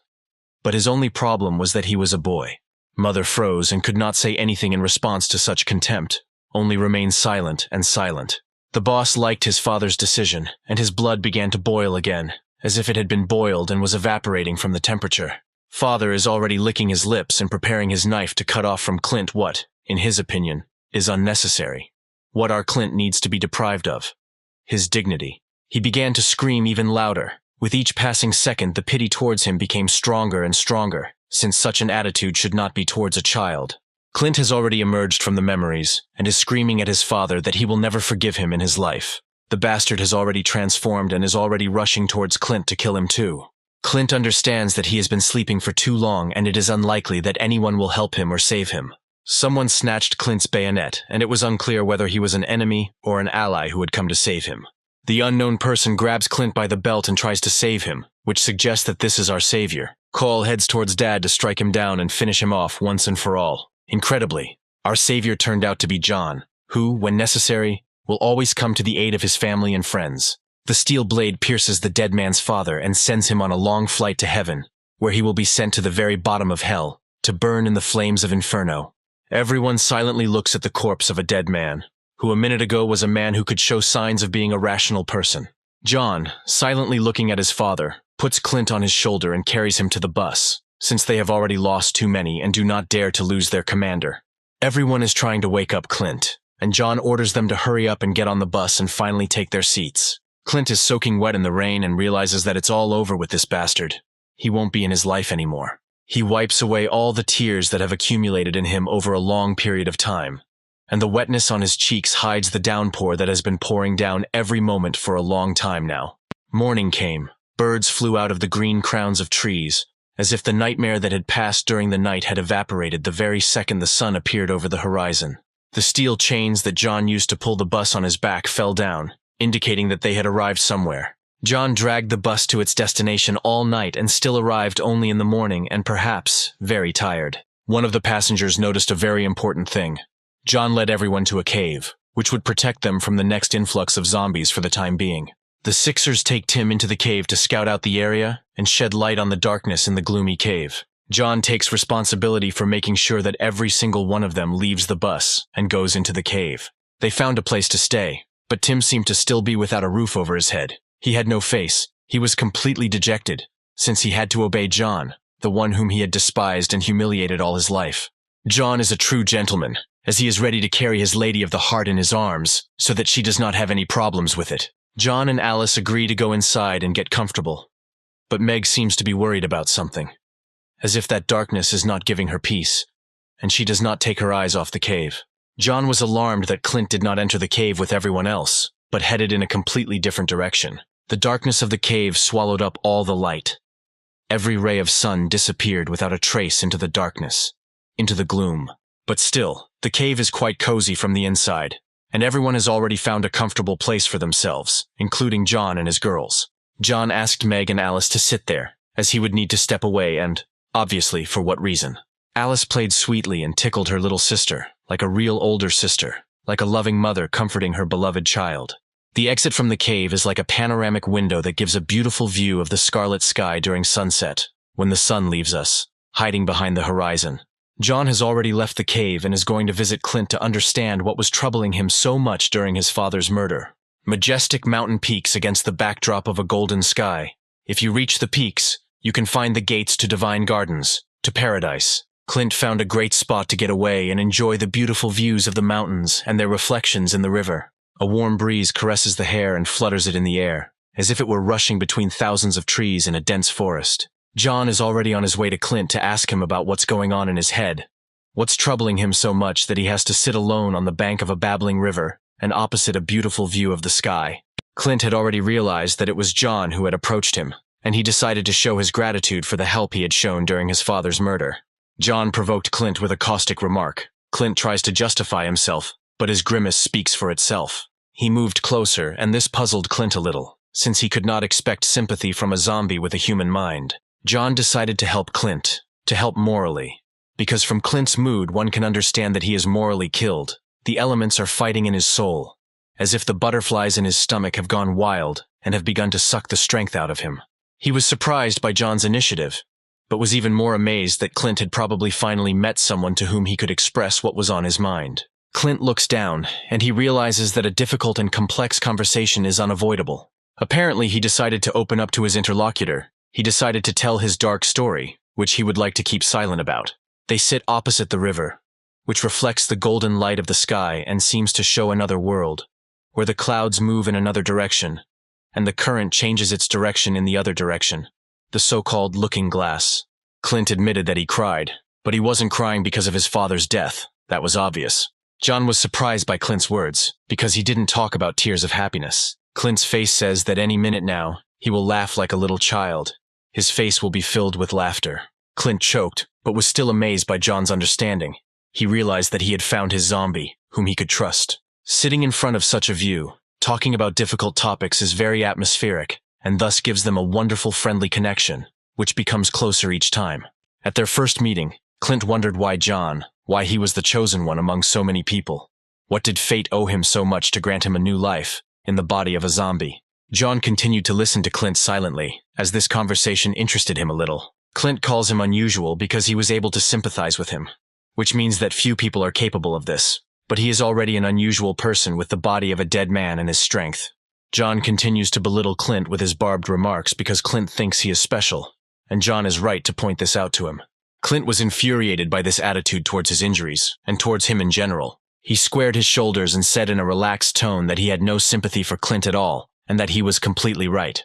Clint did not like this news, as he expected reciprocity from his interlocutor, but received a complete refusal. John looked up and began his magnificent quotations with great meaning, as if inspiration had come from heaven, and he was beginning his story under its influence. There are a lot of analogies in the world, and the fact that someone can be truly fearless, and someone can be a weakling, is as common as it is meaningless, since fate can turn in any direction. The weakling will become strong and fearless, and the fearless will crawl at his feet. Everything changes every time, and what was a second ago is already meaningless. Fate pushes you forward. But the choice is yours, to live in the past or to keep up with fate. Those whose eyes were full of hope lost everything in 1 second. The whole life is a moment, and the past will only play a role as a lesson, but certainly not to be dwelled on. Here he mentioned his parents, whether everything that was in their eyes disappeared after Armageddon. John finished his thought well that the whole past is meaningless. Everything that a person obsesses over has no logic. While your legs are moving you, while your heart is beating in your chest, and while your torch is burning, you need to find fuel to fuel it, which is the goal that will make you move forward. John's train of thought struck Clint as a very good thought, as it was rare to hear from a dead man. He breathed a sigh of relief and decided to ask John if he wanted to hear his story. John is not interested at all, and he is already moving away so as not to hear Clint whining about his sad life. Clint tells him to sit down and listen to him, as their conversation has already gone too far and they shouldn't waste time with him. The crescent moon peeks out from behind the cave. While they were talking, deep night began. Everyone had already lit fires and were getting ready for bed, warming the inner walls of the cave and warming themselves before the cold night. Michael points out that it's time to go to bed, since they've been without sleep for a couple of days and don't even have the strength to go get food. But everything will be the next day. Sam completely agrees with Michael, yawning. He is already getting ready for bed. Alice put John's little sister to bed and was already at the limit of her strength, getting ready for sleep. Tim was completely dejected. It was unclear whether he had planned something or whether he had lost his dignity, lost faith in the future. Michael and Sam were already drooling by the fire and looking at the seventh dream. It's incredible Tim, even in such a hopeless situation, found a way out. Even now he found a shard of glass and hid it in order to use it at the most inconvenient moment. John and Clint are warming themselves by the fire and looking at the river, while Clint continues his story in parallel. Clint, finishing the story, said that from the moment his father approached him with a knife, he promised himself that he would kill him at any cost, that his death would be inevitable. The father is a scoundrel of the kind that you would have to look for. You can't find such vile people even with fire, a real freak even among zombies. John was shocked by Clint's cruel story. Even the emotionless zombie was moved by such a story, but he was still more concerned about whether Clint's soldier was in line and whether he had a glass of wine. Clint froze at the sudden question, as if the ancient Medusa had cursed him to live in the shell of a statue. Clint doesn't think this information is very important, and very insistently asks to focus on the gravity of the story, and not think about the soldiers. John considers this information to be very important, more important than the whole story. Clint said that because of the high dose, his father's hands were shaking like a sick person, and it only made a lot of cuts on his legs. He crossed his arms as if nothing had happened, and that his dignity was in place. John listens to him silently, but his distrust of Clint's words is felt. John, without taking his eyes off Clint, continued to listen to him, since his story was indeed quite interesting. But questions about his dignity were much more interesting. He became a little sad and started looking at Clint's belt, who realized that John didn't believe him and started yelling at him loudly. Clint sees no way to prove to John that he's okay, and that everything is in place except to show it by pulling down his pants, and John tries to stop him. Still, John only lowers his pants even more and sees a leg in front of him, which is covered in scars, as confirmation of his story. Both remained silent, and that awkward situation set in, a lump in their throats. If anyone saw them, there would be a brand on their backs, as a couple who loved open spaces. John instantly jumped away from Clint, their eyes darkened. Both of them crossed their arms, and Clint didn't even have time to lift his pants. The silence did not end, only their position changed. The atmosphere in the air was just as oppressive. John looked at Clint, his long hair blowing in the forest breeze like a current blowing seaweed on the ocean floor. He looked at Clint's scars, the many cuts that had appeared 15 years ago because of his freak of a father, who, God willing, was basking in the hellish fires of Inferno. Clint noticed this look on himself and offered him that he could take off his pants if he did not trust him at all. But John looked away, in personification of refusing the offer. John still asked about Clint's scars being from the time his father started cutting him. Clint indifferently answered him that it was true. The child's blood flowed from deep wounds inflicted on him by his own father, who did not care what to sell or how. He needed drugs, and he was ready to do anything for them, even to cripple his son. Clint tries to kick in front of him, but his father needs to get over this state, since his eyes are already cross-eyed, and the picture in his eyes is floating like an oil painting in the rain. Little Clint's eyes were empty. Even the tears stopped flowing. He had no strength to kick, and his father continued to try to cut off his dignity, while he could only watch, hanging on the ropes. He is a real madman. Even now he is trying to convince his boss to continue working with him and dealing with his child. The pervert makes it clear that Clint can no longer be helped, and that such things will never arouse his interest again. He gives him a strong blow and sends him to his bags of joyfully giving drugs. He, like a fish, falls towards the red bags and begins to swim, breathing with his gills. The drug killed the person in him, and this is its most dangerous side effect. The most terrible thing is that after taking such drugs, a person's personality evaporates the very second he gets his high. They threw him on the floor, but he continues to laugh. There is no longer a person in him. For him, the zombie apocalypse began much earlier. The bodyguard offers to kill Clint's father, but the person likes the way he behaves. He is intrigued by how he can control a person with his money and opportunities.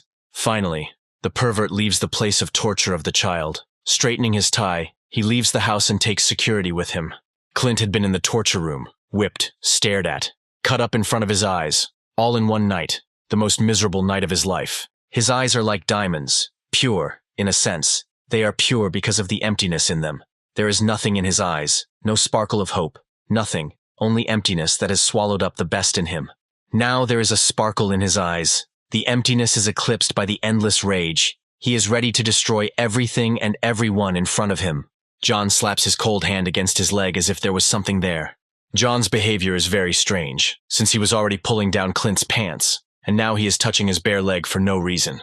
Clint was shocked. He was in a very awkward situation. His face immediately changed to distrust. John pointed out that he caught a mosquito on his leg. Clint would probably not like this, and he would definitely not consider such actions normal. As expected, Clint is furious. He definitely doesn't like such closeness, and such impudence even more so. John's gaze seemed to sense something, as if a sixth sense had suddenly made him nervous. He looked back, since it had been a long time since they had explored what was going on in the cave, since their enemies had also settled there. Clint was intrigued by John's words, since it was indeed too quiet and Tim had not made any sounds for a long time. John's gaze clears up. He feels something bad, but it's probably too late, since a lot of time has passed. It can't be. The bus disappeared into nowhere. It all says one thing. Tim was freed, which does not bring any good news.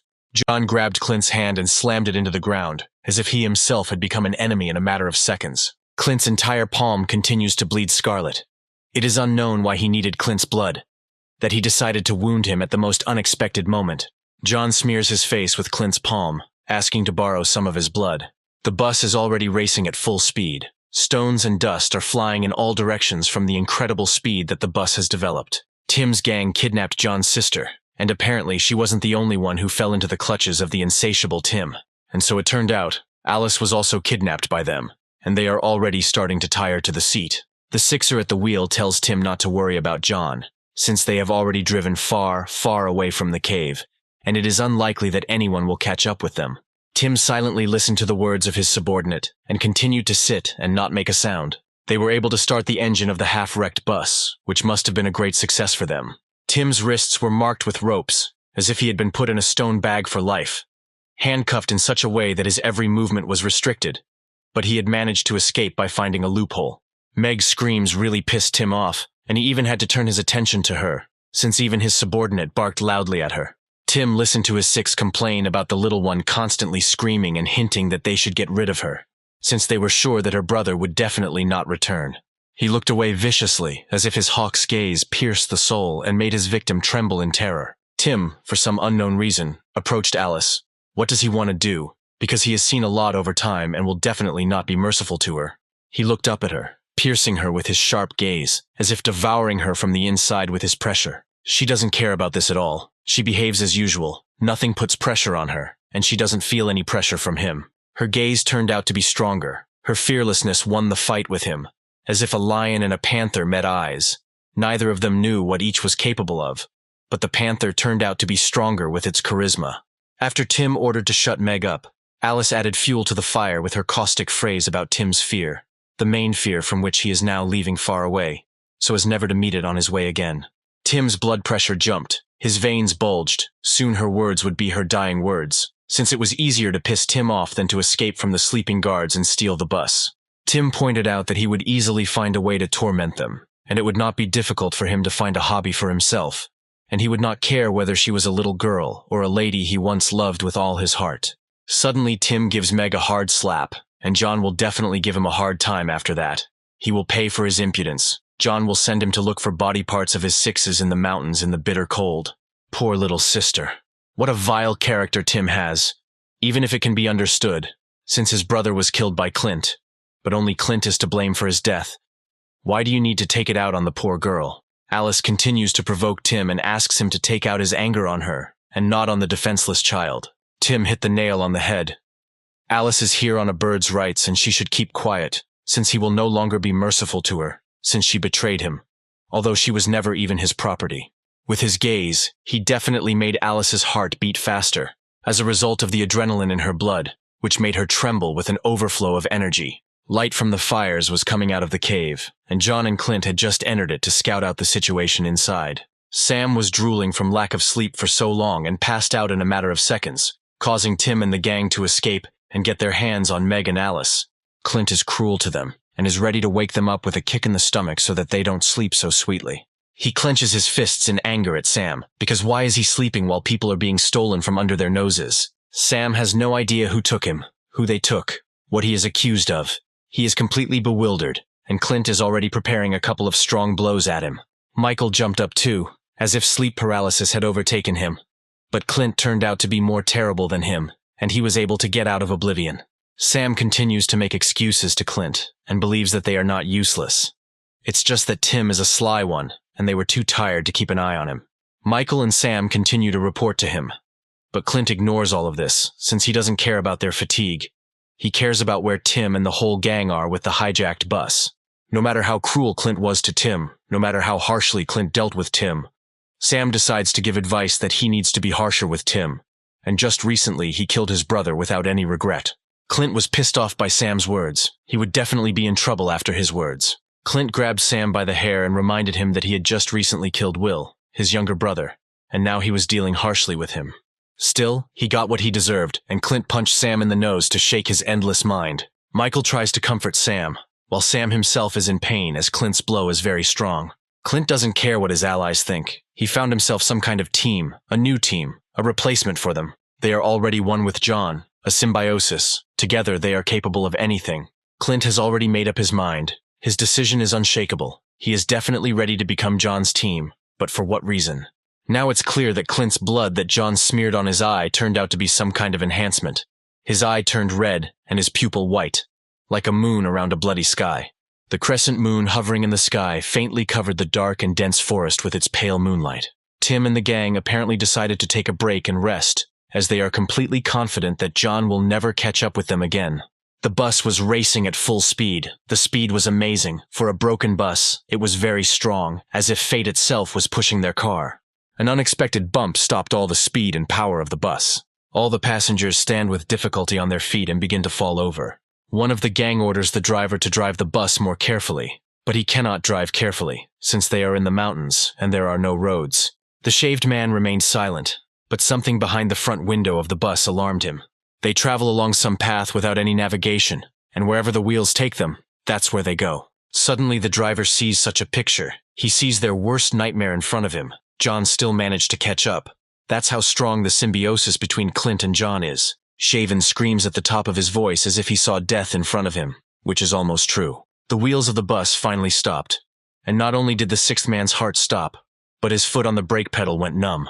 A sudden stop is unlikely to leave passengers alone, and the shaved one might get hit in the bald spot a couple of times for such a mistake. Tim approached the six and began to complain about what made him stop so suddenly. Shaven breathes very heavily as their main enemy appeared before his eyes. Just one sight terrified him. Even Tim is not so frightening.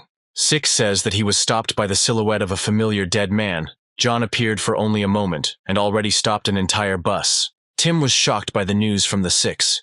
He was very scared. The possibility of John catching up with them did not even creep into his thoughts. He could not imagine this in any of the variations of further events. He still can't believe it, because it's hard to imagine even in a dream. Before Tim's eyes, the bushes rustled strangely, something that should have definitely made his heart sink into his heels. Meg's cheek turned very red. She tries to call him with difficulty. It is unknown how strong Tim's blow was. Before she could scream, the fat man covered her mouth, but she still tried to mumble at least something. The fat man shouts to the shaved man to hurry up, start the engine and drive to the farthest place. Suddenly the glass breaks and its fragments have already pierced the fat man's face, which does not bring any good consequences for him. He is trying to react to a sudden attack from the outside. John spectacularly bursts into the bus cabin through the window and is ready to send all the kidnappers to the afterlife. The fat man screams at the top of his voice towards John, as he can hammer nails into his coffin with his strength alone. John is preparing a strong blow for the fat man. Excess weight will definitely not save him in any way, and never. His face turns to mush, his teeth fly in all directions, and the speed of his fall leaves behind mirages. John sent the fat man to a wheelchair, where he would sit for the rest of his days. John's strength amazes time after time, since it takes a lot of strength to send such a massive carcass flying. Tim's heart started beating faster. His six had already lost all their spirit. Only snot and beads of sweat were coming out more and more. There was a large dent on the fat man's face, indicating that he had been knocked down by a blow of superhuman strength. Steam was pouring out of John's fist, ready to send every passenger except his girls into the world of dreams. Meg was wounded, but he freed one of the captives. The main thing is that he did not forget about the second. Meg was very happy about John's arrival, but she had no doubt about his strength. In any case, he would have come running and saved her in the shortest possible time. He sat her down on the seat and asked about the cheek, what happened to it while he was not around. Meg is such a strong girl that she even endured a blow from a grown man and remained just as kind and sweet. Tim still managed to grab Alice, which is very bad for John, since she is one of the best hostages to intimidate John. He heard Alice's screams calling him with her angelic voice. Tim placed that same shard of glass on the tender skin of Alice's neck and began to threaten to kill her if John came even one step closer.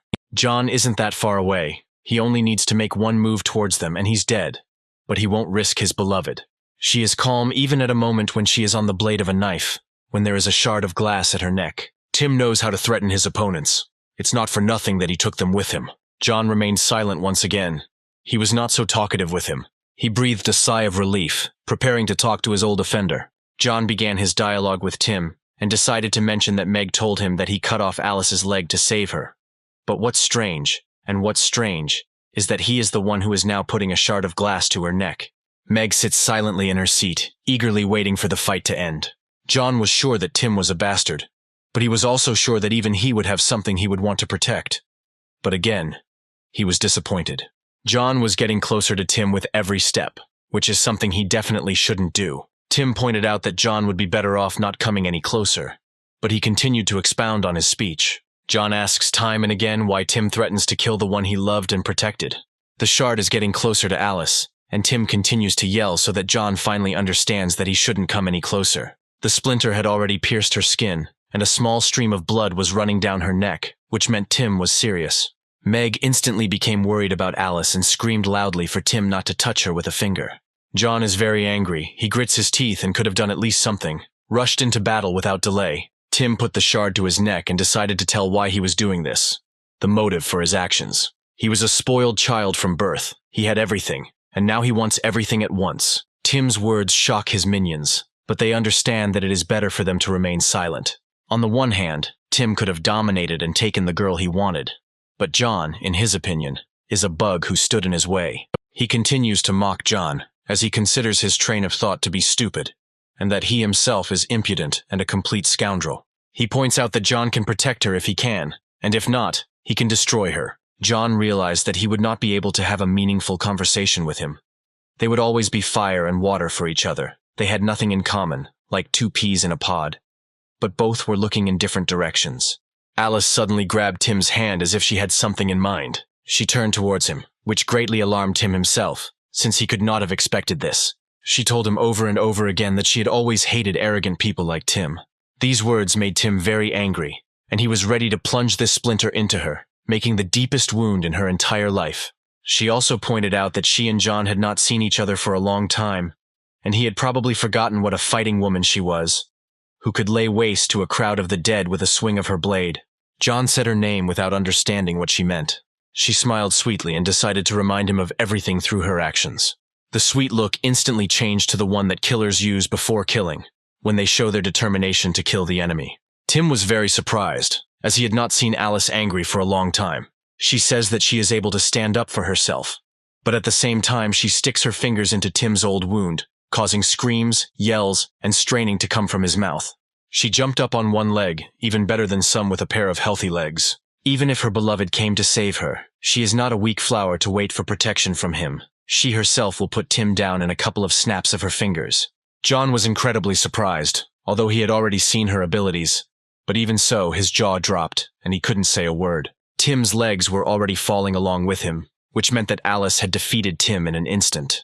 Divinely beautiful and strong, like Valkyrie, she is able to lay down hundreds of warriors, and flutter like a butterfly, and sting like a bee. Tim will definitely not get into the warrior's paradise, as he lost to our beauty in a one-on-one battle. Once again, the spoiled boy lost the battle between John and Alice. She reigned on it as if on a throne. Now you can hang his head on the wall like a pedestal of honor. She is breathing heavily after such a battle, as she has not practiced for a long time, and problems with her leg did not allow her to train. Tim misunderstood when she couldn't answer him earlier. She had previously been lenient towards him, which is why she did not respond to every blow. Alice was moving towards her goal, to see her beloved, and as a result she never resisted. John and Meg are perplexed, or rather, it is impossible to describe their emotions. A family of strong people is amazing. A strong woman needs a strong man. She beamed as she was able to approach John. Now everyone was saved. Perhaps even Alice herself could be saved alone.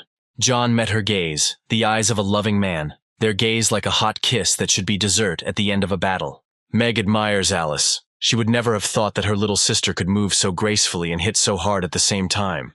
Everyone was pleased with the spectacle and the battle itself. Everyone was delighted. Alice struck a dramatic pose that made everyone's blood boil and their hearts boil in the boiling water. They finally returned to the cave to everyone safe and sound. Tim is thrown to the ground because his behavior contributed to their attitude towards him. He is very angry at everything and everyone. He lost again. He again lost the opportunity to get everything and everyone. Michael decided to ask what about Tim, what he would do with him. Clint angrily pulled out a knife and said that he would kill him as soon as possible. Clint is very angry at Tim's gang, because even when they spared them for their own benefit, Tim still found the strength to hijack a bus and kidnap the girls. Tim is even more frightened, as if it is not an ordinary knife blade that is rushing towards him, but a large guillotine blade, as if the executioner is already ready to cut off the head of the defendant. John decided to spare Tim again. It is not known whether this is a mistake or whether he knows a use for him. Clint was puzzled as to why John would decide to forgive Tim and the whole gang, since they were the ones who had kidnapped his girls. It turns out that John needed Clint to tell him about a certain City B before killing him. The same suitcase that was stolen from Clint by Tim, but Clint was still able to take it from Tim. What is he hiding? There are many secrets in it, and it is obvious. John looks with interest at the secret suitcase, which contains something he needs. Clint, opening the suitcase, says that it is a treasure chest that contains everything John needs. He easily unfastens the suitcase, which is closed with strong latches to hide the contents. Not everything there is so important. Ordinary things soared into the sky, including even strange ones for the boy. Clint is definitely not happy that he decided to open his case in front of him, as he could not have expected such an eruption of things. John's head also suffered from the suitcase's sudden attack. Even the suitcase dared to attack the intelligent zombie. John is perplexed. He can't understand why Clint needs so many unnecessary things, sometimes even childish ones. Clint is very embarrassed. He could not expect this, and he has to justify it by saying that all these things can happen to anyone, and sometimes you can find even worse things there than he does. He rummages through his things again, trying to find something important there, something that worries John so much and something that he so wants to know about. Incredibly, he pulled out a radio, and apparently, it was she who would tell about everything in City B. Clint turns on the radio and starts to change her settings, but she only hisses in response. He connected to the station of City B, and it finally announced that everyone who heard this message should hurry to the city, as they had a lot of space and goods. John was intrigued by the message, wondering if it was true that they could be protected there, or if it was a trap. Everyone was surprised or happy, since City B would be able to accommodate up to 20,000 people, but they still received this message about a month ago, which could disprove the relevance of the information. He abruptly throws the radio to John and says that the radio is old and it is quite hard to hear anything on it. John catches his feed, continuing to listen to all the information about the radio from Clint. John turns out to be an expert in old radios, as he even knows that old models do not have sound recordings, which confirms its age. John is haunted by the question of what binds Clint and Tim together. What constitutes their connection? What it is based on? Clint didn't immediately understand who John was talking about, who he had managed to unite him with.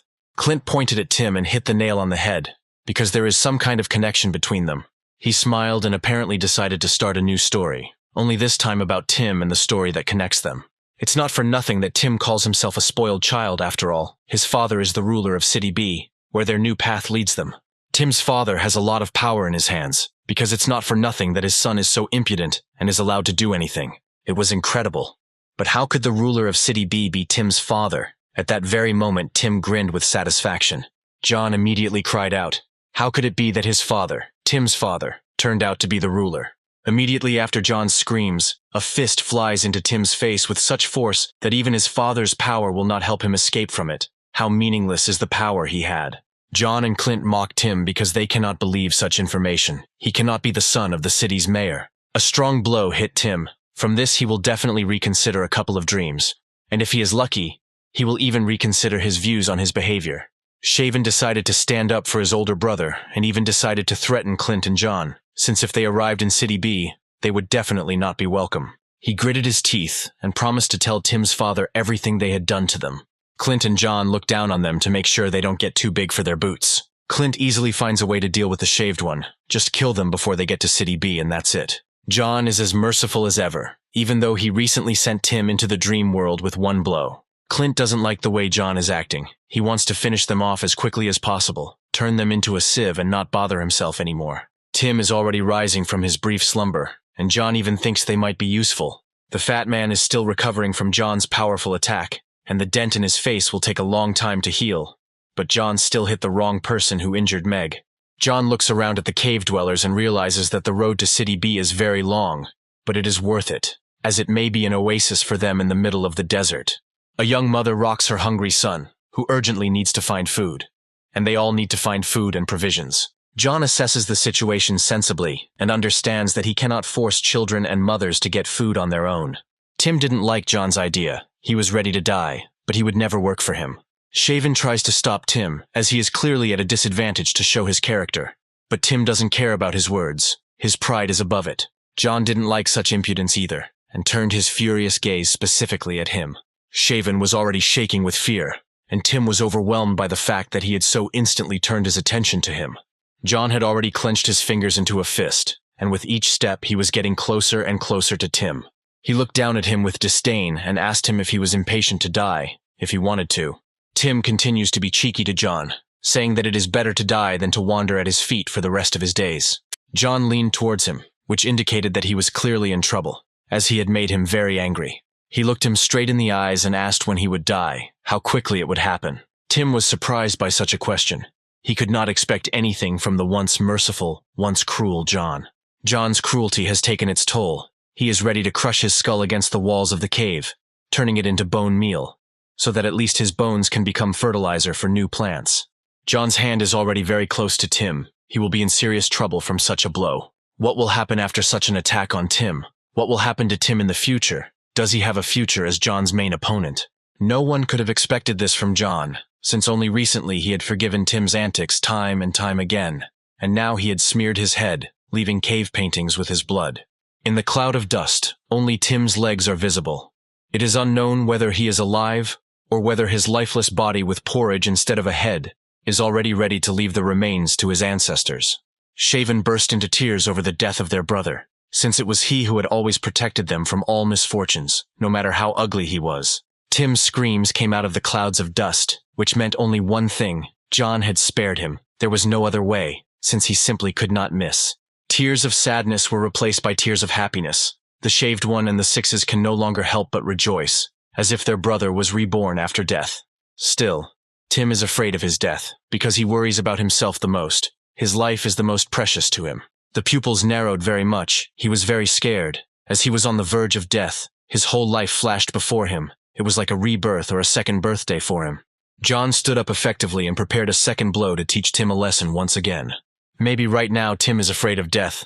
Right now he will be afraid to look her in the eyes. Tim feels like he's on a roller coaster, and every time he goes down the high part, he squeals like a little kid.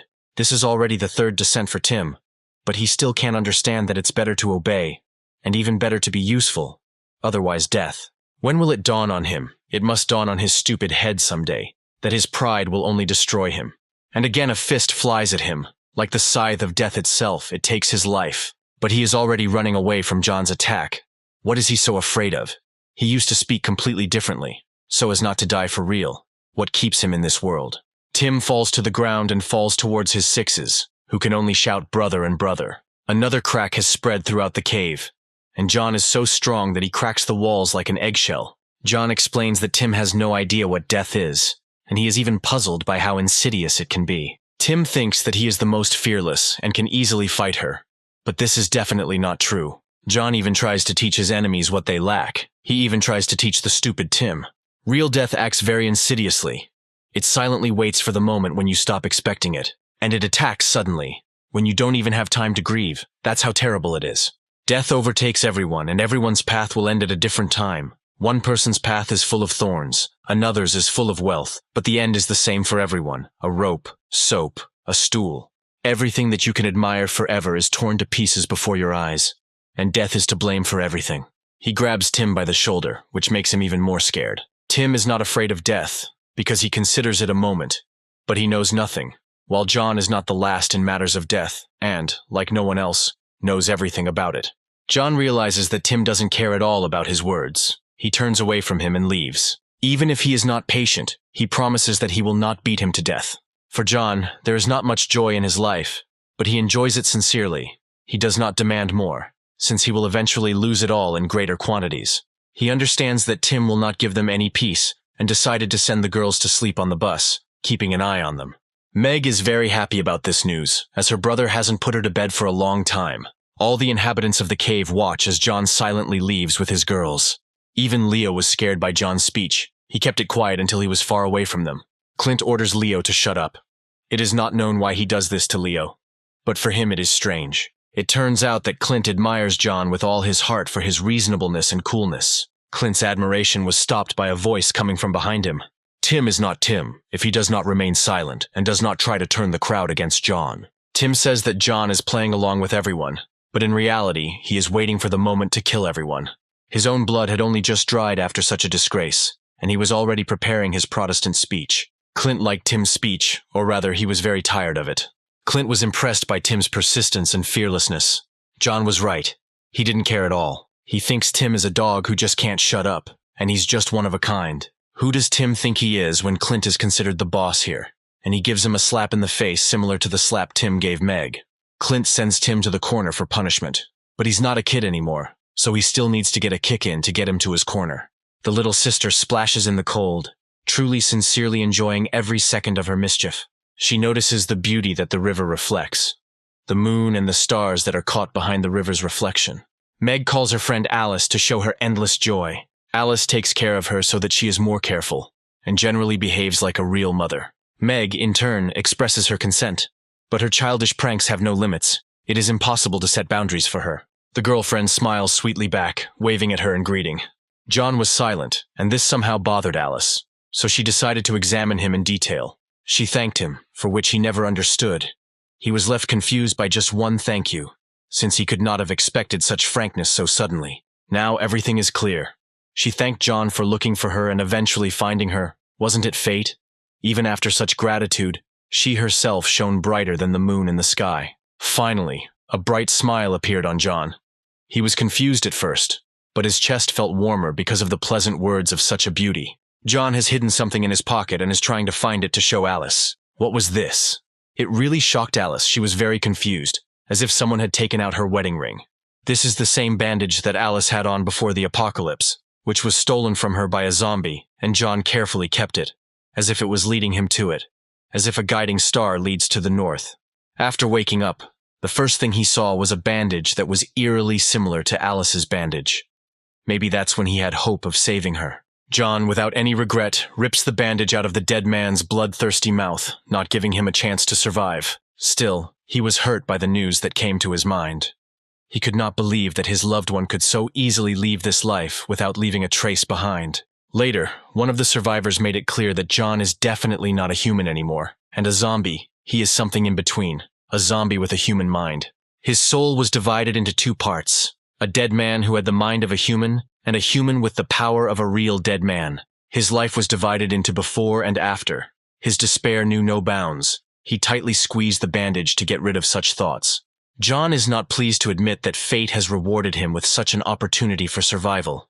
It has turned him into another dead man, and it is unclear whether it would have been better for him to die or wander in the body of an intelligent zombie. Alice puts her hand on his strong shoulder, trying to encourage him in every way. His desire to find his little sister and Alice knew no bounds. His heart could not roar once, and it would calm down meekly. He searched blindly, went where his feet carried him. The worst possible scenarios were going through his head. Alice was very scared of what John had gone through, what he had to overcome on the way to them. John hugged his beloved tightly, fully expressing his affection, his sincerity, his joy that they were found alive, and not as remains on one of the streets. She didn't expect such sincerity from him. She was also shocked. She was confused. She could never have thought that she would be able to feel the warmth from her beloved again. He is on the verge, as if at any moment he will burst into tears, and all these tears will fall on the shoulders of the beauty. He thanked her again, and she silently smiled and was also very happy about this opportunity. Alice stroked his head, running her fingers through his silky locks, calling him puppy, which was very, very sweet. He doesn't really like it when people call him a little dog or worse. Her kind smile never leaves her sweet face. She continues to delight him and charm him with her unearthly beauty. Even here John is despondent, as if he cannot be like a cute dog, since he himself is a dead man. She doesn't think so. She doesn't see any downsides to John being a zombie. She touches his cheek, expressing her sincerity in the words she says. Even if he is a zombie, he does not stop being kind, strong, and most importantly, even in the body of a dead man, he remains human. The kindest feelings are written on his face. He hasn't heard such words addressed to him for a long time. His heart beats faster. These are the very words that give endless motivation to protect what is dear.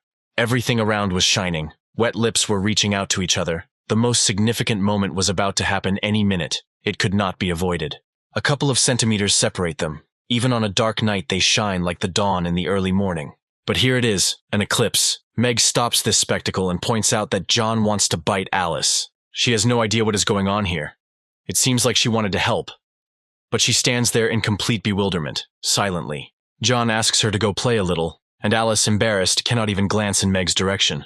The little sister will not stand aside and will always give good advice, and then she warns Alice not to let John bite her. You see, a foul smell will come from her mouth. John doesn't like this news, and is completely furious with his little sister's words. Suddenly, a knife is flying from the side, an enemy or another joker who decided to stab you in the back. John is not so weak as not to catch such a childish attack.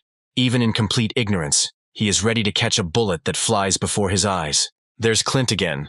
His ability to get involved in the most inconvenient moments is amazing.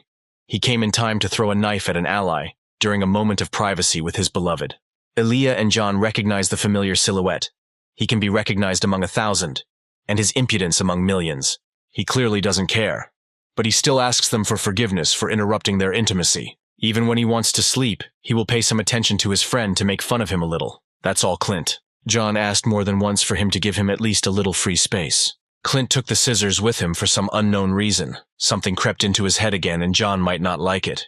There it is. An evil grin. All his evil intentions revealed. He wants to deprive John of a couple of silky strands from his head. John can't react to this in any way other than with apprehension. When Clint has scissors in his hands, nothing good can be expected from him. What has gotten into his skull? The hair is already lying on the cold stone floor, which means that the haircut is already finished. Clint wanted to do one thing, but it turned out to be something completely different, which left everyone standing nearby in shock, as if they would burst into laughter any minute. What a transformation John has had after Clint's masterful haircut. What will make them all laugh out loud? Apparently Clint did as he wanted. It turned out very funny. The brutal zombie turned into a cute, long-haired teenager.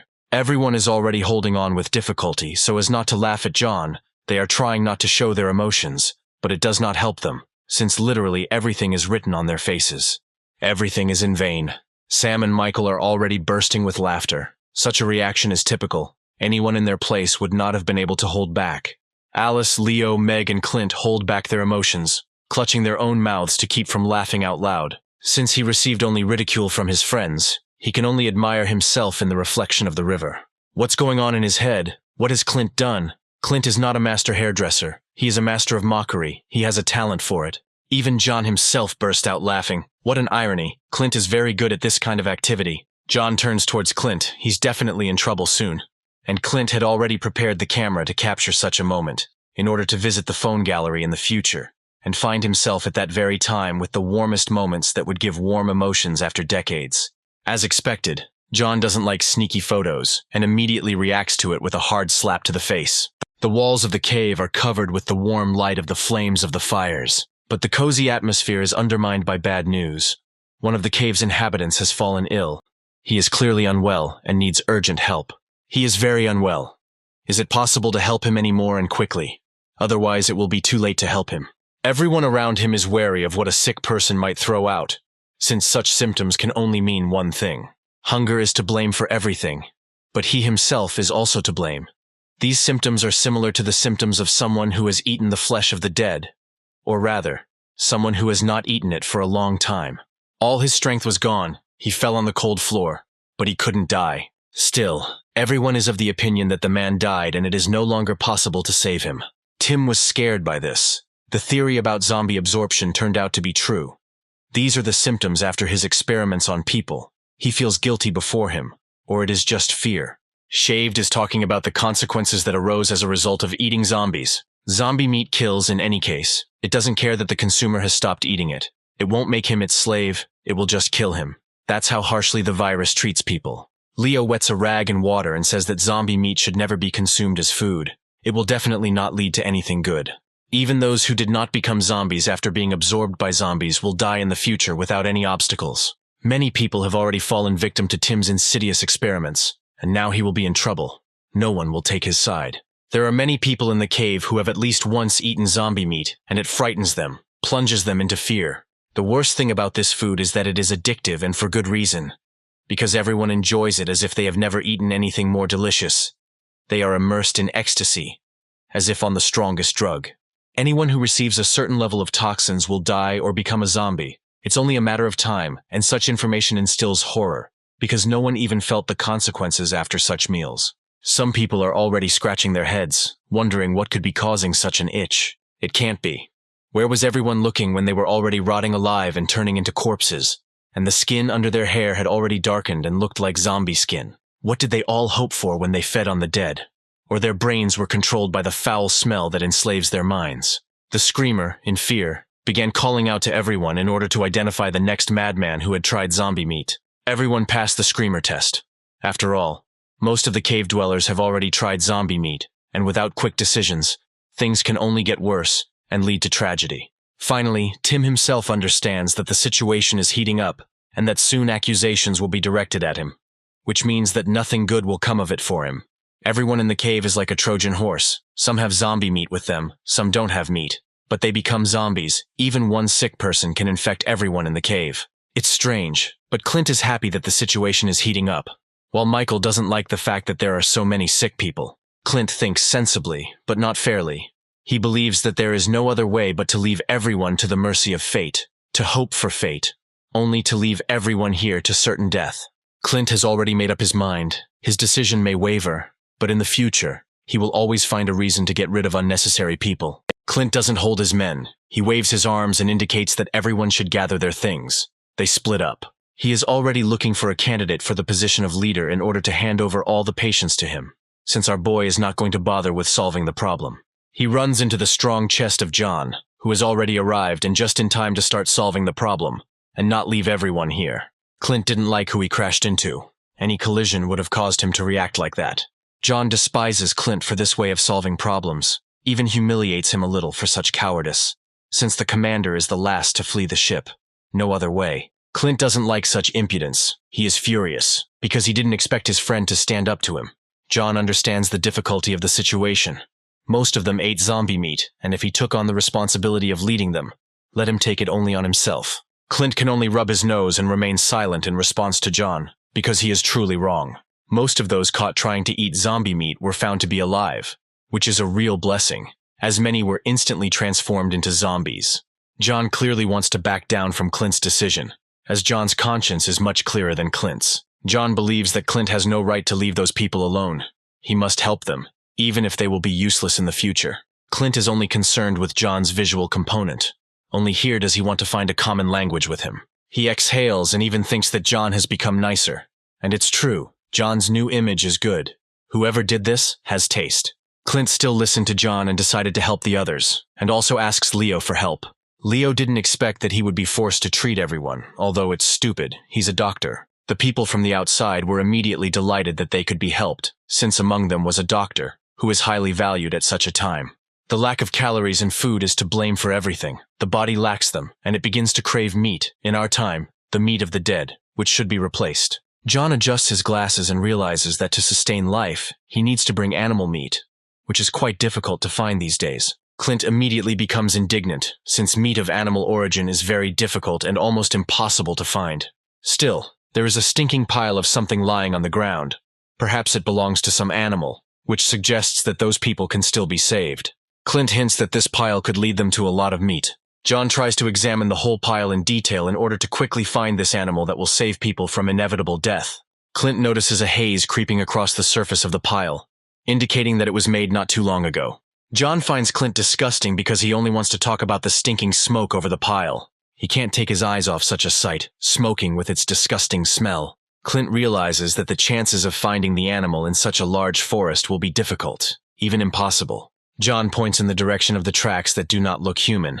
Clint realizes his stupidity, and they begin to follow the tracks. Clint orders Tim to be tied to him and they should be on their way. As soon as Clint turned away, his face changed and turned into a face of shock. What brought him to this? Sam and Michael aren't far behind Clint, both looking at the pile exactly like him and discussing it in exactly the same way he does. Tim waits for him to be tied up and for them to head out to look for the secret animal. Clint won't spare such people. He immediately hits each one on the head so that they don't behave stupidly. Everyone got it, even Tim, who did nothing extra but fell under Clint's hot hand. John tries to cheer Clint up, as after such a disgrace, it will be difficult for him to forget him.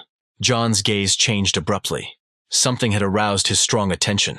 Perhaps an enemy, or perhaps that very animal had been found. He grabs Clint's arm and makes him stop. Something is still wrong. Clint doesn't listen to him and continues walking, not seeing any obstacles in front of him, like a bull at the sight of a red flag. Clint looks down and sees something that scared even John, as if they hadn't noticed and were walking towards the abyss. There were a lot of remains of blood and rotten flesh under Clint's feet. It was clear that a crowd of zombies had already been here. This whole picture shocked everyone. Something incredibly disgusting fell under their feet. Something that did not bode well. Piles of bones, flesh and blood, and most importantly, a disgusting smell that makes it impossible to even take a breath, as if clogging the nostrils. The meat was already decomposing. Grabbing a little meat with a stick, it began to flow like some kind of sauce. Such horror can only be encountered during the apocalypse. Such a smell comes from rotten meat. Clint can't believe that zombies could do such a thing. That they could kill every single animal and leave only rot behind.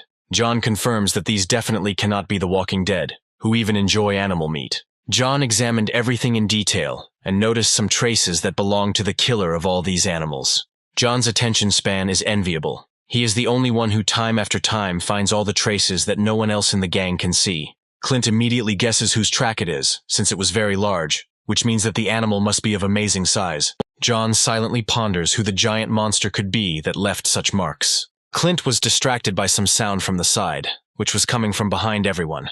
The giant boar turned out to be the very same animal killer. But from what moment did boars become predators? The giant, in order to demonstrate his strength, screamed at the top of his voice. He was in a hostile mood, which is quite strange for an ordinary boar. Everyone was already running in different directions, but Clint froze, as if in a deer stupor. Nothing could move him from the spot. A strong stench was emanating from the hungry monster, confirming the boar's involvement in devouring those animals. Clint can only stand in front of the monster and silently look at it. There is no way to even run away, since it is already too late. He puffs out his cheeks, and John grabs him by the collar and tries to save him from the boar's attack. John is not a weakling after all and easily saves Clint from the charging boar, as if he had stopped a train in motion with his strength alone. The boar could not have expected such strength from the dead man. But John gives him a strong kick so that he runs away in fear in search of truffles. Clint is so sick from all the stench that all his food is coming out. John is irritated by Clint's carelessness and sends him flying so that he doesn't get in the way and underfoot. Clint already felt the ground with his whole body. John threw him to the side quite forcefully. Clint can only crawl and complain that John abandoned him, while he spits out the remaining pieces of food. Everyone is in a hurry to run away from the boar, so as not to get hit, and also so as not to get underfoot and get in the way. During the battle, John even manages to express indignation while he is attacked by a giant zombie boar that has eaten all the animals in the area. Clint didn't like the way he was behaving in battle. He lost his vigilance and released a stream of food on his friend as well. Clint, warning John about the danger from behind, screams as if his ligaments are about to rupture at any minute. John quickly casts his gaze at the enemy and prepares for his attack, which will clearly not be weak. Our hero takes the entire blow with his chest, like a real man. But such an attitude towards battle cannot lead to anything good. They are heading towards Clint. Will he again just stand and watch the battle from the sidelines and expose himself to blows? John felt the full mighty power of the boar. You won't find such animals in any zoo even with fire. Everything worked out for Clint. The boar and John flew past at high speed. If Clint had been in their way, he would have already been leveled to the ground. The boar slammed John right into the tree. The boar's strength is also impressive. This is the highest level of evolution. John can't answer the giant boar, because he is definitely not weak and is ready to fight to the death of his opponent. He takes advantage of the situation and prepares to bite off John's head, opening his large mouth wide. John is no weakling and easily grabs the boar by its fangs. The boar's mouth will only close when it dies at John's hands. Clint won't stand by when his friend is being devoured by a giant zombie boar. He grabs the sheath to pull out the knife and jumps towards the boar to wound it in its weakest spot. Clint takes hold of the knife handle, preparing it for the large boar carcass. But it will probably not be enough. Clint is already flying towards the boar and makes a powerful swing with his knife to deliver the strongest blow possible. The knife entered the boar's carcass with ease, and it is unknown whether it hurt him at all, whether he felt anything. Still, the boar felt unpleasant and even hurt, and he growled loudly at them, showing his displeasure. John is trying to take care of Clint, but he himself is in much greater danger, even mortal. Clint points out that he is better off worrying about himself and helping himself first. He cuts his hand with a knife to share his blood with John, so that it will increase his strength many times over. Clint throws a little of his blood at him and says that even if John becomes a zombie, he will not stop being truly human.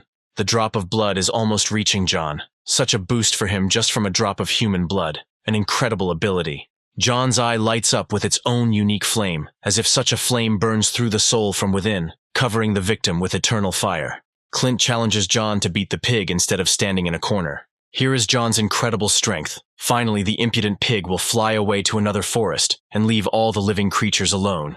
Clint and the boar are already turning over. The size of the boar is amazing. A couple of truffles that he will find in the forest with his keen sense of smell will not be enough for such a little boar. John's strength is also amazing. One kick to the pig's neck made it stand on its hind hooves and spit blood. Clint is already asking John for help at the top of his voice, so that he can quickly save him from such death. John is already jumping from his place and heading towards the boar, since the battle is definitely not over yet, and he still has to help Clint. He grabs the animal's tusk and directs its fall in the opposite direction. Still, he wants to deliver the decisive blow to the head and jumps on her. He subdued the giant creature. Now all that was left was to send it to animal heaven, so that it would no longer eat animals in the area and would not kill all strangers in sight. John helps Clint and grabs his hand. Here he is, our savior. A dead man and a man. A hero. Clint holds on to John with all his might and tries to climb onto the boar's head in order to at least get out of the battle alive. John asks Clint for help while he can still move and continue fighting. Clint hasn't fully woken up yet, and he's already being asked to hand over a stick, like a dog that will humbly obey and hand over that very stick. Clint notices the stick and aims his gaze and himself to grab it. He deftly, holding onto John's hand, snatches the stick from the ground and prepares to hand it to him. He throws it to John, and it flies straight into his hands to finally finish off this giant creature and cleanse the world of another zombie. The stick is already in his hands, which means all that remains for John to do is to plunge it into the creature's head and send it to the guardian of the scales. Incredibly, John throws Clint headfirst to the ground for the second time in the battle, a personal record for him. And it takes a lot of strength, since not everyone can throw away friends. The frightening creature screams at the top of its voice in pain. Apparently it doesn't have much longer to live, or rather, life has already left it. John swings his stick like an executioner swings his halberd before a beheading, in order to most likely take the life of his victim once and for all, leaving him no chance of further survival. The stick went in very deep. The monster has no choice but to leave this world and leave behind only its horns and legs. The animal's eyes rolled back. Another monster fell at the hands of John, who cleanses this world of evil creatures, putting his life on the line, betting on the future. He pulled the tip of the stick out of the pig, as if pulling a holy sword from a stone that had lain there for hundreds of years waiting for someone worthy, sending her to another world. The creature was truly strong, and fell in battle as a hero. Fighting until the end, it left many wounds on the enemy, but was able to stand up for itself as a true warrior. Meanwhile, Sam and Michael try to wake up Clint, who was abandoned by Joe while he was trying to help him. John approaches them to find out if everything is okay with his friend, who can always be thrown aside so as not to interfere, and when brought, serve, go, and don't interfere. John brazenly approached and decided to worry about his friend. Maybe he was feeling bad after he threw him out somewhere far away so he wouldn't get in the way. Clint lies silently on the ground, and Michael is surprised by John's impudence, since he didn't even apologize for such impudence. Clint didn't like the way he was being thrown around when he was trying to help in every way, and even offer a helping hand, and he was being thrown around as if in gratitude. Tim hears grunting to the side. It can't be that another creature crawled out stealthily. Clint definitely won't be able to withstand a second attack. A strange rustling sound from the bushes. Is the enemy coming out from there? What is there? What awaits our heroes again?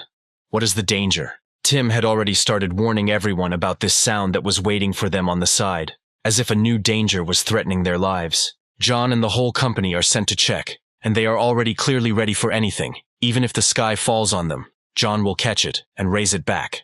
He pushes aside the thick grass to find out everything about what is hidden behind it. Probably the real food is hidden there. John's eyes lit up. Whether it meant that there was an enemy behind the grass or animal food, the joy in his eyes said that they were lucky after all. Finally, they found little piglets with little doll-like eyes, which make you not even want to eat them. You want to squeeze them, hug them with all your strength. They found a treasure hidden by the creature that retained its maternal instinct to protect its young. John looked down, as they had killed the mother of those boars, who had protected her little boars with all her might, and they, out of ignorance, had killed their only protector. Sam showed his sympathy towards the boar and his children who were left alone and would soon go into the soup to cure people. He understands that everything has a price, and sometimes no one pays off. Clint was wounded right in the heart, because even a boar has a maternal instinct. But even his mother did not have it. Even a boar fought to the death for his children, and his mother allowed all the most terrible things to happen. Sam shed tears after Clint's words, because their mistake cost 5 lives, 4 of which could have lived on and produced offspring. The only fate that awaits the little boars is boiled broth, which will be a medicine for useless people. Everything flew into the pork soup at once. The fragrant smell filled the entire cave. Enchanting with its aroma, the broth was saturated with the taste of an animal that it would still be ashamed to eat. The cave dwellers are already wiping away their drool to try the meat of real animals in a long time, and not the toxic meat of the dead. Clint, before starting to eat, prays and thanks God for the opportunity to taste such food. Sam can't stop his tears. Even Michael can't calm him down. Our guy's feelings are so affected. All the madmen are already starting to have discharge from their mouths, due to the aromatic smell that comes from the cauldron of soup and spreads throughout the cave. Everyone is already rejoicing and celebrating. They will be able to survive. They will be able to continue to support their existence. The mother rejoices her sick son that they will be able to save themselves. The meat has already arrived, and they only have to wait a little longer to be cured of their addiction to the meat of the dead. John didn't forget about the girls and grabbed a couple of fruits for them to enjoy. And Meg loves fruits more than any meat, so she's very happy about her brother's attention. Tim and his gang are sitting with empty stomachs when a scent wafts past their noses that intoxicates the mind more than any medicine. Tim realizes that there is not enough meat and they should ask for a little for their people, since there are many more of them who have tried zombie meat. Shaved reminds Tim about the meat, but he clearly already understands everything. But it won't make things any better. They urgently need to ask for some, for their gang.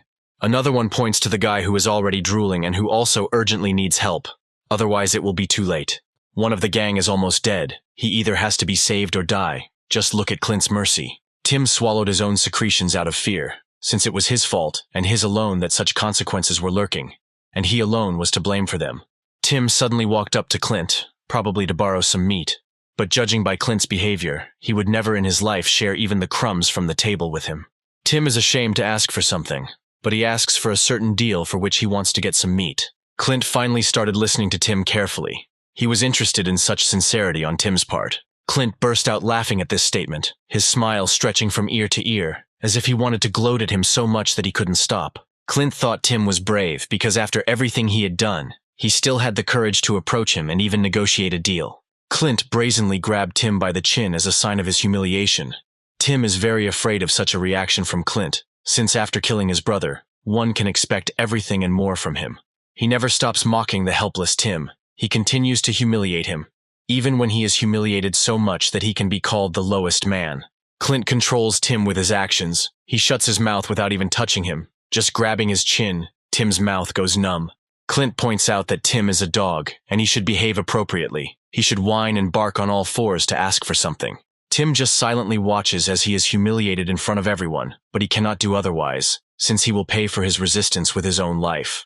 Clint puts Tim on his knees to beg for mercy, to whine like a puppy waiting for food, to finally understand his position here. Baldy and the whole gang notice such impudence on Clint's part, and they all order him not to overdo it, because they think that he crossed the line of what is permitted. Michael and Sam are already in combat positions. One extra move and extra teeth will fly in different directions. Clint's ability to mock his opponents is something to be envied. He smells the aroma of fresh meat right in front of Tim, and the same feeling comes from trying to shake hands with a man without arms.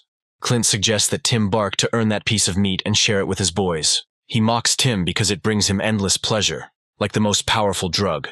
In an instant, the meat disappears from Clint's stick, and his laughter turns to a silence filled with fear. Clint was shocked by such speed. After such joy, there was a moment of fear that gave goosebumps on his skin.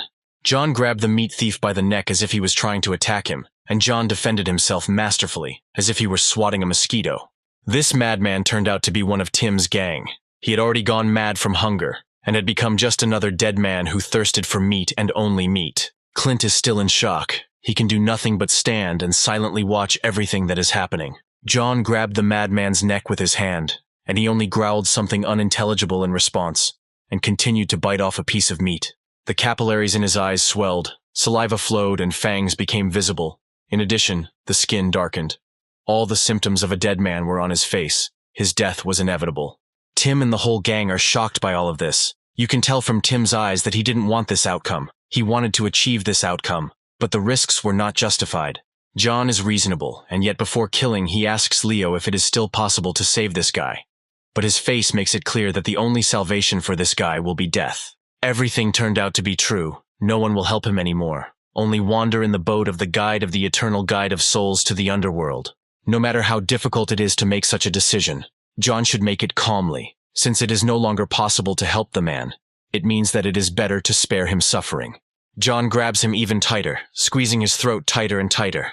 Only he can decide death or life in a mindless body. Tim is worried about his subordinate and does not want to let some John kill him. No way. Tim already starts yelling at him in an attempt to stop him, but everyone understands that it is no longer possible to save him. Shaven is very agitated, as never before, as if it were his body hanging in John's arms. It was he who could not even take a breath of air. The second one screams the name of the virus victim. He can't believe all this, that his friend will go to the other world at the hands of the enemy. Tim even remembered about promises. He himself never kept them.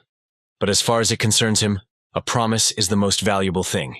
John doesn't listen to this fool, because he is the only one to blame for all this.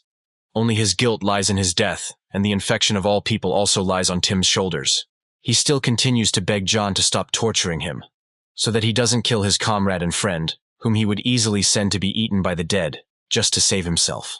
However, John did not listen to him, and his life ended there. Blood splashed in all directions, and the end of the man's life. Here are Tim's sincere emotions. Finally, he can show compassion for his people. Something human has awakened in him. Even a tear rolled down his cheeks. His eyes became very wet. After all, he was a freak. But John's words awakened something human in him. Tim bowed his head, all because of one subordinate. And you could never expect such a reaction from him, since he was not so worried even about his beloved. Clint stands in front of the gang, arms crossed, as if what he had been seeking had happened. He had emerged victorious in this battle. Tim is in complete despair. For him, this defeat will become an eternal lesson. He is unlikely to risk his allies, comrades, and subordinates anymore, but as far as he can go. Meg and Alice could not expect this from John. He was cruel. But he made sure that he did not suffer, so that he did not go wild and start attacking the healthy, since one sick person means death to everyone else. A killer and a savior, 2 in 1, John is like an executioner. With a swing of his axe, he sacrifices one, saving the majority. But the world is not without losses. Regret and compassion can be seen in his eyes, but his hands are already stained with blood, and it cannot be washed off. But still he is not guilty of anything. All the blame lies on Tim's shoulders. John remembers the meat and asks Michael if it is ready, and he replies that it is ready. John is generous, even after killing. He is calm. He is ready to share his loot with fools who only think about how to eat and listen to their boss, who puts their lives on the line. Clint was instantly outraged at how they were going to share the meat when they had worked so hard to get it, while they were warming themselves in the cave in complete safety. John thinks strategically. He understands that one mutated person can lead to tragedy, if they don't help. Death to everyone here, and even important people can be at risk. Our hero explains everything clearly to Clint, but his eyes show some kind of self-interest that was never there before. Something was definitely wrong.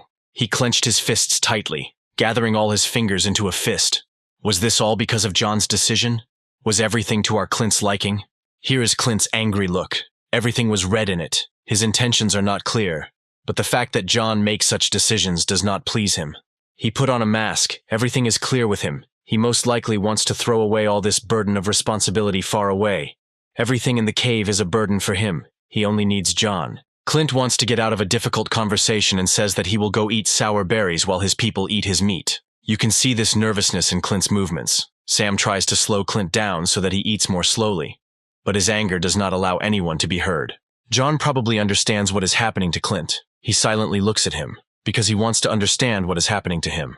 But still his gaze breaks, and he casts it towards the people he saved with his generosity. Finally, they were able to escape, and it was all because of John, who showed mercy, solved Tim's problem, and in general, saved many lives. You can tell from John's expression that things aren't as good as everyone thinks. He noticed that strange reaction in Clint. There was no sincere joy for the survivors in his eyes. He wanted them all to die. Alice wants to cheer John up, thinking that all problems are solved for the near future. John soberly assesses, it is not without reason that there is a downcast expression on his face. He refused Alice and her decision, since the decision was only to delay the inevitable. John's gaze examined everyone in the cave, who ate how they looked, and most importantly, who wanted to throw all their people into the abyss. Clint nervously eats the berries that he, John, and the gang collected after the hunt. Tim and the whole gang greedily listen to the delicious aroma of meat and, perhaps, wait for someone to share it with them. The rest of the people eat piece by piece, and in order to survive they only need ordinary meat, which in their time is considered more valuable than all treasures. John understands how harsh reality is, and he also understands that this decision is only a way to postpone the inevitable, to just leave everything as it is, postponing it. Sam looks at it from a different angle. He thinks that everything is fine, since all the people got better. But the worst thing is not in their illness, but in the one who wants to abandon them. People are rejoicing. They are feeling better. All those who ate zombies have become normal. Their powers are returning. Finally, a small salvation has been found for them. Clint's berry falls to the floor. Whether he is happy about all this, or just pretending on his part, can be seen. Sam didn't even notice this in him. He didn't think of Clint like that. He didn't understand that Clint didn't care about their lives. It was hard for him to lead them. He would definitely get rid of them all soon. He greedily licks his lips and fingers from the juice, like a bloodthirsty predator absorbing the blood of its victim. Sam is scared by Clint's reaction. He realizes that he could be next after the people he considers useless. Clint doesn't want to take care of people. He wants to live a quiet life, not to get food for people who won't even thank him, who can't give him anything. It can't be. Another sick person has shown up. Again, the symptoms of someone who ate zombies. Again, problems. New sick people began to appear among Tim's gang, as if one was already on the verge. Tim would again have to beg for help from John and the others. One of the gang tries to wake up his comrade, but it is already clear that only the Almighty can help him. The hope that the man could still be saved had already disappeared from the eyes of the six. His eyes became like small beads. Here it is. He is almost mutated. His skin has started to darken. The virus is taking its toll. Now he doesn't have much longer to live. Tim understands the seriousness of the situation. He urgently needs to make a decision that should solve this problem in the shortest possible time. Tim's people are in despair. They all think that soon they too will become dead or die in front of everyone. Tim is very scared. He is confused. When he risked their lives, he could not think that he would be so brazenly forced to sit on his knees with the thugs tied in a knot. He casts his gaze towards those from whom he can ask for help, and he will have to disgrace himself in front of them again. Incredibly, Tim decided to turn to Jonah, his old enemy, the one he had despised all his life, this desire to solve all his mistakes. John remained silent, because he did not expect such determination from Tim. Or rather, he could not expect him to understand his mistakes and try to solve them. He tries to make a deal again, only this time with John. Since he couldn't find a common language with Clint, now he ran to John. Tim offers in exchange for the meat, anything John asks for, anything he would want from him. Again, this loudmouth interrupts the conversation. Again, he can't sit still. He doesn't seem to decide anything, but he points out that John has no right to share meat with Tim. He believes that their people are not full at all, and they need to share with Tim's gang, who did not consider them valuable, but now wanted to atone for his sin. He accuses Tim of forcing them to eat zombies. It's all his fault. But they themselves happily stuffed their cheeks piece after piece. Tim is also furious. He is not happy to hear this, but he is also guilty, and even more guilty than anyone else for everything he has done. In the distance, you can hear the screams of those people asking for the entire gang to die, and Tim continues to talk about the deal. Now he began to speak not in requests, but in threats, saying that it would be better for John to give meat to people, for the sake of their lives. Earlier, John was told that Tim was the son of the ruler of City B, and that he had better be given some meat. Otherwise, they would not get into the city, even through a fight. John started the dialogue after all. Now Tim will definitely not have the words to continue the conversation. He stood in front of him so that he would not look down on him, so that he could be above him and put pressure on him with his charisma. Tim fell silent, still overwhelmed by his strength of spirit. He had no choice but to silently listen to everything John told him. John points out the reality to Tim. If his people don't eat their fill, they won't survive until tomorrow morning, and only their horns and legs will remain.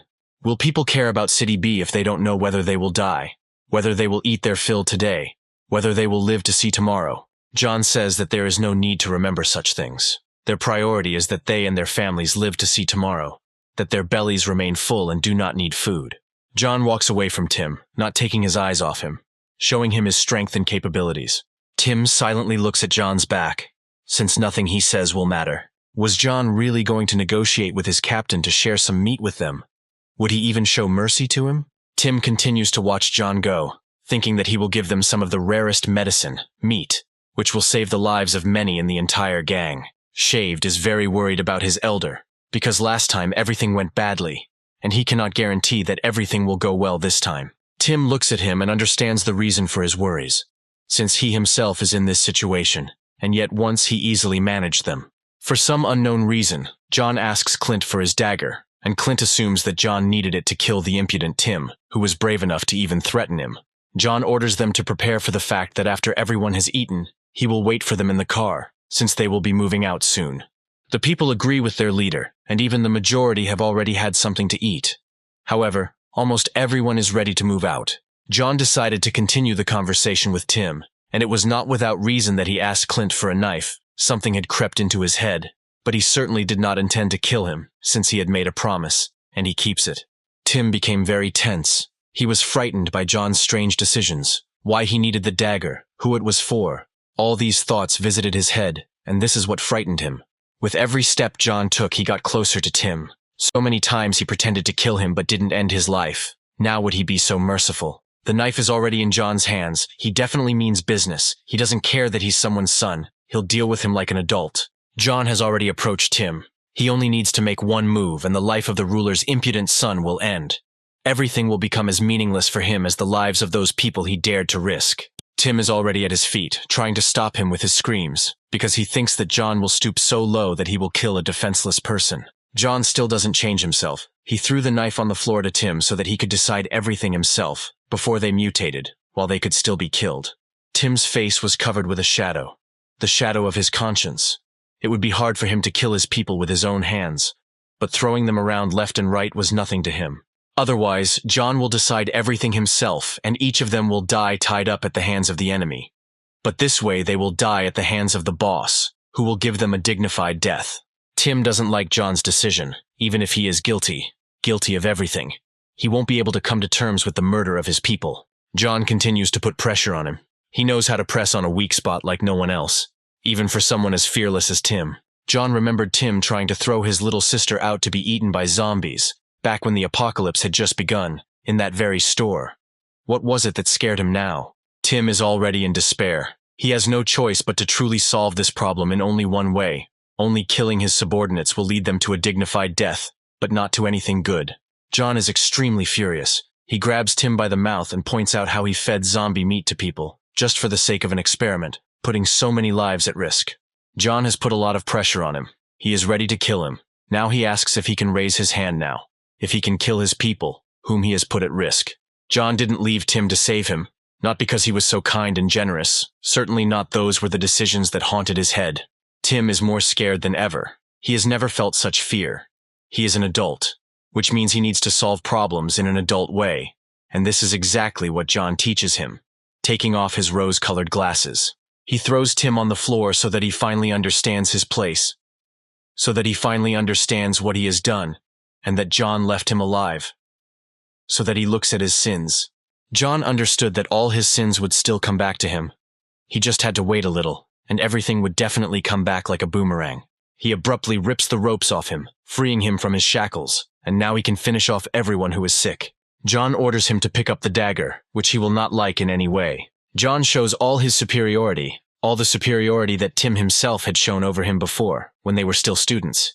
After some time, now Tim is crawling at John's feet. Now John is telling him what he will do. The countdown has begun. He is already reaching for the knife and preparing himself and his fortune to cut short the lives of many people. Before it was easier to send a couple to be eaten by the dead. But now, he does everything himself. The countdown is over, the last second of life for all the sick. Now Tim will raise his hand to chop off the heads of his comrades. Tim began to bare his teeth as if someone was trying to cut off his limb, and he was holding a piece of cloth in his mouth to ease the pain.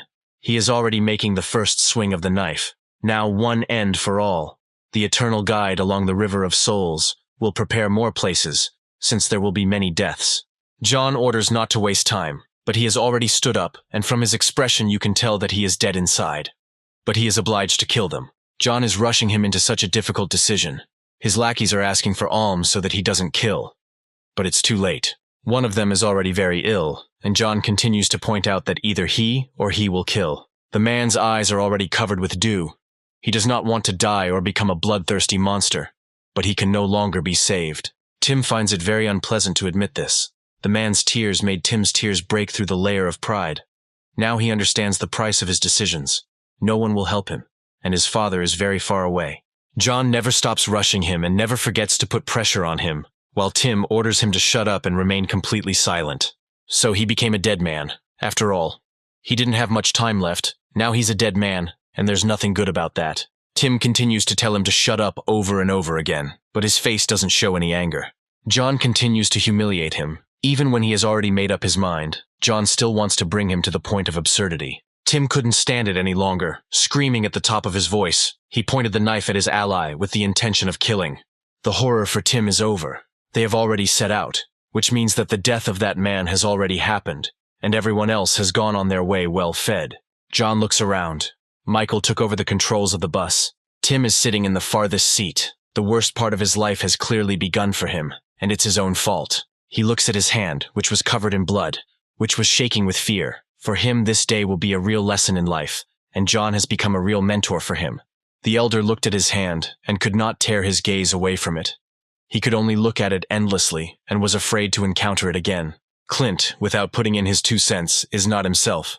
He called his friend a dog and continued to mock him. He shows his power by mocking the ruler's own son.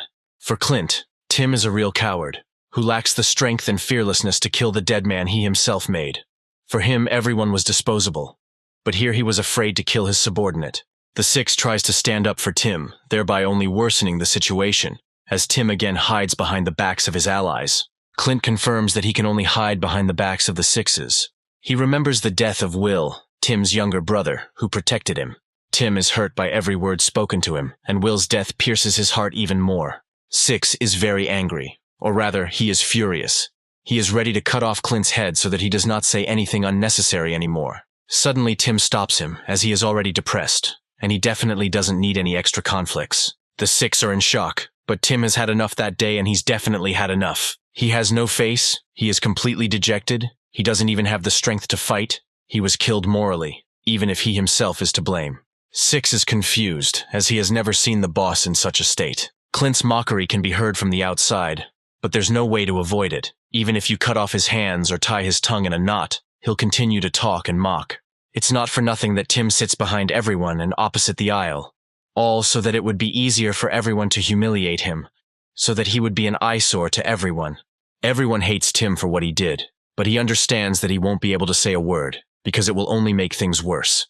They didn't even forget to remember City B, thinking that it was much better on that same bus than in that ill-fated city. Clint, for some unknown reason, decided to stand up. What could be on his mind? John kept his eyes on the view from the window.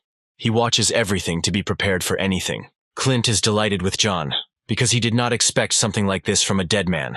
Such an ability to press on people's weak points. Clint puts John in comparison with all people, and yet he becomes higher and higher than everyone else at once. Clint rubs his chin and realizes that Tim is completely dead. His soul is already crawling out of him. He feels so bad, as if soon he will sell his 21 grams to the devil and find absolute emptiness.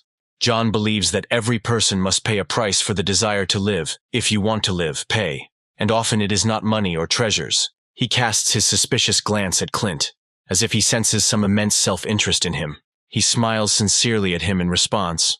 Some thoughts must have left his head. For how long? Suddenly they stopped. What made them hit the brakes so abruptly? Michael is worried about something. His face is puzzled. He is excited. He does not understand what is in front of him. He presses hard on the brake pedal to stop the bus quickly, because they encountered something mysterious on their way. After the sudden braking, Clint almost took off, but John managed to grab him. Michael points out what made him stop moving so abruptly. A scary van appeared on the road. Its nose was completely covered in blood. What could be there? These are the thoughts that come to all the passengers of the bus.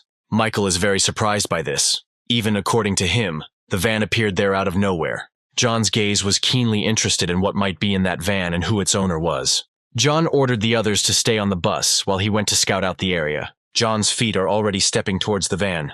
With each step, he gets closer to solving the mystery of this van. There is no surprise in John's gaze, which means he hasn't noticed anything wrong with this van yet. The van wasn't destroyed. It didn't show any battle experience, but the blood on the bumper told a completely different story. Whether its wheels had crushed many dead people while the owner was driving away from them. Initially, John decided to inspect the interior. Perhaps it was there that the whole secret of the mysterious van in the middle of the forest was hidden. There is not a soul behind the wheel. No secrets are revealed, but many more questions have arisen. Suddenly, someone rushed past the van, whether it was the owner, an enemy, or an ally. John noticed him instantly and fixed his gaze on him. He definitely needed to hurry to catch up with him. The unknown person is trying to hide in the shadows of the bushes and trees, and he is definitely not a zombie, but the same as John, with a mind. John looks at the stranger and listens to every rustle and even manages to hear the ringing of the links of the iron chain. Our hero decides to immediately move towards it and find out what kind of vans are standing in the middle of the road in a dense forest. John intends to catch him and even points out to him that he should stop. How long will he run from him? The stranger doesn't have time to leave and get beyond the horizon for John, but he's not such a weakling. He tries to catch up with the stranger at full speed to find out from him who he is, why he is running away, and what kind of van he is. The stranger is not a weakling and is not going to give in to John in speed, which is very strange, since previously John could catch up with anyone, even a bus at full speed. John is hot on his heels, and his target's heels are sparkling with his speed. Even John acknowledged his speed. He had never met such a fast person. Who is he? Only one thing is clear. He is definitely not a weakling. The speed of our stranger causes leaves to fall from the treetops right onto him and John. It's incredible. Who is he? A monster, a man, or something in common? Why is he bandaged and running with such force? What are the chains on his neck? All these thoughts visit John. After a short laugh, he suddenly stopped. Does this mean he is going to attack our hero? John was puzzled, and it was clear in his eyes that he really wanted to ask him a lot of questions. He stopped for a break. He must have run out of strength to run from John, since John doesn't let him run even a meter. Will John really catch up with the fugitive? But that's not all that worries him. He worries about the chains in which his hands are shackled. John hopes that he has finally caught up with him and no longer needs to chase him to reveal a couple of secrets. He jumped up from his seat as if on springs, heading towards him. He grabbed hold of a tree branch tightly, like a monkey jumping on vines, to get to his prey faster. John wants to get to know this guy better as soon as possible. Who is he, if he is so fast that he hides that van? He examines a potential enemy in detail so that when attacking, he can counterattack at his weak point. The sudden stop of that stranger seemed very strange to John, because this is only done when preparing a treacherous attack on the enemy. John attacks first and tells him to show his true face, which he hides under a hood. He turns his attention to him. Finally, his face will appear on the eyes that are hidden under the hood. It will not be possible to see the whole face because of the bandages, but the outlines will be known. At least it will be possible to find out what gender he is. His entire face is hidden behind a mask of bandages and hair. Only his emerald eyes and malachite-colored hair are visible. John was in shock. Even after removing the hood, the questions didn't diminish. His eyes were not just scared, but puzzled by who was hiding behind all this. Suddenly, the stranger dared to grab John's strong hand. He would not tolerate such impudence. His whole body is covered in bandages and chains. He is a prisoner, or an unfortunate experiment, having such wounds, has such powers. John couldn't expect such strength and grip from him. He can't even move from the spot. The stranger found John interesting. Something about him captivated and inspired him. Our emerald is still a human, which can be said by the color of his skin, but his strength is shocking, since John has never lost to anyone before. He traps John in a castle, preventing him from moving. The stranger is so strong that he can easily move John himself, who was moving the bus on his shoulders. He is stronger than all the enemies John has ever met. Never could he meet such a force that could move him at such speed. The second enemy has already driven John into a tree, but the first time he was being chased at full speed by a giant zombie boar. But now it is an ordinary person who, without gaining speed, pushed him into a tree. John has already put all his strength into it, but he still can't move from the spot because he is too strong. The stranger began to put pressure on him by saying that he himself recognized his strength, but was not going to give in to his strength in the slightest. John had already begun to put in excess force to at least push his opponent aside. Unheard of impudence, he grabs John by the hair, but if John is allowed to free himself, this impudent fellow will not live. But John still needs to free himself from the scoundrel's hands, but he can only stand pressed against the wall and grit his teeth. The stranger doesn't even forget to mock. After all, he wasn't taught manners where he came from. He pressed him against the wall for a reason. But here's what crept into our stranger's skull. He decided to explore John to the fullest, even to sniff out everything that was hidden behind the pile of muscles. He needs to see John fully. What exactly he wants to know from him and his body. The impudent man's hand even got into John's mouth. Even his mouth was not left untouched by the impudent man's hands. While examining the teeth, the impudent fellow decided to try the fangs, which were as sharp as a razor. The stranger thought John's teeth were very healthy, which he thought was strange, like for a zombie. Finally, he took his playful fingers out of his mouth, which had been in his mouth for quite a long time. John reacted instantly to this and clenched his teeth like a bear trap. The stranger was very surprised by his speed, and even mockingly called him cruel. John is very angry at his opponent, and he is even more angry because he constantly puts his hands where he shouldn't. He thinks of John as a weakling because he is not strong enough for him. Even if that is true, he shouldn't have spoken about him like that. Suddenly, an arrow flies from the side, aiming to pierce our heroes, who are pressed against the tree like a sweet couple. The stranger is no weakling, and easily catches the arrow in flight just like John did earlier, which suggests that his reaction is the same as John's or even better. For our emerald, everything around seems interesting. Everything around awakens delight in him. John's entire team came running to his rescue. but it's unlikely they'll be able to help him in any way. Clint orders the stranger to let John go, holding him at gunpoint with a crossbow. The others are very excited, because no one has ever been able to corner John, and yet some man took him hostage with such ease. The stranger is surprised that John has friends and that they are not even food or a snack for him, but comrades who will come to his aid. He thinks that this is very bad, and that it will be very difficult with John, even for such a strong guy. He squeezed the arrow until his hands bled, what came into his head, what his insidious plan was. He decided to kill John's friends and sent a bloody arrow in their direction, but it is unknown why he wet the arrow with blood. The arrow is already flying towards Clint. Any minute now it will catch up with him and send him to another world. He froze. The speed of the arrow amazed him. He didn't have to use any devices to throw the arrow with such force and speed. John immediately freed himself from the enemy's grasp and rushed towards Clint to save him. Everyone nearby shouted his name, fearing that he would no longer be saved. He stood there and watched all this, as if he had done all this just to see John's reaction, whether he would try to save his friend. Still, John manages to save Clint, grabs him by the head and takes the entire blow on himself. Clint can only say his name as the arrow pierces him, and seems to already touch him with its tip. It really hurt him. Even the strongest bites of the zombies, the blows of the giant boar were ticklish for him, and now one arrow made him clench his teeth until they cracked. What would have happened to Clint if he hadn't been saved by John? The arrow would have pierced him right through, and others would have gotten it too. Everyone is surprised by John's speed, as even here he managed to catch the arrow with his whole body, but saved Clint. The stranger silently watches as the dead man saves the man. For him, it is the most amazing experience in his life. Still, he considers John problematic because he has a conscience, or because his friends turned out to be very important to him. A certain rumble from the side caught the attention of our impudent fellow, and he even turned his gaze in the direction of the noise. The rumble spread throughout the forest, as if something more terrible was heading their way. It can't be. It's that same van. It's the one that's making the noise, and it's so loud that it spreads throughout the entire forest in a matter of seconds. The noise never stopped. Everything about the van was strange, and the fact that it had never been hit, but there were many bloodstains on its white paint, terrified those who saw it on the horizon. Something was trying to get out of the van. This something was hitting the doors of the van, and blood was gushing out of them in all directions. This creature forced the stranger to leave them and go deal with it. The last phrase made the situation worse. He said that they would definitely meet, since they still had eternity ahead of them. But now, he had to go. Clint is still scared, and John is trying to get up from his knees and continue interrogating our stranger. The enemy whistles at someone, as if calling his puppy or his ally, whom John and the whole team would definitely not be able to defeat. It got out and right next to the bus with passengers. What is this that is going to the whistle of our impudent fellow? What kind of a pile of blood, flesh, and rot is this? From inside the van, piles of bloody handstains are visible, as if the van were a Pandora's box containing something very horrific. The giant creature crawled towards our heroes and left a trail of blood behind it. A stranger is waiting for his dog, a rather strange pet, but they are similar to each other.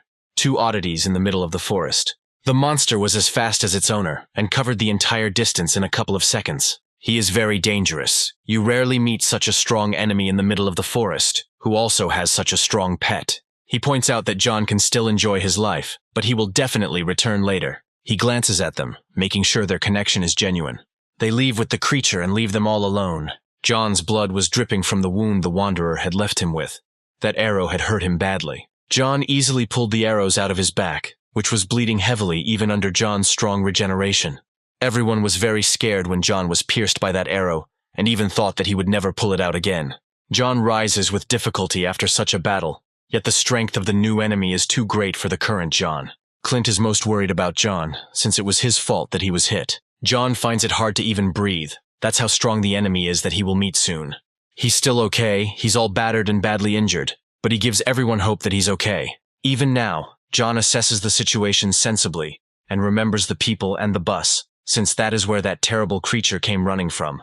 John hurries towards the bus as if he doesn't care at all about that arrow wound. Clint won't forget about this, and will remind John that he should take a rest and treat the wound.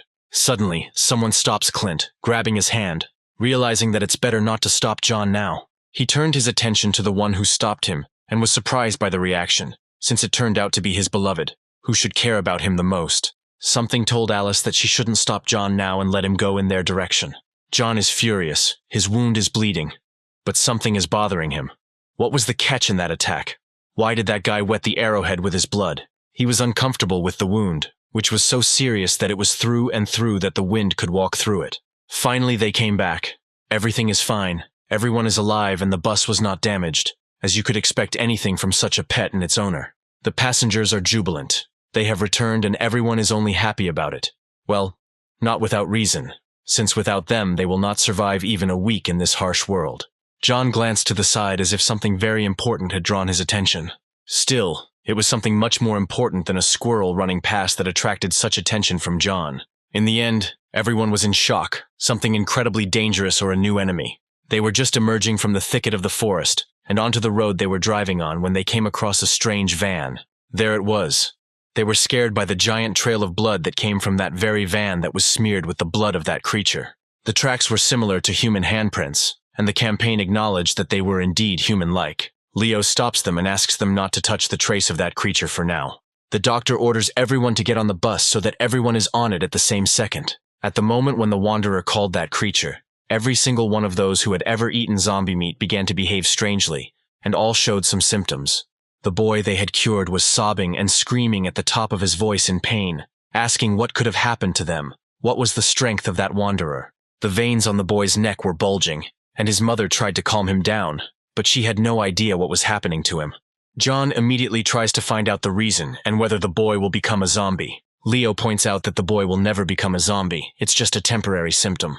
Everyone who ate zombie meat had the same symptoms as my son. The situation is absolutely horrific. And they, like no one else, understand this better than anyone. And that van that is inside is full of blood and everything else that is most terrible. John remembered that some kind of creature had crawled out of that strange car. What it was, and what it looked like. Such questions appeared in his head. Leo is confused. The creature disappeared from sight, but he believes that the creature could not have been human. Someone did shout out and opinions were divided. One said that the monster was a man. John and Leo instantly glance in his direction.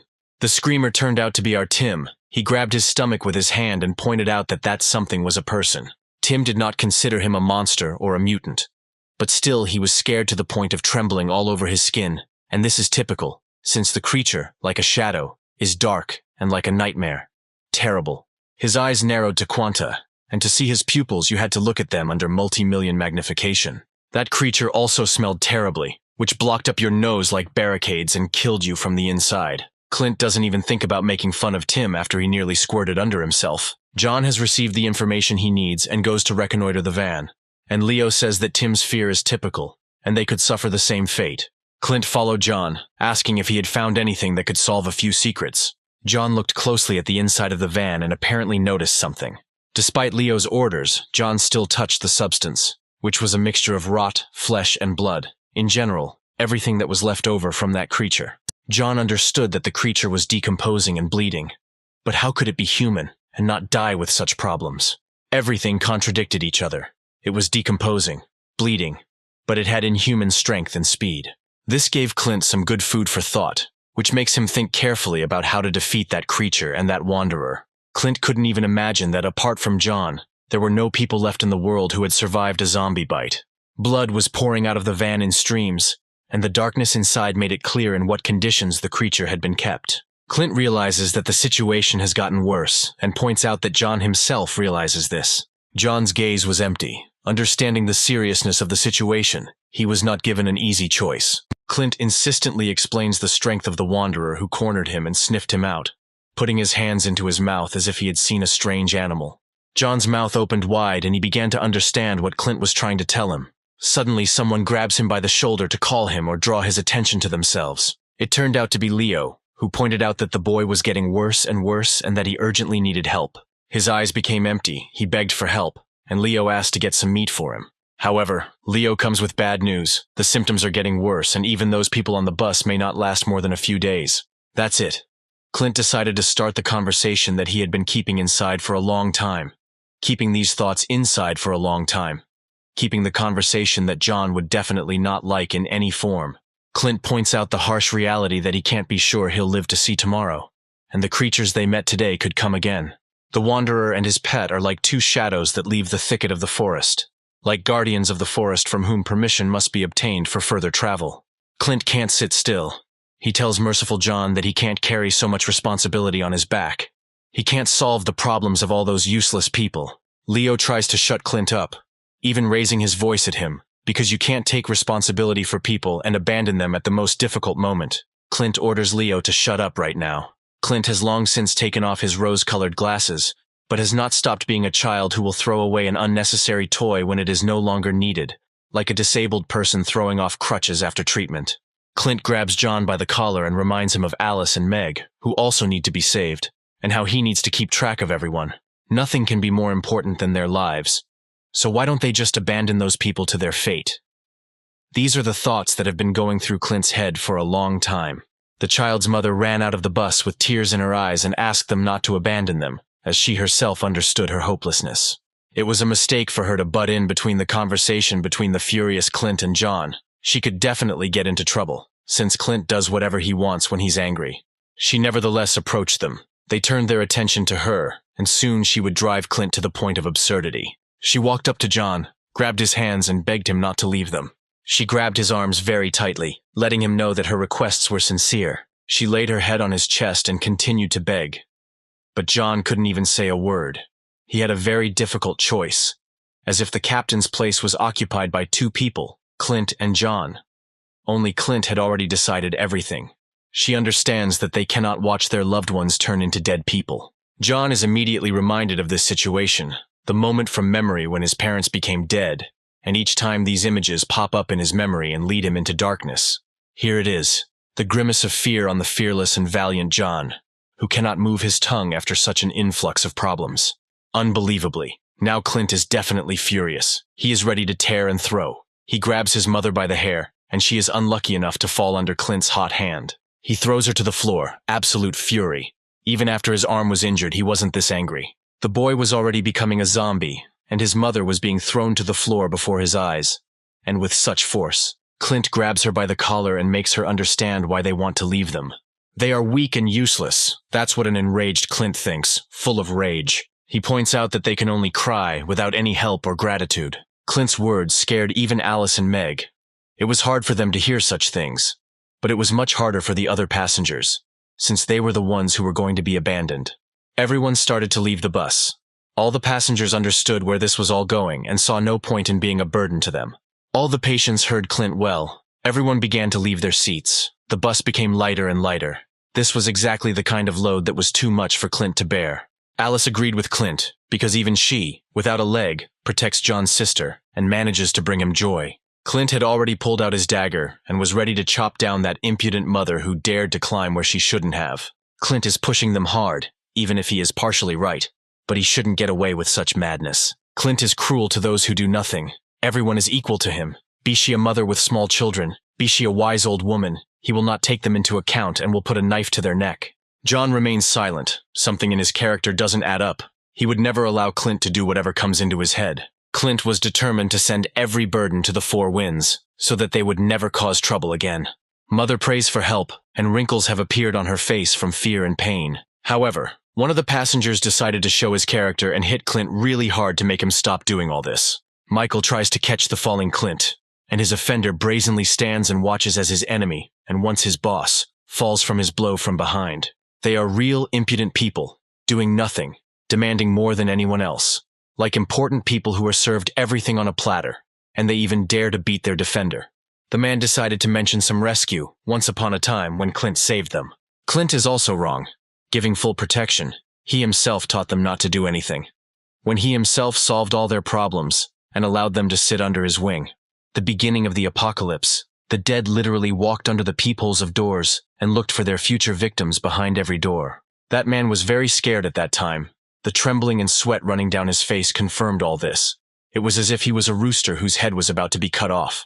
It seems that the dead have no mind, but they were able to find out about the people in the apartment, even behind the door. Everyone was paralyzed with fear. A small lightning bolt passed through the nerve endings. Adrenaline played at full strength, and the body froze. As if wrapped in chains, the body could not take a step. The man grabbed a knife from the closet. How could it help him against a crowd of zombies?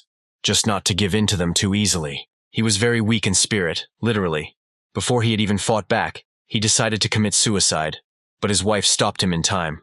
The dead were already on their heels and peering out through the cracks in the doors, showing with their whole appearance that they wanted to devour everyone here.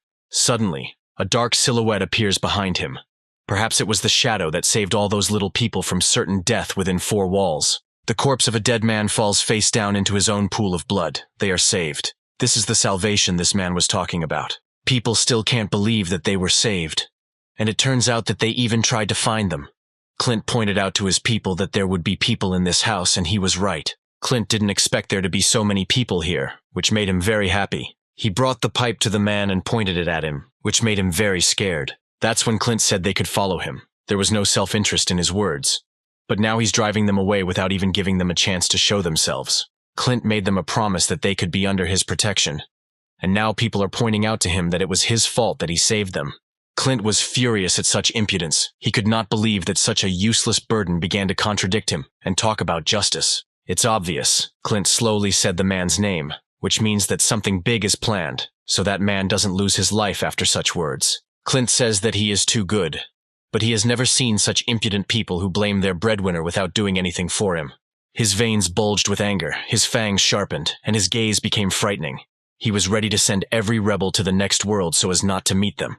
Clint doesn't do charity work. If you want a roof over your head and food on your plate, be prepared to give at least some benefit to the boss. He throws the impudent fellow down and shows him his place. Since when did Clint have the responsibility to support their every whim? The following impudent men are not far from the man. They all want to get their share, and they are ready to kill Clint, considering him equal to themselves. They pulled out their knives and quickly rushed towards Clint. Michael and Sam take all the brunt, and the entire fight falls on their shoulders. Sam was already grabbed by the face. The battle was both ridiculous and serious at the same time. Michael is surrounded on all sides. The battle is quite tense for both of them, especially when the fight is not on equal terms. They didn't turn out to be weaklings and even showed themselves well, since even Sam had probably already lost a couple of teeth. Sam flies away to the onlookers after a strong blow to himself. Everyone around is surprised by the fight in which both sides are in the wrong. Meg is very scared and holds on tightly to Alice. No one could have expected such a fight in the middle of the day. The mother of a sick child asks them not to fight. She is afraid of the consequences. She dares to beg for help, but is afraid of fights. In her place, she should hide in a secluded place and not stick her head out for a while. Suddenly, her doll-like gaze turned its attention to something else. She does not lose hope that John will help her and calls him again and again, asking for help. She addresses him without using his name, as if she never cared what his name was, even after what he did. Still, Clint will not leave her alone. She will always get what she deserves for every insolence she shows. The sparkle in her eyes instantly disappeared. All her hope evaporated the second Clint grabbed her hand. Whether all was lost for her depended on his mercy. From Clint's face, you can tell that nothing good is in store for her. Only more pain, fear, and horror. Clint explains to John that these people don't give a damn about him when they don't need him. But when they do need him, they will always ask for help. He believes that they don't value anything that is given to them on a plate. All they want is constant protection and food right on their plate. Clint tries to reach out to John, but in response he gets unanswered silence. Something is definitely wrong with John. The words of that mother were too painful for him. He remained silent, as if the entire outside world did not matter to him. Perhaps the attack of that wanderer, the arrow whose tip was smeared with his blood, was to blame for this state. Clint endlessly explains about the personalities and character of those people who at that very second beat up Michael and Sam. Explains to him that for all of them he will always be a monster, whom they will honor as a god and pray to when necessary. John's eyes showed alarm. What happened to him was known only to him. The wanderer's blood began to act and metastasized. There was an uncharacteristic tremor in him. The poison had begun to spread, but John's behavior had already told the whole story. Clint is worried. He only now noticed the oddities in John's character, and began to ask him what happened to him. Blood gushed from the wound. Clint's eyes showed all his fear. They had the same fear as 15 years ago one night. John was spitting blood. Clint was trying to catch him and somehow help him in his condition. John's fall could not be stopped. The poison was very strong. That wanderer was very dangerous. Even his blood brought a lot of problems and disabled even John. What kind of power is hidden in that stranger that was able to send John to a hospital bed with his incredible regeneration? Clint is in shock. He could have previously understood the strangeness in John's behavior, but he reacted too late and may have lost a friend. Our hero fell to the ground. His face was gone before, but now it was even worse than before. His powerlessness and malaise. The blood of the wanderer was to blame for everything. What were his goals? John lost consciousness and was bleeding. It was very strange for him to lie in such a state. No one could bring him to this. Mother immediately reacts to everything with screams and shouts. She is more afraid for herself than for our character, since without him Clint will abandon them, which means that they will all die. Alice is genuinely scared for John. What is wrong with him? Is the Wanderer to blame for this? These are the questions that come to her mind. Finally, everyone stopped fighting and looked towards John. Oddly enough, they were scared, but some were scared for John, and some for themselves. It is clear that only Clint's team is afraid of losing John as a friend.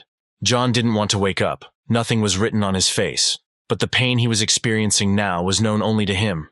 Clint was shaking with fear. His hands were shaking. He didn't understand why this happened to him so suddenly. He lay at his knees like a lifeless corpse, not reacting to anything, not responding to calls, and not showing any signs of life at all. Clint, afraid to do anything unnecessary, lightly touched his face, as if he were a museum exhibit or an archaeologist with a new fossil. Clint's face showed his concern. He didn't understand what had happened in such a short period of time.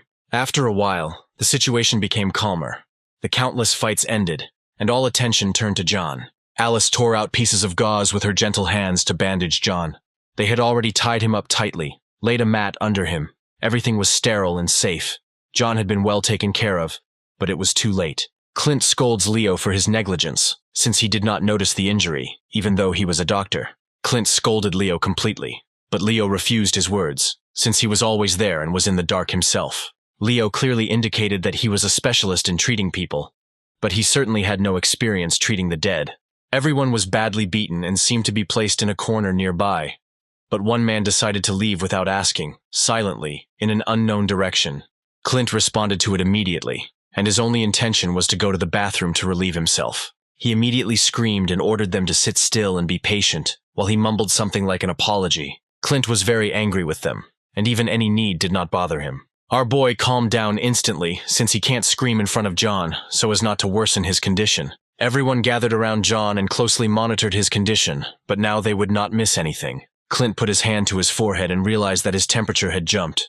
Clint finally understood the reason for John's condition. The Wanderer who smeared the arrowhead with his poisoned blood was to blame for everything. However, the fears were confirmed. The stranger squeezed the arrow until it bled, wounding himself in order to finish off his enemy. John saved Clint at the cost of his own safety. The speed of the arrow alone would have been enough to kill Clint. But the Wanderer was serious and decided to kill him without mercy. Clint's hand was shaking. He was afraid that it was all his fault and his carelessness. It was he who was attacked, and it was him that John saved, covering him with his body. He felt guilty. There was sadness on his face, what he would have to do to atone for his guilt. John's sudden cough pulled everyone out of the depths of despair, and he finally woke up. Clint immediately started peppering him with questions about whether he was alive, how he was doing, and whether he was awake. John opened his eyes. After all, he was alive. He was not such a weakling that someone's blood could kill him. Everyone rejoiced, shouted his name. Bright smiles played on their faces. The world was filled with new happiness. For John, it is a joy to wake up and see familiar faces in front of him. His smile begins to shine better than any star in the sky. But still, this doesn't make his condition any better. He needs to ask for help just to get up. But still, no one will refuse him here. John's gaze became clearer. It was no longer so empty and drooping. Finally, an answer could be expected from him. He touched his face and wondered why his face was so dirty, as if he were with his little son who had gotten dirty in the sandbox. John's behavior was just as strange. For some reason, he cared so much about Clint. John noticed the freeloading passengers sitting nearby, whom Clint had left alone while the hero was in oblivion. Clint didn't like the way John acted. He saw excessive care in his behavior, as if he was not of a traditional orientation. John never stopped praising him for working so hard to keep order. Clint began to be cheeky in response to John's affectionate remarks, because in his opinion, he was disgusting. He explains everything by saying that he had to do it this way. If everything had been different, Clint threw overboard all the unnecessary ones. John remained silent. He beat up every single rebel. Every single one of them got what they deserved. Each one got a couple of bruises and contusions. Clint pointed out that John would never get the chance to save him again, and appear so holy. Clint even condemned him for taking care of everyone but always forgetting about himself. John began his speech again, which was supposed to touch Clint to the depths of his soul. He explains to him that even if he went back in time, he would save him again. Even knowing that the arrow was poisoned and could kill him, he would put his back in harm's way. Clint stopped. John's words pierced him much deeper than that ill-fated arrow, and it remained deep in his heart. For Clint, this arrow of John was not in the back, but in the heart, and he accepted it into himself, as if it were medicine. He was so captivated by this praise that he couldn't even finish his sentence before John showered him with compliments. John stands up and explains that Clint doesn't owe him anything, since they are not just comrades, but friends. Clint protected John's little sister, as well as Alice, and that's what makes him stand out above everyone else, and that's why John considers Clint a true friend. Even when that wanderer attacked him, Clint did not leave his friend in danger. He went into battle with a stronger opponent and threatened him with an ordinary crossbow. Then Clint was the only one who stepped forward to help John. Clint was touched by John's words, and his eyes showed joy that he was praising him like that, praising his virtues. John stands up and finally lets Clint understand that all his good deeds mean that neither of them owes anything to each other. John considers such signs of relationships to be the characteristics of a sincere friendship. Clint froze in place. John's words struck him so hard that he froze in that very second, as if he had been standing in the bitter cold for a very, very long time. Clint's mouth dropped open very wide. He didn't know how to react to such praise, since he had probably never heard such words from anyone. Here it is, Clint's real smile, full of joy and happiness. He finally heard what he wanted to hear. He was very embarrassed, but continued to pretend that John's words sounded disgusting and vile. He never stopped praising him, but others responded to this with their contemptuous silence.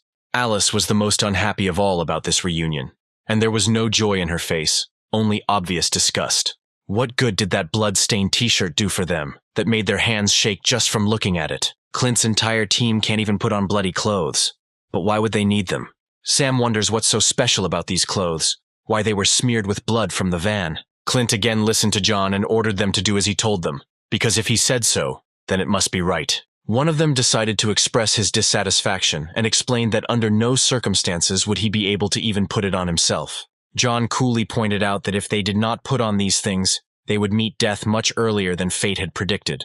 They immediately became worried, because death is no joke, and John is even worse. John's decision is driven by the fact that the slime on his clothes will delay the transformation of those who fed on the flesh of the dead earlier. Even this useless slime and rot John found a use that would save many lives. Michael and Sam looked down at their clothes, knowing that John had no point in deceiving them, and they could trust him. But putting on such horror was beyond their strength. Could it be that Tim is up to something again? His strange mooing can only mean one thing, that a new idea has crept into his head about how to annoy John and Clint's entire team into the bargain. Shaved and the whole gang reacted to their boss's mooing and were also sure that he had come up with something again. Answering a question with a question, without even turning around, indicates that Tim's cunning plan has begun to work. He wants to survive, although this is not strange for him, but there is a hidden intent in his words, since his methods of survival can reach the point of absurdity. Tim's gaze was as determined as ever. He was excited, but also cool-headed about everything and everyone. His feet stepped towards all the people and passengers to take his clothes too. Something about this van is definitely wrong. A lot of rot, flesh and blood. This whole mixture of everything kills the desire to approach it. Tim had already approached Sam. He tried to push him aside to get to the van. What happened to Tim? A minute ago, everything was normal with him, and suddenly his look changed. You could tell from his eyes everything that was bothering him. The capillaries swelled and colored the whiteness of his eyes blood red. Stench and disgust. That was all that was reflected in the inside of the van, all the worst gathered in one place. Tim was suddenly plunged into memories, as if his head was filled with old photographs, which prompted him to return to the past. In these memories, he was defeated in fencing. Whether his opponent was strong is known only to Tim. It is clear from his face that he is not happy about the defeat. Otherwise, he was afraid of something. Defeat is not a one-time thing for him. He will constantly remember it and torment himself. Everyone was praising the winner. All this was a lot of pressure for Tim, because they were obliged to praise him, and not some winner. The stands rejoiced as if their biggest bet, which they had placed on Tim's opponent, had won. They praised him and called him the most pleasant words. Only one was not happy with the outcome of the fight. He snorted contemptuously in Tim's direction. The one fan who was not jubilant was Tim's father, and it was he who brought him the greatest fear. Defeat frightened Tim, since his father's reaction would be too cruel. Father stood up from his seat and went in his own direction. There was nothing holding him here anymore. His cruelty was too extensive. Even when Tim shouted at him, he did not react to a single word of his. Tim asked his father for forgiveness, asked him to give him another chance to prove his worth. He calmly replied that it was not worth it, since it had no value for him personally. The most terrible and influential person in Tim's life was always his father, who was influential for everyone, and not only for Tim himself. The father did not have any hope for his son. He initially considered him a weakling, and nothing could change his decision, not even an ill-fated victory. All hope of rising in his father's eyes had disappeared, and his eyes were filled with emptiness in the same equivalent as his strength of spirit. All efforts were in vain. All hopes for elevation before his father fell to the ground. Hope left him first, then everything else. Even if it had been a real fight, even if Tim had been pierced by a real blade, it would not have brought the same pain as the pain of disgust from such an influential person as his father. It made his bones tremble. He bent his knees and did not stop shaking, as if one defeat had stopped his life. Time flowed more slowly for him.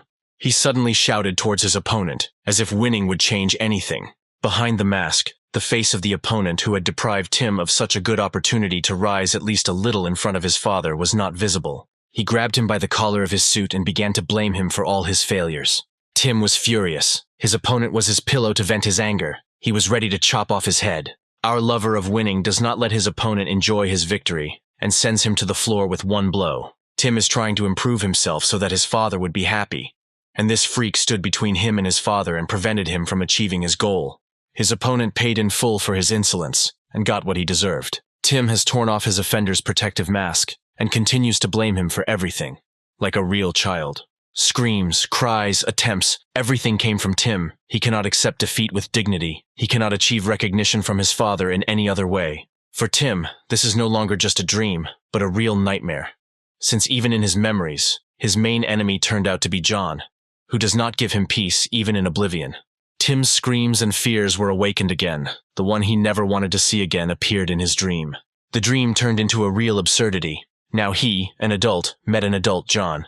He decided to look around, since nothing could be expected in this place. Everything was new to Tim. Now the stands are filled with the dead. They have driven him into a corner like cattle. He is surrounded. There is no hope of salvation, and only inevitable death awaits him around the darkest corner. Tim orders them not to come closer, but it is unlikely that any of them will hear him. Everyone will reap their peace and not leave a single living place on it.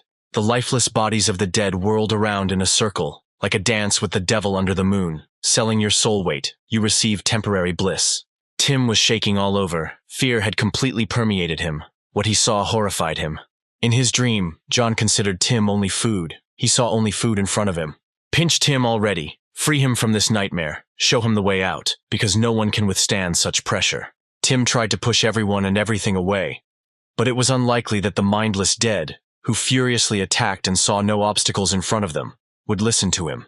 While the boss was sleeping, it was already night, and his nightmare made him shout throughout the bus, which disturbed all the passengers in the middle of the night. He woke up in a cold sweat, as if he had been doused with ice water, which pulled him out of the depths of that nightmare. Everyone was surprised. No one could have expected Tim to awaken so suddenly. Clint and John are back together, and they too have decided to show their attention to Tim, who is having nightmares and will soon start teething. The sixes ran up to their eldest and began to explain everything that had happened to him while he was unconscious. They began to speculate about the cause of the fainting spell, and pointed out that the foul smell of dried blood from the van had caused Tim to pass out and fuel his nightmares. He grabbed his head. It clearly hurt a lot, since the dream was truly terrible, from beginning to end. Tim's mind flashed to the silhouette of his father from his deep past, a past that had appeared to him in a dream and plunged him into even greater despair. He sighed with relief and said that his father would not treat him the way he had done before. The night continued. The stars shone like tiny bulbs, but they could not outshine the moon with their light.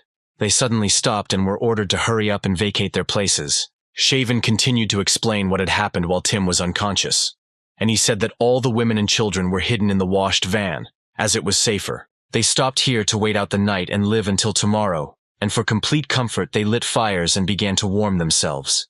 It wasn't so gloomy in the dense forest. It was quite light, and the light from the fires provided not only this light, but also warmth and comfort to boot. The boy is getting worse and worse with every second. The scar on his mother has healed, and the man is trying to ask for help. He asks to get some meat, but Clint immediately reacts to him with aggression. John doesn't care anymore about how Clint behaves.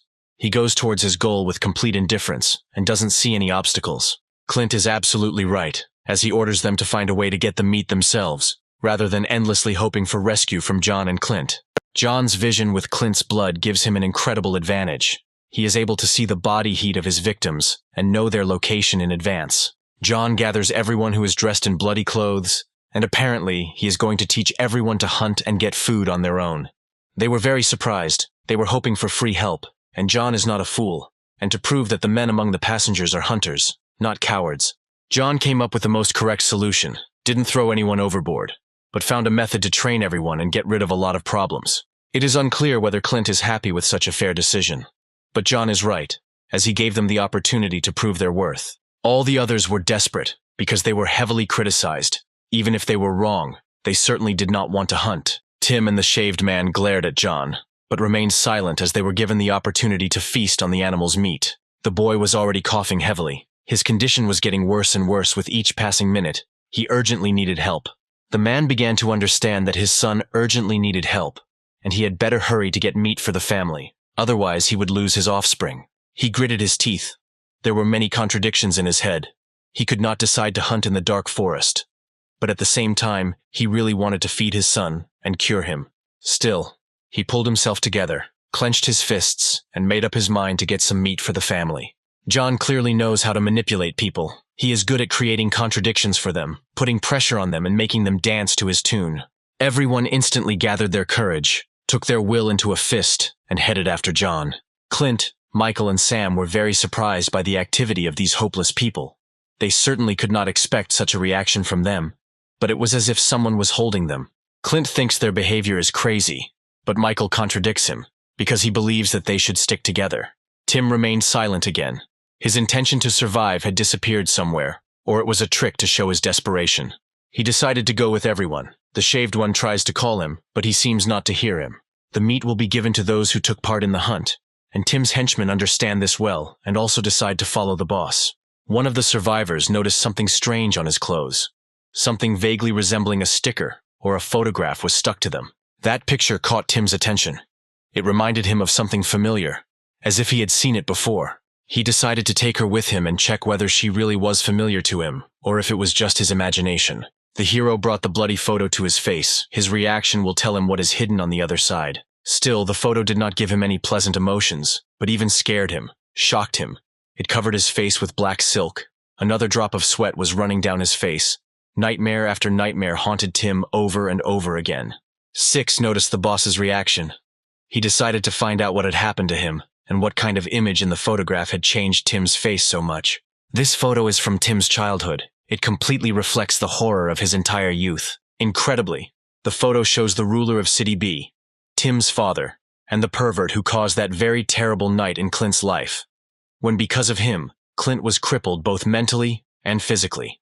Clint suspected something, and for good reason, because they were talking very strangely and were definitely planning something.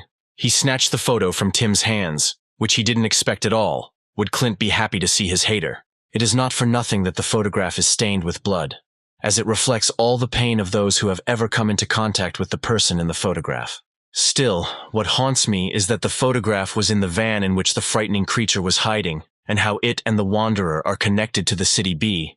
Is it true that it is a trap, and how soon they will get there? Clint's reaction is similar to Tim's, but he is much more shocked, since his childhood nightmare turned out to be the father of his enemy. In that same second, images and memories of those events that Clint so wants to forget flashed in his head. Tim wants the photo back, but Clint doesn't want anyone other than his family and John to know about it, and immediately removes his hand from Tim.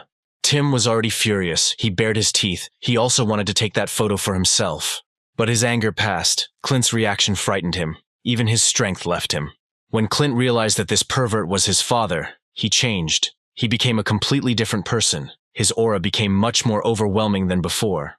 Tim suspected in his look that perhaps he had connections with his father, and from his reaction, he understood that they were not friendly. The shaved man wants to avoid conflict and pulls the elder one out of the conversation, inventing a reason for this. Six finds Clint truly creepy because he still hasn't taken his eyes off the photo. Clint had already broken away from the crowd. He had lost all desire to kill animals. He wanted to hide in the most secluded corner. He was finally able to tear himself away from the photograph, lowered his hand, and prepared to leave on the return route. He simply, silently, went to the camp to everyone. That photograph opened his old wounds and returned him again to the unhappy past. The night continued. The stars showed no signs of leaving the sky and shone with all their might. Michael and Sam stayed with Alice and Meg to warm themselves by the fire and talk about various topics. Alice asked them why they didn't go with everyone else to look for meat, and Sam explained that their zombie brother told them to stay and look after the girls.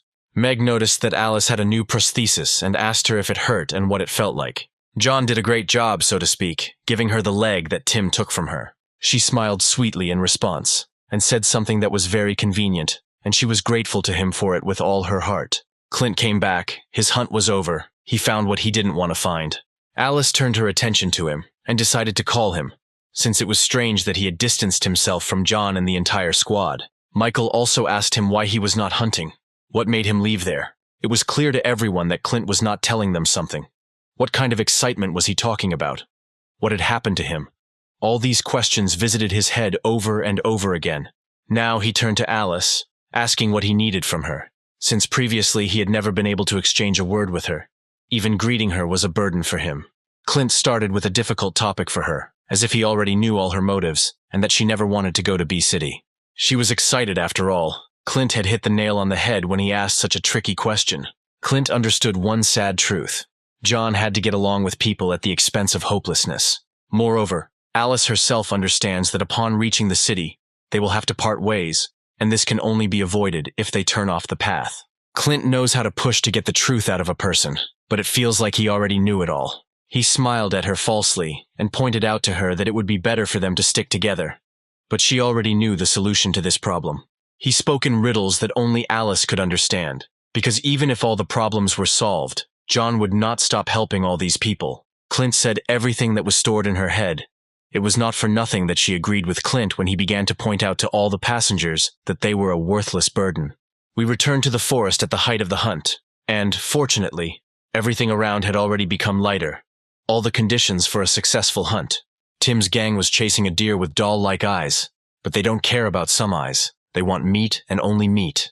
Tim is no fool and is already holding the tip of the stick and preparing it for an attack, just like I did in ancient times when people hunted with spears and bladed weapons.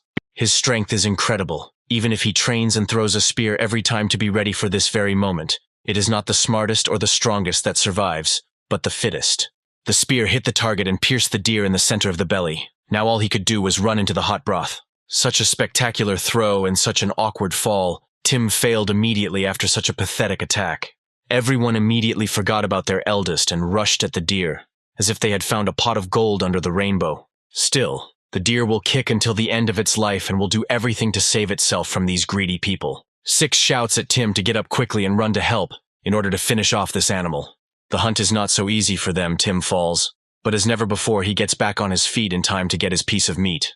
He grabs a large boulder. Apparently the deer's death will be quick, but not painless. The deer continues to kick, and Tim walks a long time with his stone, but you can rely on the sixes, since they are capable of holding one deer. In the eyes of the deer, as if there was nothing and there will be nothing. The eyes of the doll have a cute appearance and complete defenselessness. Tim delivers the final blow to the deer and finishes it off, blood spurting out in all directions like a fountain. Still, Tim did his best. They realized that it was worth going hunting, since they were able to taste such delicious meat and didn't even have to share it with anyone. The sixes praise their elder for the beautiful kill, and suggest not to share this most delicious meat with anyone. Shaven still can't believe that John was able to survive, and even became a sentient zombie, and all the problems are because of him. If it weren't for him, they wouldn't have sunk so low. They can't trust John and want to escape in their van, replacing the wreck with a nicer car. The sixes don't have time to finish chewing, but they chatter constantly. Only Tim is silent while he eats and enjoys every piece of food he gets. Still, the six can't sit still, and he needs to ask Tim a tricky question about the photograph they saw the day before the hunt. That photo was in the truck where that creature was sitting, and the six noticed it well, because it is very important information. Tim pushed his subordinate away, since he didn't like such information. After all the memories with him were very terrible. Tim agreed with the plan, but asked to postpone the discussion of the photographs, perhaps for a long time. Tim had already made up his mind. His eyes were filled with confidence, and he was ready to crush them. How timely John arrived for such an interesting conversation. He considers Tim a real man of some kind of fear. All their faces changed abruptly. John destroyed their entire plan at the discussion stage and cut it off at the root. Soon, John will have the pleasure of catching Tim in the midst of executing a plan. He is about to bring Tim down from the moon to Earth and grabs him by the collar to show him where the crayfish spend the winter. Moreover, he asks to compose a song about everything that was said and perform it in tears so that he can listen to this symphony. Again and again his plan fails, and he is unable to finish it, because John catches him at the most inconvenient moment and cuts him down at the root, stopping them. John won't even let him get to the camp in peace. He'll do everything himself and drag him to the people himself. Finally, they returned.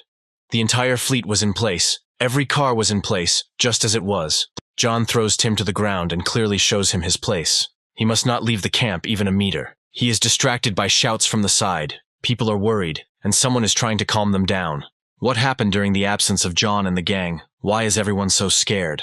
They clutch their heads and shout that the city is occupied, and there is no more salvation for them. Tim was struck by new information that they would not be able to get there, and perhaps his reaction was connected with his father. The radio says that the city is under attack by someone, and there is a rustling noise due to interference. Such news is the worst for all survivors. Tim crawled on all fours and could not believe that the city was gone, including his father. He was greatly shocked by this news, as if the sky had fallen right on him, as if he had fallen off a cliff into an endless abyss and was falling endlessly, having lost all hope even for death.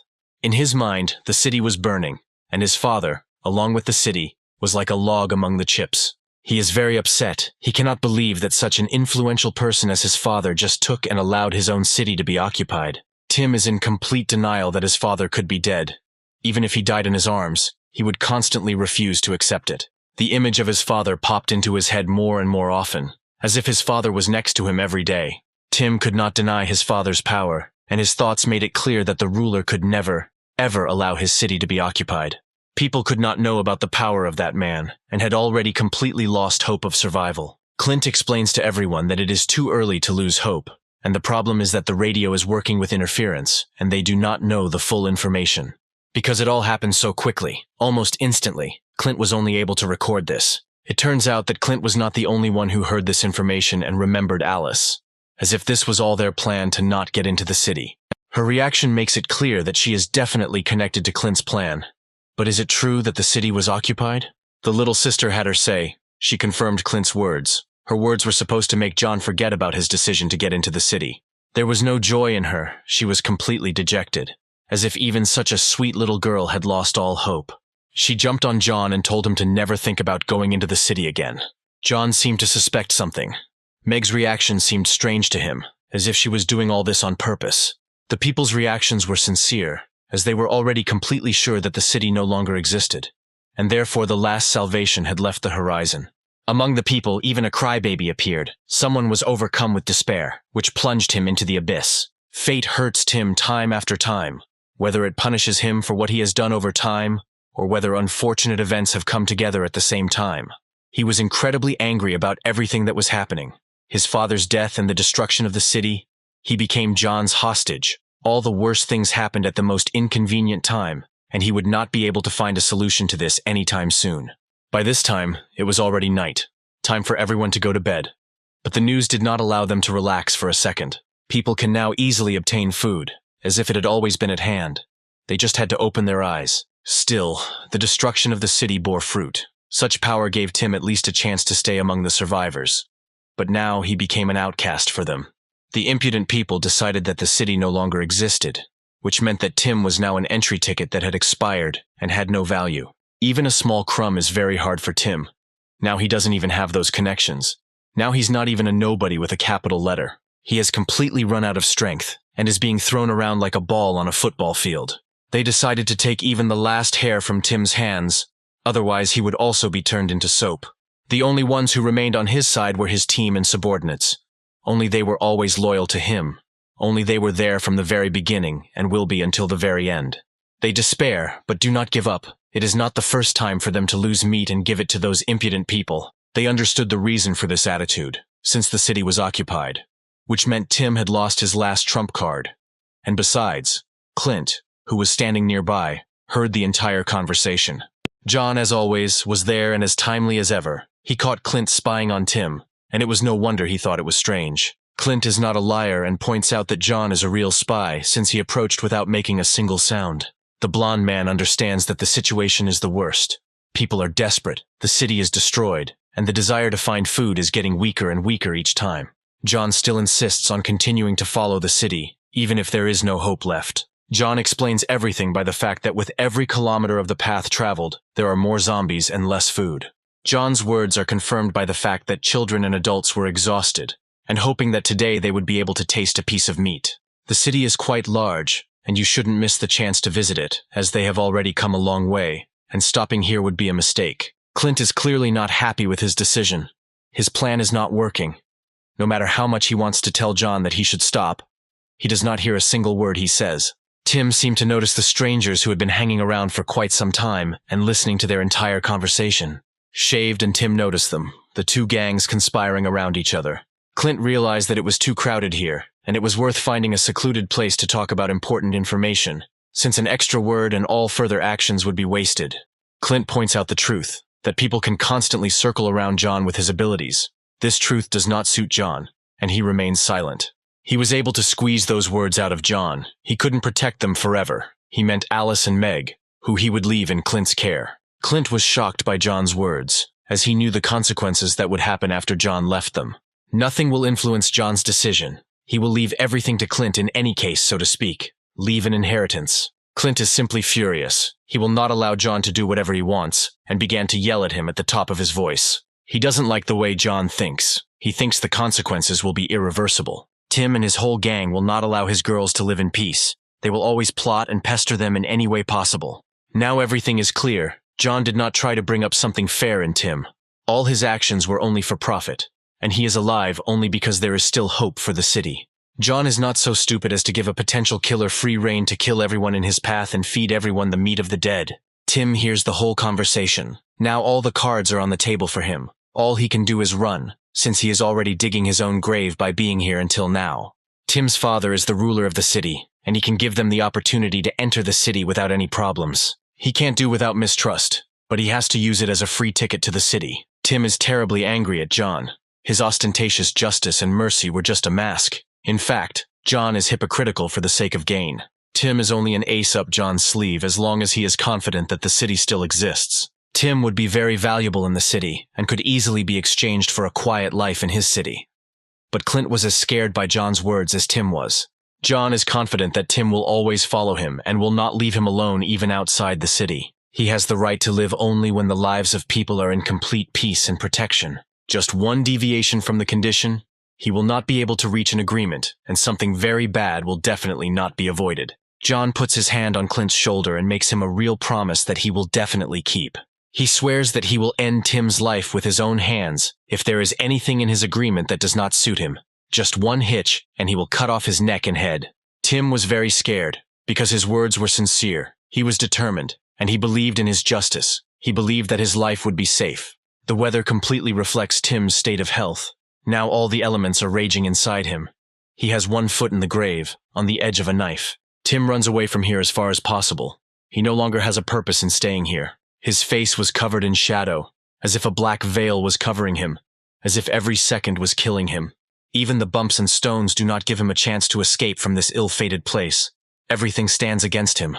Every centimeter is permeated with danger for him. Tim falls awkwardly into a puddle of mud. He is already all dirty, exhausted and weak, but everything around him is finishing him off. His fearlessness is disappearing with every minute. He grabs the dirt with his hands in rage, and his hand begins to shake. His fear knows no bounds. Failure after failure pursues him, as if lightning will strike him at any minute. Tim will not let himself be offended in any case, but these are just his words. He is weak compared to John and the others. He can only run. Still, they won't let him escape and save himself peacefully. Clint caught up with him at the most inopportune moment. Clint realized that Tim had heard the entire conversation, pointing out that Tim himself was already lying in a grave that only needed to be buried and left for eternity. Is there any point in Tim continuing to fight? Will he have a chance to save himself? Will he ever see a bright future? Tim wanted to grab Clint's leg, but he was faster and removed it instantly. Clint was amazed by Tim's strength of spirit. Even now he was climbing down the slope of the abyss. No matter how high its peak was, he climbed higher and higher, the obstacles that fate gave him. He passed with ease. Only now he was overtaken by a dead end. He bared his teeth at all his enemies. No matter how strong or dangerous they were, He always showed his fangs and claws, just to survive. He rises further, no matter what the bumps, he will get up. Tim pounced on Clint, his strength not leaving him, his adrenaline constantly jumping. Clint thinks he's a fool, even if he were the most fearless. He's very stupid. Tim's onslaught is stopped by one ill-fated umbrella, which turns out to be yet another obstacle. Clint's grin never leaves his face. He is ready to kill him at any moment and will always find a way to deal with him. Tim clearly didn't expect such a move. He attacked first and will fall first. His fighting methods are useless. He was pierced again, as once upon a time, a long time ago, the enemy's rapier did not allow Tim to win the battle, and now he was pierced with an umbrella. He no longer fights strategically, he fights thoughtlessly, simply throwing himself at the enemy, becoming cannon fodder. Again he fell. Every enemy of his brought him to his knees. He was never strong enough, no matter how hard he tried. Clint no longer had the same rage towards him. All he wanted was to punish him. He never once enjoyed it. He already steps on Tim's head with great force and shows him his place, since he cannot stand on his side to stop John. Even Clint can't convince John. He feels compassion for Tim, but can't help him in any way. He can only hurt John and mentions people eating zombie meat, with the intention of using them against John. Tim is already empty inside, and now Clint is humiliating him. Even fate, which was previously kind to him, has turned its back on him. Clint is going to use him too to stop John. Even Tim's gang will be part of his plan. He hints to him that he had better find a good way to say goodbye to his people, since soon he will no longer be the boss, and his lackeys will no longer be people. Raindrops were falling on him. He had already fallen face down into the mud. There was no way to help him. The situation was one of the worst for him. The rain continued to pour down in buckets, pouring tens, hundreds of thousands of drops of the purest water onto the treetops. Tim is not swayed by the words of some people. He always finds the positive in things, a real optimist, who can only be envied for his willpower. Even now he stood up and showed all his mighty strength. Even now he spits in the faces of Clint and John. Even now he laughs at their every word, even if he is already the winner.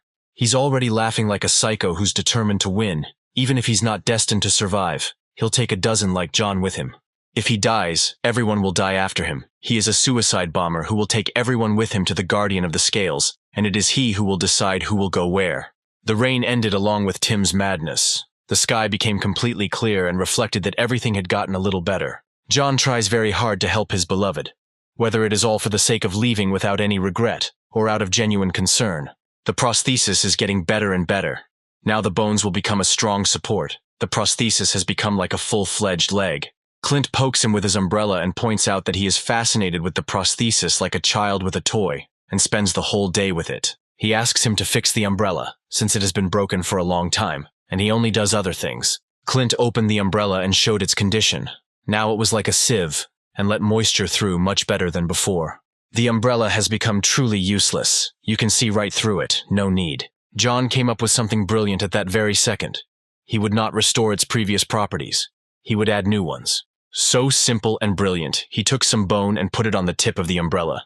Now Clint is a warrior with an umbrella. He really liked his work. A new weapon in their time is an irreplaceable gift. John interrupted him and grabbed his hand, as his stupidity could lead to bad consequences. He warns him never to let himself be hurt by this bone, as it could become his last weapon.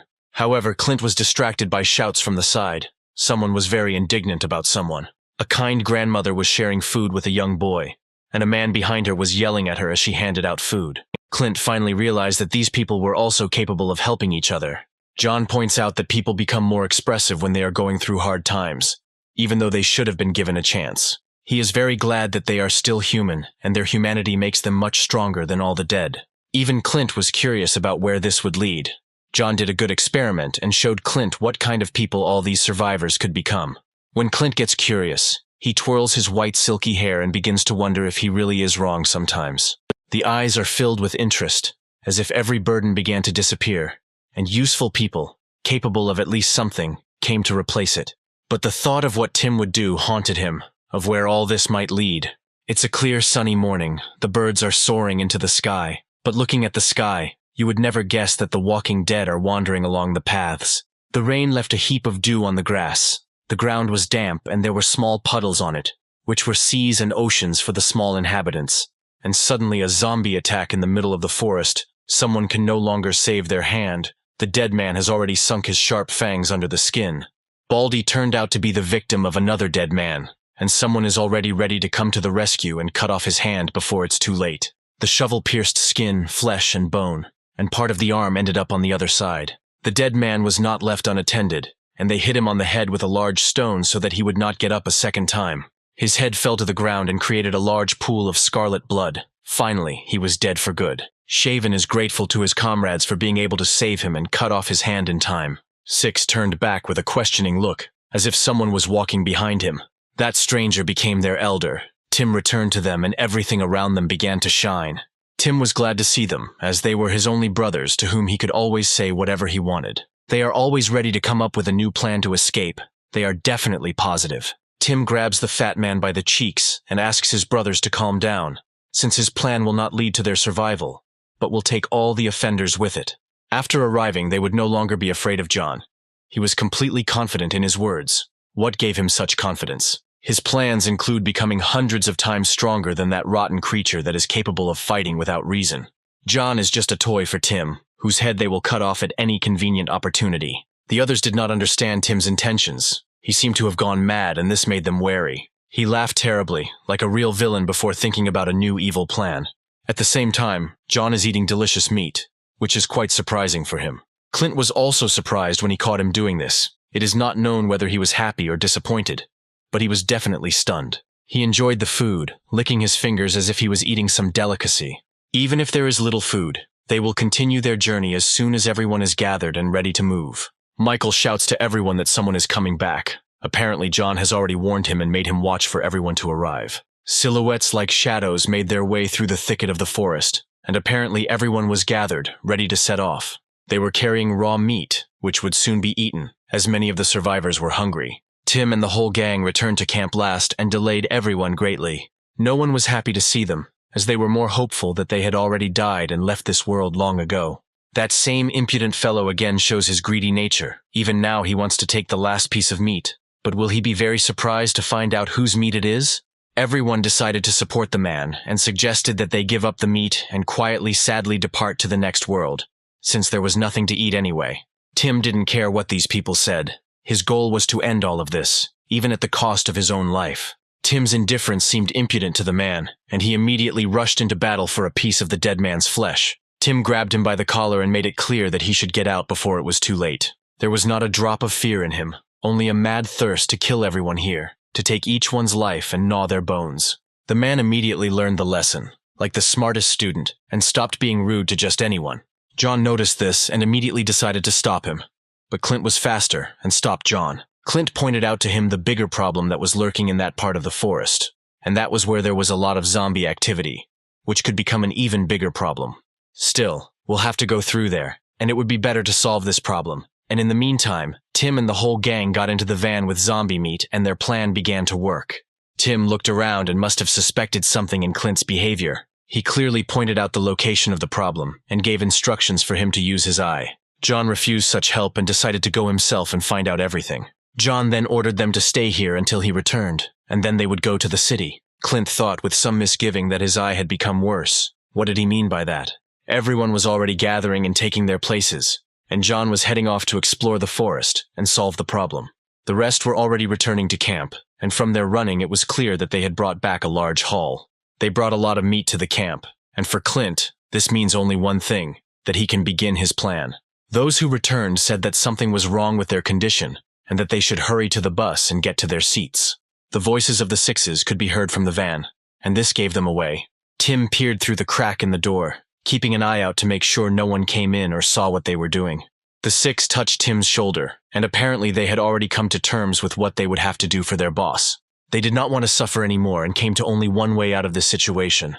They decided to eat raw zombie meat in order to use their sacrifice to help Tim take revenge and take a couple of lives of his offenders. Tim could not even imagine that his comrades would so decisively go to their deaths for him. He did not even dare to hint at such a thing.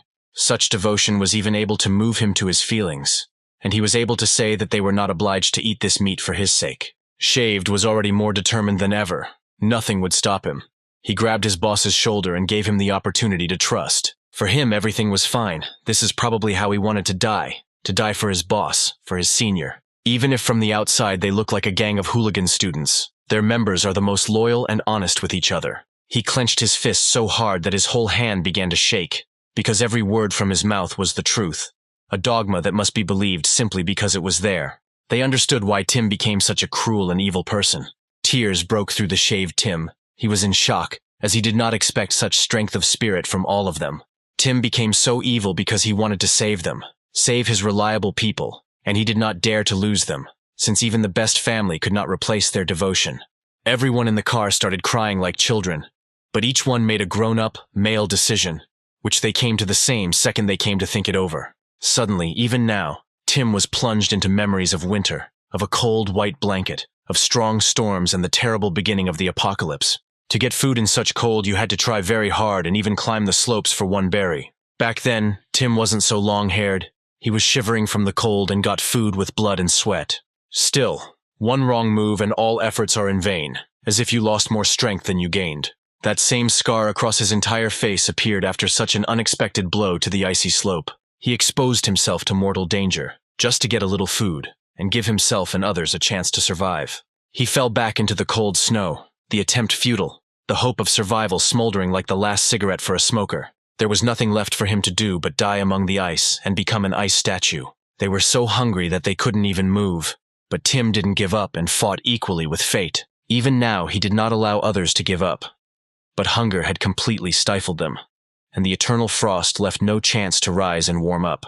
He couldn't believe that they had managed to escape from the hordes of the dead, and now they would die from the unfortunate hunger. His voice was very pained, but his only desire was to save his brothers. He was at a dead end. There was no food nearby. There was bitter frost everywhere, and crowds of zombies were roaming. No mercy from this world. Even the fat man lost weight, but he really wanted meat, any meat. He would have tasted even the most disgusting meat. They wanted meat, even if it was impossible to get. Tim always tried to find a loophole. He rummaged everywhere, but there were only fresh zombie corpses around. But he did not stop trying for the sake of his people. The dead were everywhere, like an anthill. They had poured out right onto the ground, and now their lifeless bodies lay with empty eyes. Tim thought that this was the solution. The dead as a substitute for meat to fill the emptiness in his brothers' stomachs. He lit a fire and was ready to prepare dinner for everyone, which would temporarily postpone the inevitable death of his comrades.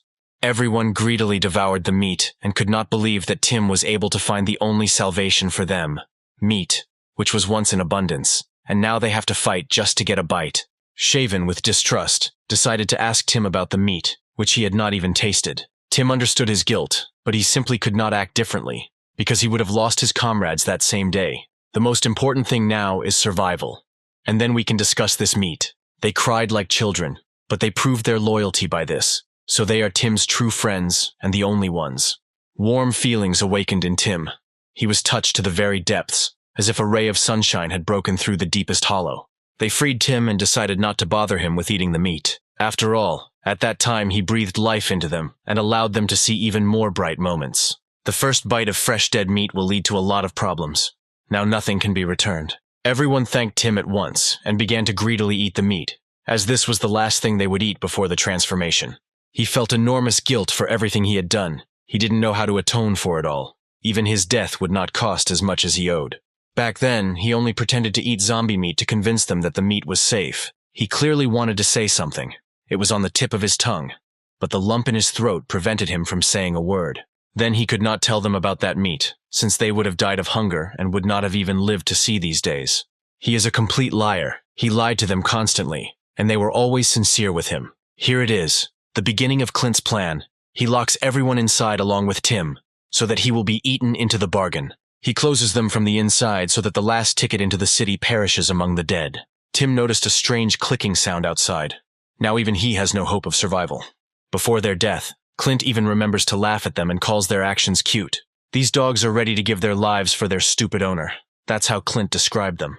One last click and a wave of the hand and everything that was in this van will stay in this van. Hunting has already become a favorite place for survivors. But hunting for John means killing hundreds of monsters to the sounds of their screams. Another dead man attacks again and again, without even thinking about who is standing in front of him. With one flick of the finger, the mad creature loses its head and is sent to hell. The monster fell, and Clint wasn't lying. This place really is not peaceful. All were defeated. The forest was filled with silence. Only the rustling of leaves gave life to this place. But still, there were far fewer zombies here than John might have thought. and that was precisely what surprised him. He remembered everything Clint had told him before he sent him here to scout out the area. He was confused as to why Clint had sent him here since there was little activity here. Besides, that strange smile on his face. All this did not give John peace, since everything in Clint's actions was unusual and for good reason. Suddenly everything became clear to him. His eyes opened wider. He finally understood everything and he should hurry. Still, Clint's plan was going as he wanted, as if he knew all the moves in advance and was 10 steps ahead. There were screams coming from the car, begging to be let out, and Clint stood there and pretended it was nothing. They tried to get out of him what he had in mind, but received silence in response. There were many witnesses around, but Clint didn't care. He calmly left there with a clear conscience. He took his mother by the hand and was already dragging her onto the bus, ordering everyone to take their seats as they were moving out. The mother decided to ask her beloved son where they were going, but he asked her not to ask unnecessary questions, and just go. They shouted after them, but it was unlikely that anyone would hear them anymore, since there was definitely no salvation for them anymore. Clint called out to Alice, and she immediately reacted to him with surprise. He ordered her to take Meg with her, and take their seats so that they could leave already. She follows Clint's plan exactly, takes her sister by the hand, and she obediently obeys her. They heard this noise and rumble from the truck, but they were not going to do anything. Just go and follow Clint's instructions, since it was very beneficial for them. Shouts, noise, and screams came from the car, but everyone had to hurry and become passengers on the bus. Everyone was worried about the noise coming from the car and wondered what was going on there and what was hidden in it. Nobody understood where they were going, and they began to get indignant about it. They make good points about waiting for John, but that wasn't part of Clint's plan, so no one will listen to this guy. Clint makes it clear that they better get going soon. Otherwise their flight will end, and they won't be going anywhere. The man was indignant, but could not contradict him, since he would lose his rightful place. But he was also haunted by the truck with its screams and rumble. What was in it? Such questions swirled around in his skull. Still, they decided to follow him, since they had no other choice. He would abandon them at any convenient opportunity. First, they all have to come in, and later they can talk about everything that's bothering their heads. Clint would occasionally glance at the truck, something that made him feel uncomfortable too. The screams continued. No one could shut them up from inside. But what was also frightening was what might eventually come out from there. Clint glanced at the ignition button and clearly already decided to hit the road so that John wouldn't catch up with him. He pressed the button too hard and too abruptly. Now he must take full responsibility for the consequences in the future. The old men and women were left overboard. There was no room for them. They were late. Clint is not going to spare anyone. To enter the bus, you need a ticket. They didn't have one, which means such passengers cannot even be present in the luggage compartment. He grinned insolently and made a haughty face to prove his cruel intentions. Clint orders Sam to head towards John. He definitely didn't want to get into the city and killed Tim for that. All those who dropped out ran after the bus, but it turned out to be faster than them, and soon they too would leave the horizon. They fell, screamed, and asked to come back. But Clint in the driver's seat didn't hear a damn thing, on purpose, of course. The last hope has flown away and left behind a cloud of dust. Clint is too cruel a ruler to be merciful. The truck was too dangerous for them, because it contained the main danger for them, the zombies that would devour them. Tim kicked the door with all his might, but it was too strong for him. He was surrounded. The boys would soon become mindless monsters, and the door was locked from the outside. He tried to get out, putting all his remaining strength into it. He fought with this ill-fated door like a monster. He wanted to open access to survival for himself. The boss was desperate, but tried to find a way out of this situation. Like an experimental mouse that was locked within 4 walls with predators. He beat against the door over and over again. But it was all in vain. He no longer had a chance to get out, only to resign himself to his fate. No one heard all the screams and calls. No one cared that there was still a man among the dead who would eat him, or even worse, infect him. Even though he could be heard, no one would save him in such a hopeless situation. He is the only one among the brothers. Whether it is all over for him, only his determination can help him, because only it will give him the strength and energy to fight again.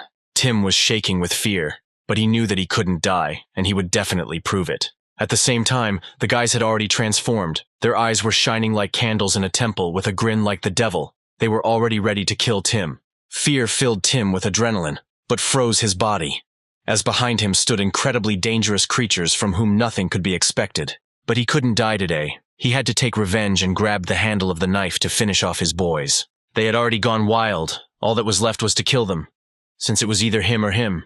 That's how natural selection works. But Tim shouldn't see death yet. He still needs to take revenge on many people, and it's too early for him to die now. Someone was rushing quickly past the tree trunks, creating a whistle from its speed. It turns out that John was already rushing towards the camp, as he was sure that Clint was up to something, and he turned out to be absolutely right. He pushed his way through trees and bushes, knocking down everything in his path to stop Clint, as he had been acting strange lately. He was eager to find out what his friend Clint had planned, who had decided to distract him and go in his direction. The bus was racing at full speed. It would be hard to catch up with it at that speed, especially if it was constantly on the move. Alice grabbed Clint's hand and wanted to force him to go back to get those people before it was too late, since he couldn't do this to them. This plan was very difficult for Clint, and there was no way he could sacrifice it for the sake of some people. She also thinks that Clint is taking on too much, since he had to distract John in order to get rid of them. He was definitely furious after her words. If she hadn't been John's favorite, she would definitely have been in trouble. He was really tired of listening to John's nonsense. This John was constantly sticking his long nose in and teaching him morals, as if he were a little child. He threw her down on the seat, and this greatly upset Meg, as she was very frightened for Alice. He doesn't understand that John wants him to become the most generous and fair, and this really irritates him. The passengers are perplexed by everything that is happening, but they will sit silently until the end and watch everything with empty eyes. Clint was very angry. He grabbed his head and clenched his teeth, as if he really felt guilty. He had been alone all his life, and suddenly out of nowhere this John came and started teaching him everything. It was both good and bad for Clint. There were obvious bruises under his eyes. He often experienced mental pain and his eyes swelled from tears. John was the first person Clint couldn't contradict, even if he didn't agree with him. Time after time, he took on everything and shared it with everyone, and even here Clint agreed with him. He always wanted to avoid conflict with him, and this is what his silence led to. But all this does not mean that he always agrees with him and is on his side. He is the same person and has his own opinion, even though it is sometimes wrong. Clint does all this in order to correct John's mistakes, since only they have each other, which is exactly wrong. Every mistake will be corrected by Clint, and in the end, they will be left alone. This is what Clint wants. This is what he wants. Still, Alice told him the truth. He is not John's only one. Besides him there is Meg, and she herself. Clint didn't like such impudence on her part, and he silently looked at her, as if at any moment his hand would grab her neck and make her beg for mercy. John also has human feelings, and he must not only give them, but also receive them. Clint was already on the edge. She was completely right. But he couldn't give her John, since he was the only one who could sympathize with him. He grabbed her by the collar and began to explain to her that she could in no way be a comrade, that she was a burden, and nothing more. She was calm. There was not even any fear in her. She was truly strong. That's what a comrade in arms should be like. Suddenly, the same truck crashed into the bus, but Clint was not able to think through every step, and at the most unexpected moment, his plan began to collapse. The entire bus shook, and everyone was thrown out of their seats, as if an earthquake had started in the middle of a calm day. Clint was confused. His surprise knew no bounds, since anyone could come for him. A truck pulled in behind the bus, containing Tim and his gang, who were supposed to eat him. But something went wrong. Tim was driving, and it's incredible that he was able to survive, escape, and reach everyone in such a short time. Tim had already caught up with them and was very angry, all wounded and wondering how he could have survived after such a beating. The bros were lying in the back of the van and were apparently killed by Tim. That's the man's fortitude. He escaped through broken glass, as evidenced by a piece of fabric from his clothing and a lot of spilled blood. He himself was almost dead. His breathing was heavy. He was ready to take revenge. Tim bared his teeth and promised that Clint would go to hell for everything he had done, and he would take him there himself. He doesn't leave them a chance to escape, as he steps on their heels again and again. Clint's plan began to crumble before his eyes, and he had only failed to take into account one point, and everything began to collapse like a house of cards. Tim can no longer be stopped. He makes a firm decision that Clint, John, and the others will go to the afterlife with him. Another violent collision with a bus. This battle is no longer for life, but for death. Once again, the entire bus is shaking. All the passengers are holding on to the handrails with difficulty, and there is general panic all around. Clint orders Sam to get behind the wheel and continue the escape, but it's all pointless, according to Sam. Clint doesn't like this turn of events. He has no choice but to swear and bare his teeth. Suddenly, Tim's hand breaks the glass. Now Clint is cornered. Now Tim is on top and will trample Clint to the ground over and over again. Everything is bad for him. Everything he did turned against him. All the mistakes he wanted to correct became large-scale problems in comparison. Tim was already prepared for death. He survived with all his might in order to take revenge and take a couple more people. Meg and Alice are very scared, both holding on to each other as if something immense will separate them at any moment. Clint didn't have a backup plan just in case. Now his plan is ruined. John is already heading for them, and Tim is already hot on their heels, ready to kill everyone. The atmosphere became very tense for him. All his actions brought only harm. He turned out to be a complete coward. As soon as everything began to collapse due to his fault, he abandoned everyone to their fate. The mother grabs him by the leg and begs him to save her, not to abandon her under any circumstances, and to keep her under her wing until the end of time. In her opinion, Clint is obliged to save her. Since she is his mother, he must protect her from all misfortunes. There was complete bewilderment in his eyes. Such impudence on the part of his mother. She dared to ask him for something when she had been acting worse and worse, time after time. She continued to crawl at his feet and beg for salvation. She was already mad for her life. Her son had previously meant nothing to her, but now he was her savior. A long time ago, Clint screamed and whined in exactly the same way. He asked to save him, but his mother stood behind everyone and silently watched all this. Even if they had put a knife to her neck, she could have stopped this pervert. She could have stopped the vile father, who had already been destined for a place in the tongues of flame of inferno. Clint will save her, of course. He will save her and sacrifice the most precious thing for this. But it was she who taught him one thing that he had to do in the first case. She taught him to save himself first. Then he could think about his family. But he is right. Even if he abandons all these survivors, his character is only to blame for his upbringing. He runs away from his mother's arms, and now she has the same face as Clint had 15 years ago, when he was tortured and cut. Clint can't be stopped anymore. He has already run far away from his mother, since it was necessary to establish contact with him first, and only then whine for help. He jumps out the window, leaving all the passengers alone without a commander, which is definitely his biggest mistake. She hasn't even changed in many years. She only thinks about herself. About herself. She doesn't care what happens to her son, only about her well-being, nothing more. He will soon leave their horizons, but his mother still continues to point out to him that he will not be able to live a minute without her. And then the memories came back to him again. He was little, running away from his mother, and it was not too late to establish contact. He tried to shout to her. He once wanted to run away with her far, far away, to leave all the problems here. Just the two of them could go on a journey and forget forever about what kind of life was in store for him here. At the same time, his smile dropped. His mother refused him. She cannot fulfill even one of her son's most cherished wishes. Only now did she begin to realize her guilt. So many years had passed, and only now did it creep into her head that she could be responsible for everything that happened to her son. But it's too late to cry and weep. Tim is already breaking into the bus and is ready to take many lives before he dies. Now Tim is not such a piece of trash. Every offender will be chopped up by his hand. It was not without reason that he decided to do this. The survivors were very scared. They couldn't do anything to the zombies, especially when Tim became one. They begged for mercy, but Tim's eyes burned with another desire. They burned like candles in a temple. His smile, like the devil's, scared everyone around. He was definitely ready to leave everyone's hopes on his sharp claws. Clint made the biggest mistake of his life.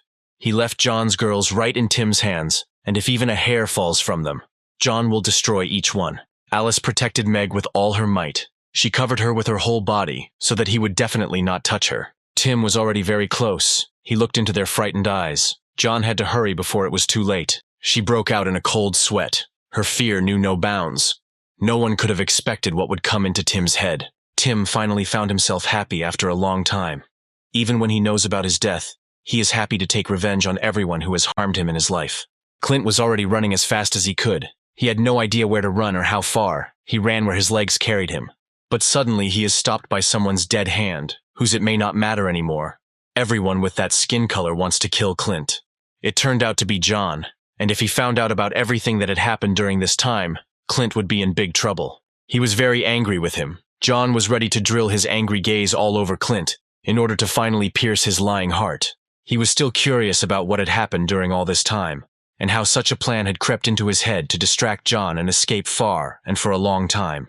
Tim didn't care anymore. The blows to him were pointless. They only did something to irritate him and drive him into a rage. Alice threw herself at him with her feet. Even though she was a fragile beauty, she could easily fight off a crowd of men in the alleys.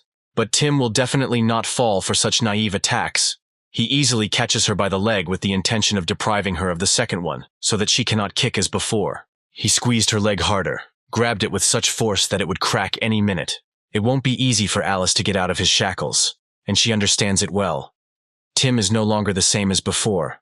Now he is a dead man, to whom death is nothing. Now it is unlikely that an ordinary person will defeat him. Tim is a real madman. He survived even after what happened to him. Anyone would easily accept death and go with it to the afterlife. But he is not like that.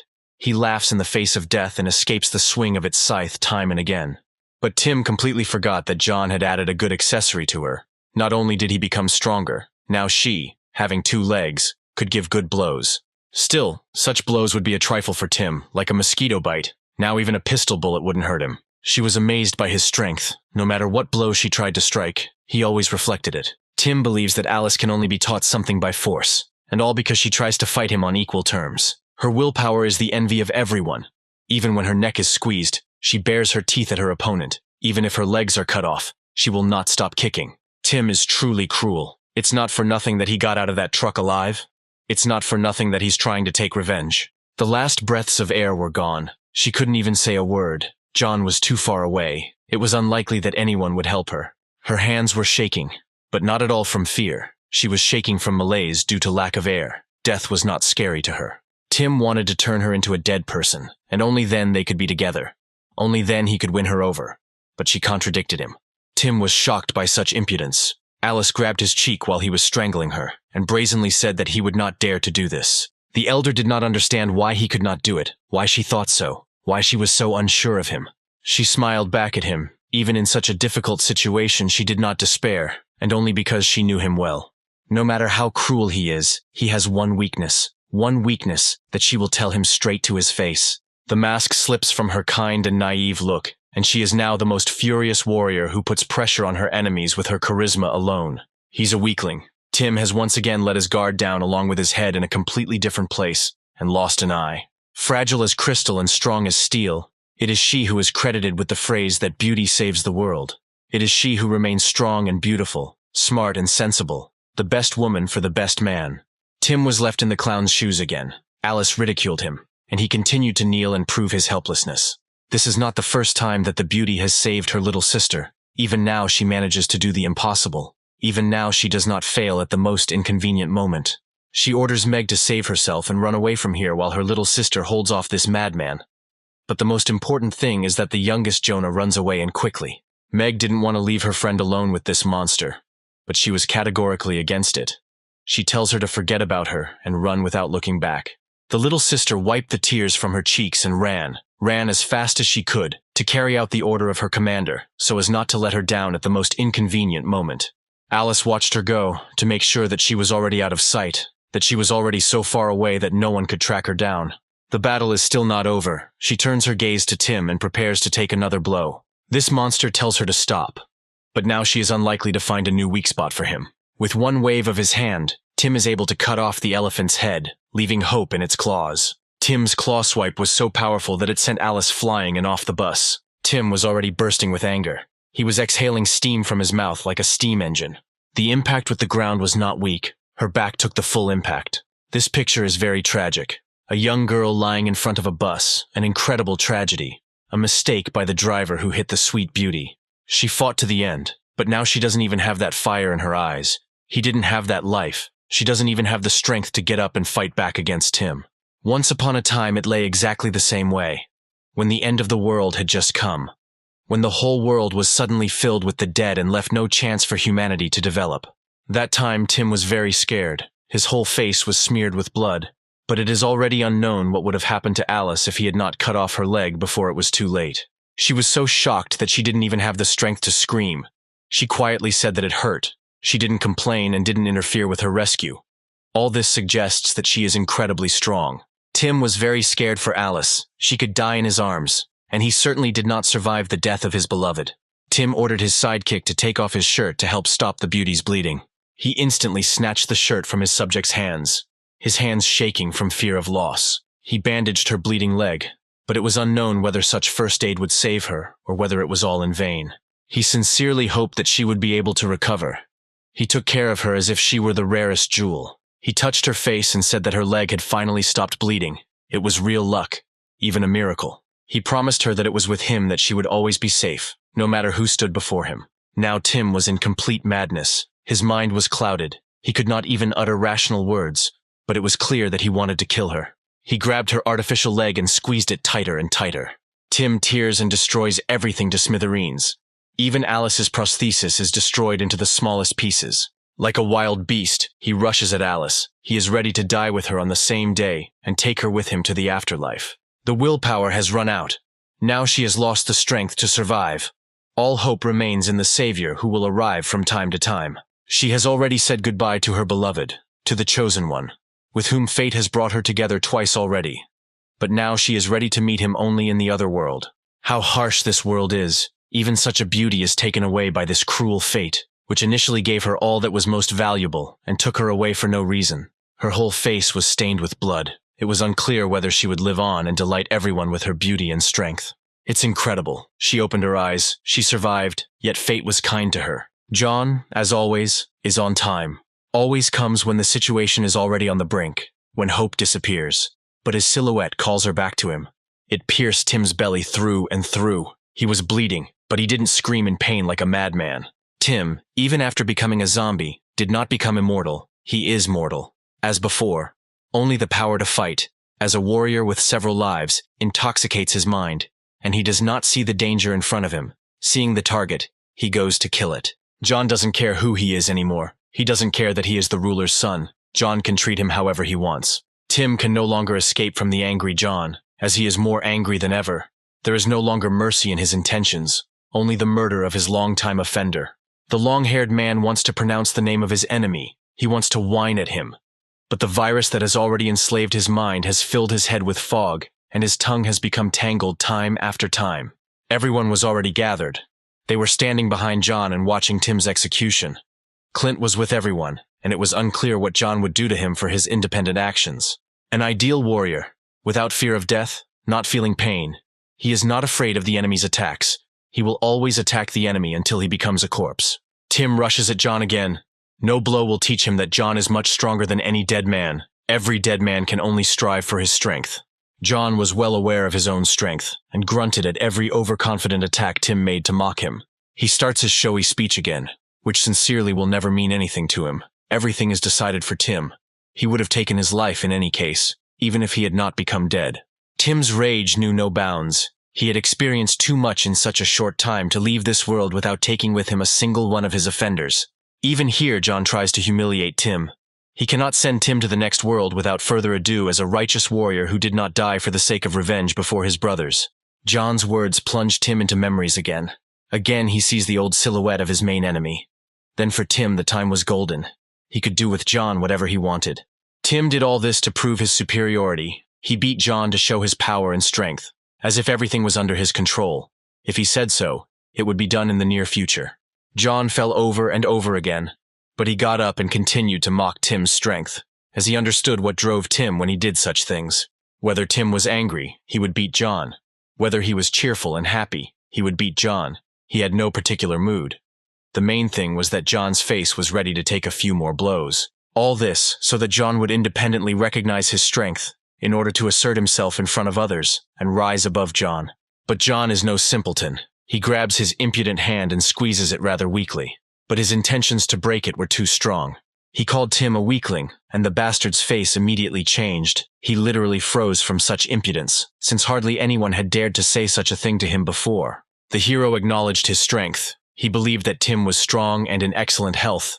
But there was only one nuance that did not give him unlimited power. The nuance is his cowardice, which he wants to compensate for by humiliating the weaker one. Even if John had the same health, he would be able to become hundreds of times stronger than Tim. And this amazed the bully. He was shocked that his willpower was so strong. Tim was already tired of listening to his every impudent word. He wanted to squeeze it between his teeth and crush it. John's self-confidence was driving Tim crazy. He was preparing his fist for another, but stronger blow. Since then, both have changed a lot. As John said, he became hundreds of times stronger than Tim. Tim became a dead man, only remained at the same level as before. The main character doesn't give a chance to win. Tim can take punches like a punching bag that can't respond. Tim was confident that he would easily defeat everyone in his new guise, but he remained disappointed, as he understands that he will die at the hands of the one over whom he always towered. John didn't give him any chance to catch his breath. Tim had no more salvation. He had lost his last hope of winning, since you have to be lucky to become John's rival. Another blow. which will not be the last. But one day one of the subsequent ones will still send Tim to another world and hammer nails into the lid of his coffin. John, even before Tim's death, tries to teach him something, as if his words mean anything. Tim was already completely destroyed. His whole face was beaten, his gums were flying out, and blood was flowing like a fountain. John believes that only Tim is self-confident here. Only he fights due to his willpower, due to his pride. He is too strong for Tim. Just one blow sent Tim flying. In the clouds of dust, Tim's face is still visible, as if asking John to hit him, as if he really wants to take a couple of blows. The character does not resist his desire, and with each step gets closer to Tim in order to finish him off. Tim spat blood. He no longer had the strength to stand up and fight back against John. Only despair before this world. Fate had punished him for everything he had done. Now he was destined to die at the hands of his main rival. He was shaking and growling like a monster, but John would not be bothered by his pitiful appearance and would not be forced to show compassion. Tim, even in the guise of a zombie, began to see the danger in front of him. His eyes said it all.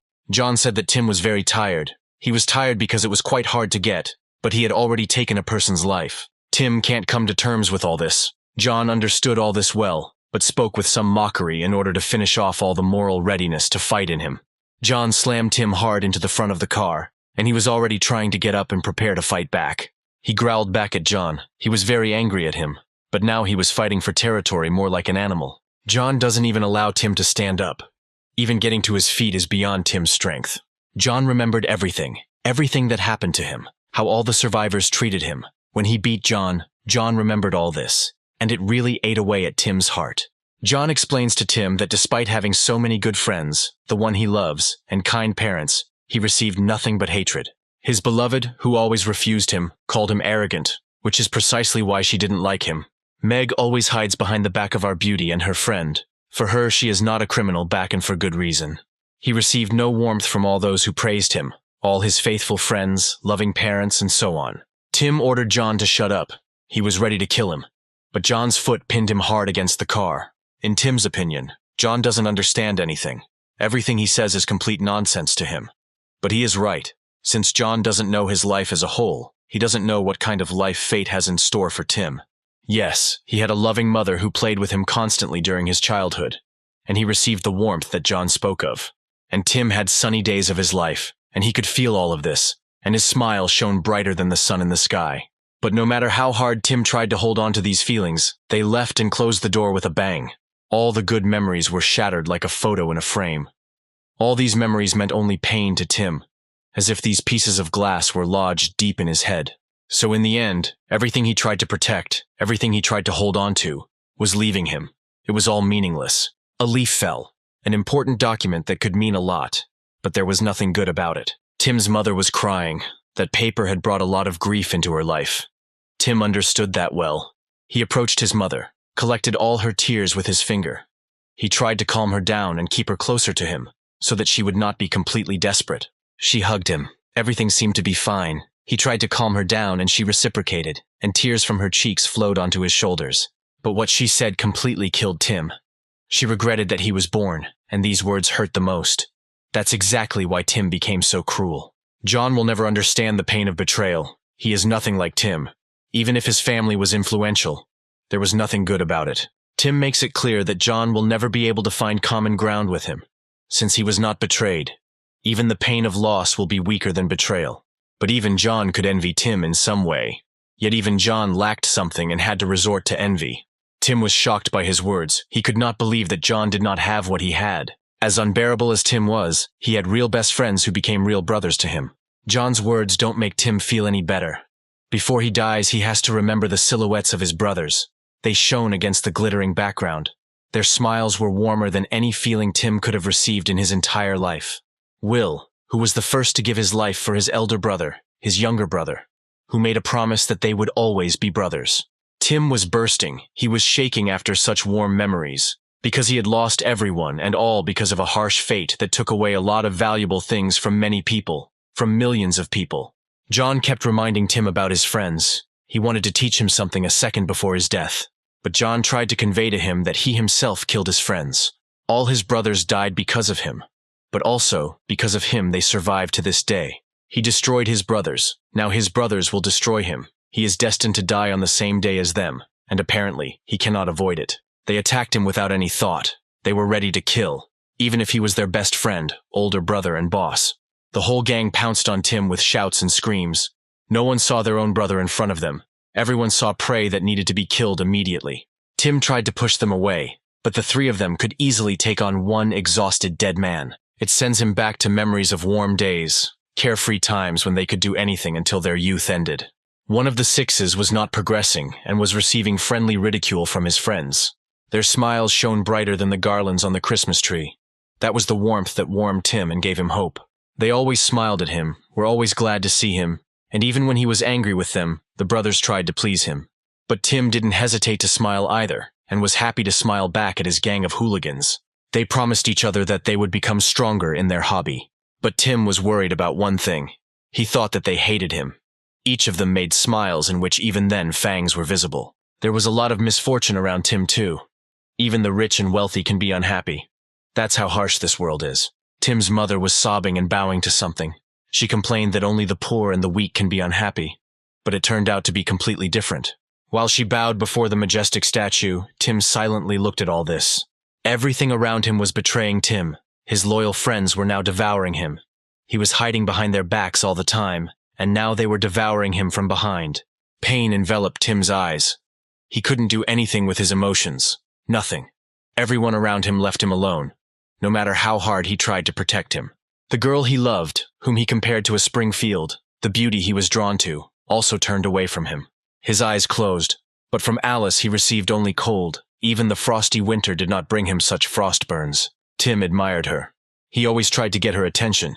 Even in a shared hobby, he craved her response. He reached out his hands to her to ask for help to get to his feet, and she nevertheless gave him her hand. He had clearly lost, and more than once, and she reminded him of this in an attempt to humiliate him and say that she would no longer train with him. In order to spend more time with her, he wanted a rematch, as he wanted to defeat her and prove that he was capable of something. He was very worried about such a conversation, since she is the true love of his life. He named her after the cherry tree, which signified her boundless beauty that must be preserved forever.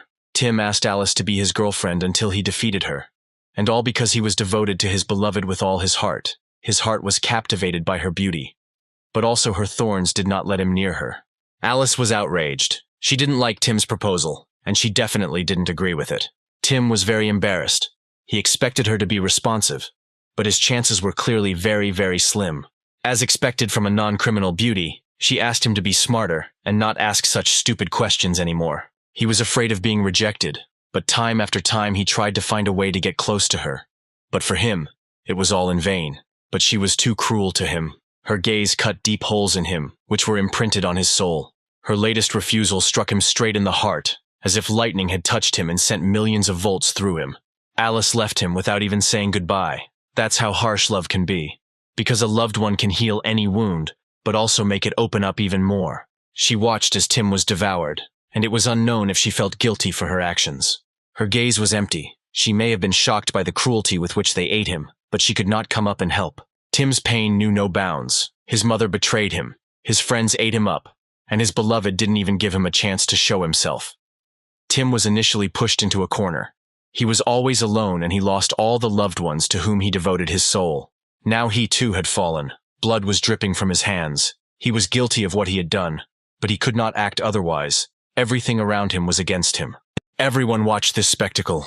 Everyone froze in place after Tim was torn to pieces by a crowd of his own brothers. A real tragedy. Everything in the world was proportional. He seemed like a real villain.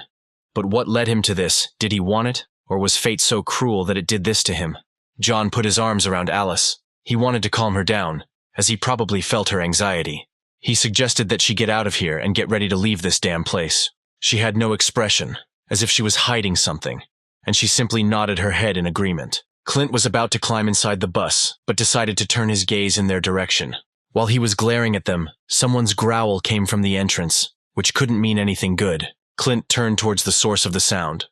Something was bothering him greatly. Had some of the passengers already transformed? The fears were confirmed. The same boy who suffered from the virus the most had already turned into a zombie and was ready to eat his first victim. Clint began to understand that the situation was very bad for him, and whether anyone could save him was unknown to anyone. John immediately glanced in their direction, wondering if he was ready to help Clint after everything he had done, or if there was no mercy for him.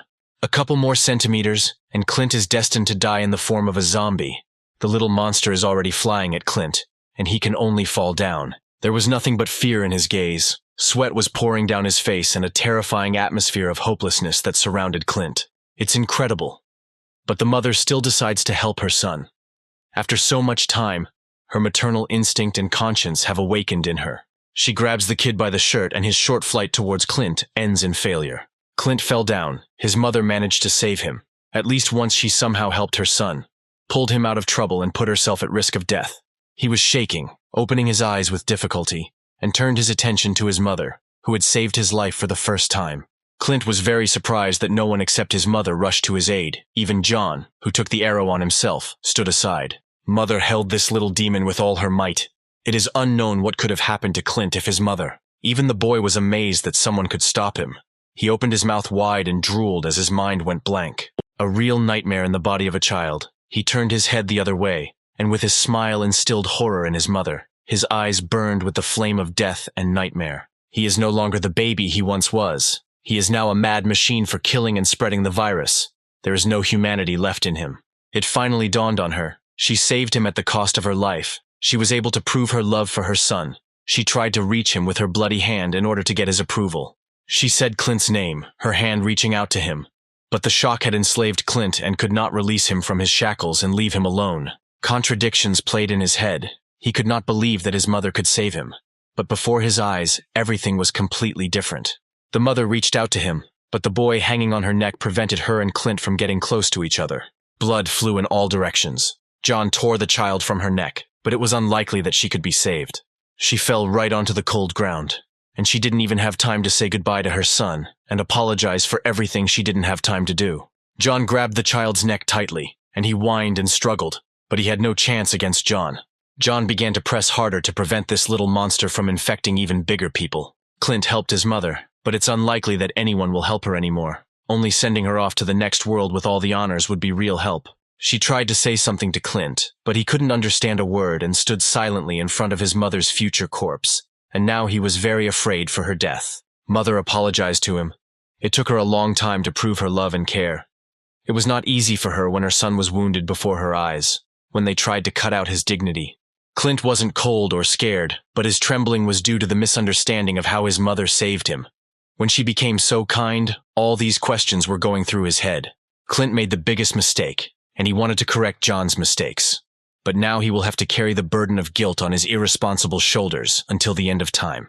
His hands were shaking, but he still tried to close the bleeding wound, but it couldn't be helped anymore. All his hopes were in vain. He presses hard on the wound. Will it help her? Of course not. The virus will soon spread throughout the body and enslave it. Otherwise, she will die the death of a mother who was able to atone for her debt, was able to protect her son from inevitable death. She said goodbye to him for a reason. She thus said goodbye to Clint once and for all. But he no longer wanted this. Her soul was already leaving her body. Tears were drying on her cheeks. But now she was able to repay the debt that had been taking too long to return. Clint ordered her to stop acting like this, but again she just wants to leave and leave him all alone. She was bleeding. Death was already looking her straight in the eye. All that was left was to chop off her head with a swing of the scythe. 15 years ago, Clint had reached out his hand in exactly the same way, asking for help, but no one had given him a ladder to climb out of this abyss. The pain was insane, but the mother did not even touch her child. Yet both parents are guilty of what they did. She languidly said his name, as if she wanted her scumbag father not to hear anything unnecessary, and she could save her son while he was not looking. The hands were almost connected, but the scum of society decided to interfere even at this moment, when his son needed help. The scumbag wanted to drink after everything that this freak had done, and he also incited his mother to run for another bottle, which she was not happy about. He is a real psycho, because even now he blames the innocent Clint, who became a victim of the unfortunate torture of the perverted ruler. The mother had no say in this house. What kept her from taking and throwing this scum and spendthrift out the door? Why couldn't she help her only son? So she left him again, and he was left alone again. While the blood dried on his clothes, his mother ran for a drink. He remembered how she didn't even touch him back then, and was very angry with her. But today, he can finally forgive her. She had already completely transformed and continued to apologize to him. but she still died with pride that she was able to atone for her sins. Back then, she didn't understand what it felt like to need help and have a loved one running away in fear to survive. Now her son had abandoned her, left her at the mercy of fate and given her over to the dead to die. But now she was stretching out her hand and expecting help. Her hands were shaking and bleeding. She tried to reach her son, but it was too late for an apology and everything else. Only death awaited her. Clint screamed at the top of his voice that no one would want to die in his place. No one would stand up for him and cover his back. She was still crying. The pupils in her eyes had disappeared. Only terrifying bloody streaks and an empty look. Even her mind was leaving her. Then Clint just needed a warm hand, just to grab onto support, just to give him the warmth that was taken from him.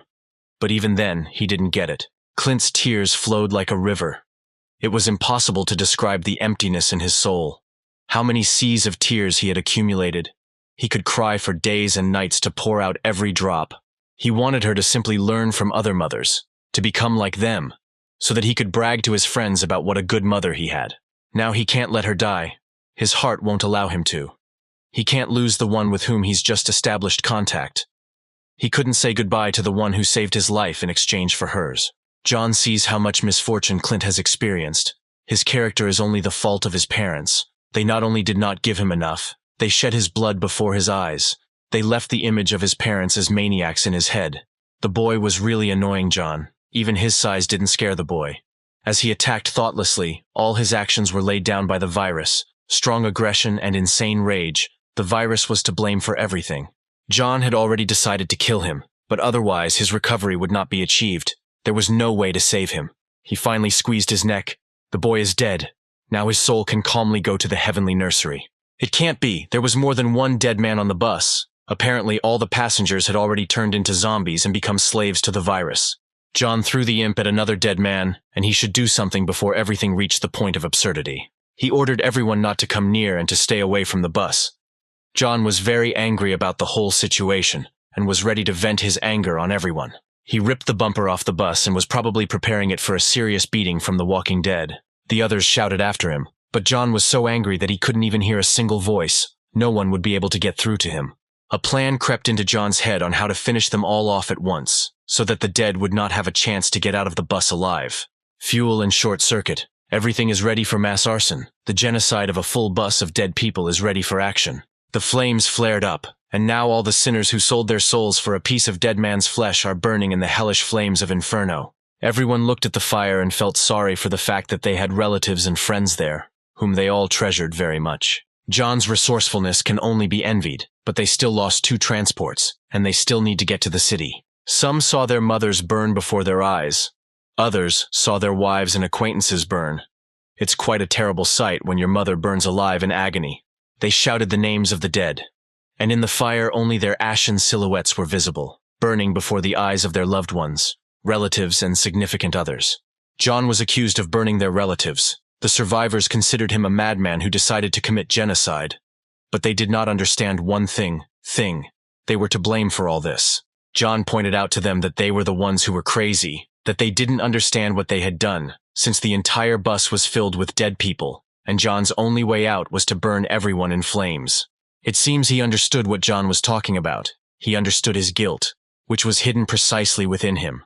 Their guilt and theirs alone weighs heavily on their souls. It is the survivors who are guilty of destroying each other. Everyone here has killed their own relatives. He understood what his guilt was. He knew that zombies couldn't be eaten. He knew that no one could be fed. He saw everything as Tim and his gang collected zombie meat and could not resist the temptation. The guy said that he gave his mother just a little bit, a small piece, because he thought that she would die. And John listened to everything with a saddened face. They began to understand their guilt. They grabbed their heads and began to sob. No one could hold back their tears. Some had lost too many relatives. Many lost children, mothers, wives, and many other relatives. No one could believe in their death. Everyone apologized to their relatives for their mistake. The bus was ablaze with orange flames. All the dead people in it were burned to the bone, smoldering in the wind like a cigarette. Their loved ones were burning, and with every second their despair grew stronger. It emptied them from the inside and made them hollow. John and the girls were already leaving. They no longer had transportation. They no longer had anything. They only had each other. John approached Clint. He was killed in all respects. He made a lot of mistakes. Although with the desire to correct them, he took the lives of half the crew, killed his own mother in order to save his life. The zombie friend looked at Clint with pity. He was silent and watched as his mother choked on blood, and Clint shed one tear after another. He finished her off with an umbrella and sent her to another world, where she would be destined to meet her beloved husband. Clint's gaze was indifferent to everything. There was nothing in his eyes. He understood that John could easily abandon him, leave him alone to the mercy of fate. But he still asked the question. Clint clearly wanted to stay with John. He asked him if John would continue to be with him, if they would continue their journey. John was very angry at Clint. He had no intention of killing him, but he certainly deserved punishment. John grabbed Clint by the collar but remained silent. He remained silent for a long time. He had no words to describe his actions, to explain to this fool what and how. Clint couldn't stand his silence. He stopped when John pushed him. All his actions were aimed only at getting an answer. Whether he would leave him or take him and ask him for all his mistakes, all these questions were circling in his head. His desire knew no bounds. John remained silent, and Clint made the situation worse and worse with his annoying questions, but still tried to get answers out of him. John was already on the edge. His teeth were bared at him. He was ready to growl at him and swallow him, so that there would be no sound from him, so that he could not create unnecessary problems with his childish head. Our zombie friend yelled loudly at Clint to finally stand up and stop acting like a child, to stop thinking he was so special that everyone should bow down to him. Clint's stupidity continued. He cried and tried to squeeze an answer out of John, refusing to follow him. Clint had already fallen too low. He couldn't let John go. He begged and whined on his knees for him to forgive everything. He banged his head against John and poured out his boundless supply of tears. His pleas were endless, and all just so that John would take him with him. Clint killed his mother, even if he blamed himself. It doesn't change anything. Because of him, many people died. If he hadn't distracted John, if he hadn't gone so far, they could still have been saved. He blamed his entire behavior on his fear. The fear that made him run away from his mother. The fear that made him take the lives of those people. Someday John will get tired of all this. Someday he will send Clint somewhere far away, where he will not have to look after people and lead them. Meanwhile, the bus went out. Ashes and smoke rose into the sky along with the ashes of the dead who died the death of Vikings. The terrifying silhouettes of some still looked out the windows and left a shiver on the skin, as if a nightmare had escaped into the real world. People stopped crying and sobbing. Their tears would not put out the fire, would not bring everything back, and at least these tears would not even reach their relatives. John was already tired of listening to Clint's nonsense. He understood his motives. But earlier, he had already helped people become more useful. They stopped being a burden, but Clint couldn't sit still.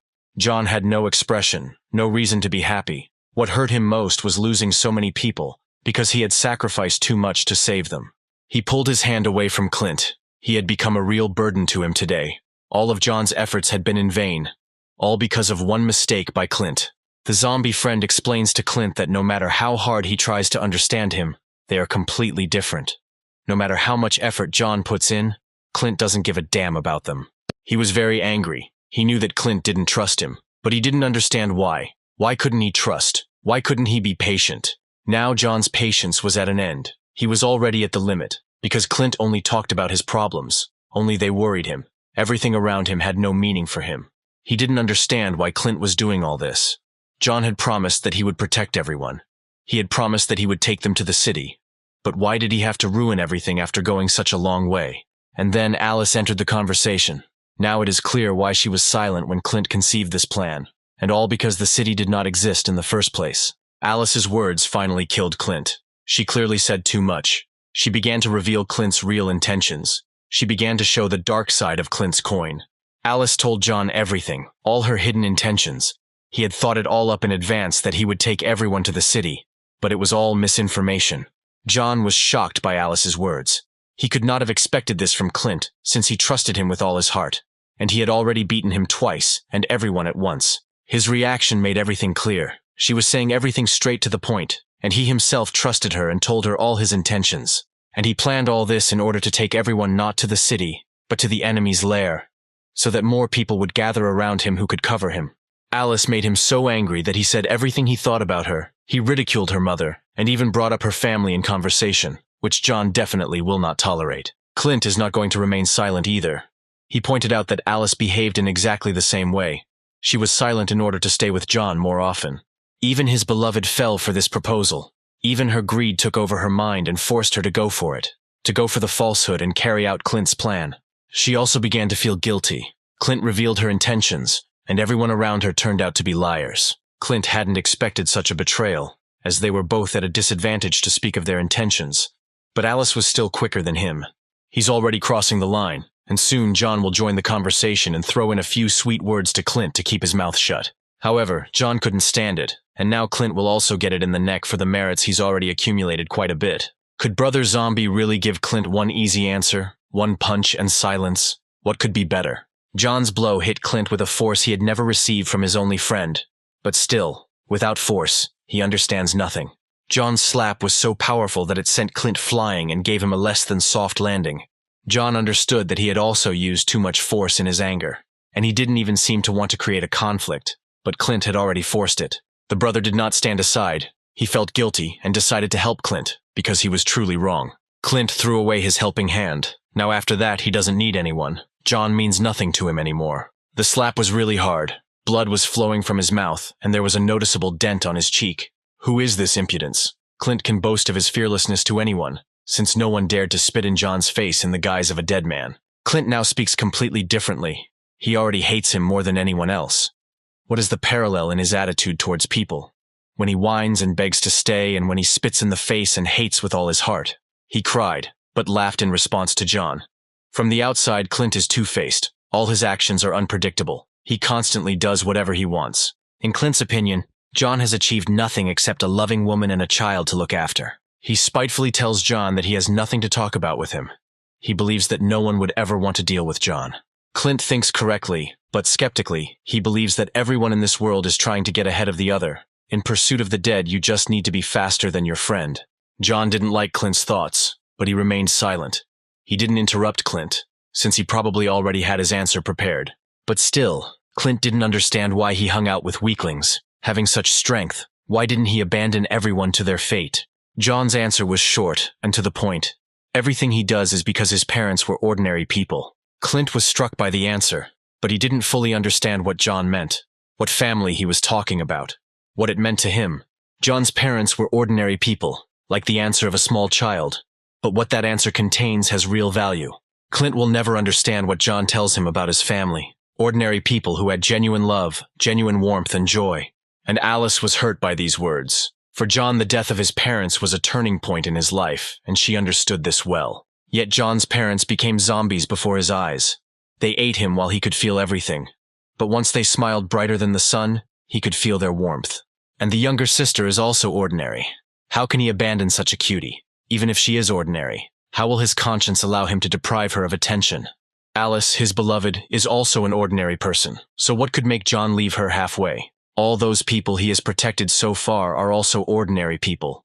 Each of them is ordinary, and now how to come to terms with the fact that they will no longer be there, just like with the death of his parents, to regret it for the rest of his life. Among those is Clint himself, who made John feel special. Aren't they all just ordinary people? Each of them is ordinary. But John, by the call of his conscience, cannot leave them. He is the only person among them all. Everyone understands that in order to live in comfort, one must become stronger. But still, the strongest one bears the most responsibility. In the first half of life, when everything was normal, when the end of the world had not come, John was constantly beaten until he bled by Tim and his gang. He could never fight back even against one of them, and he didn't have a chance to compete with the crowd.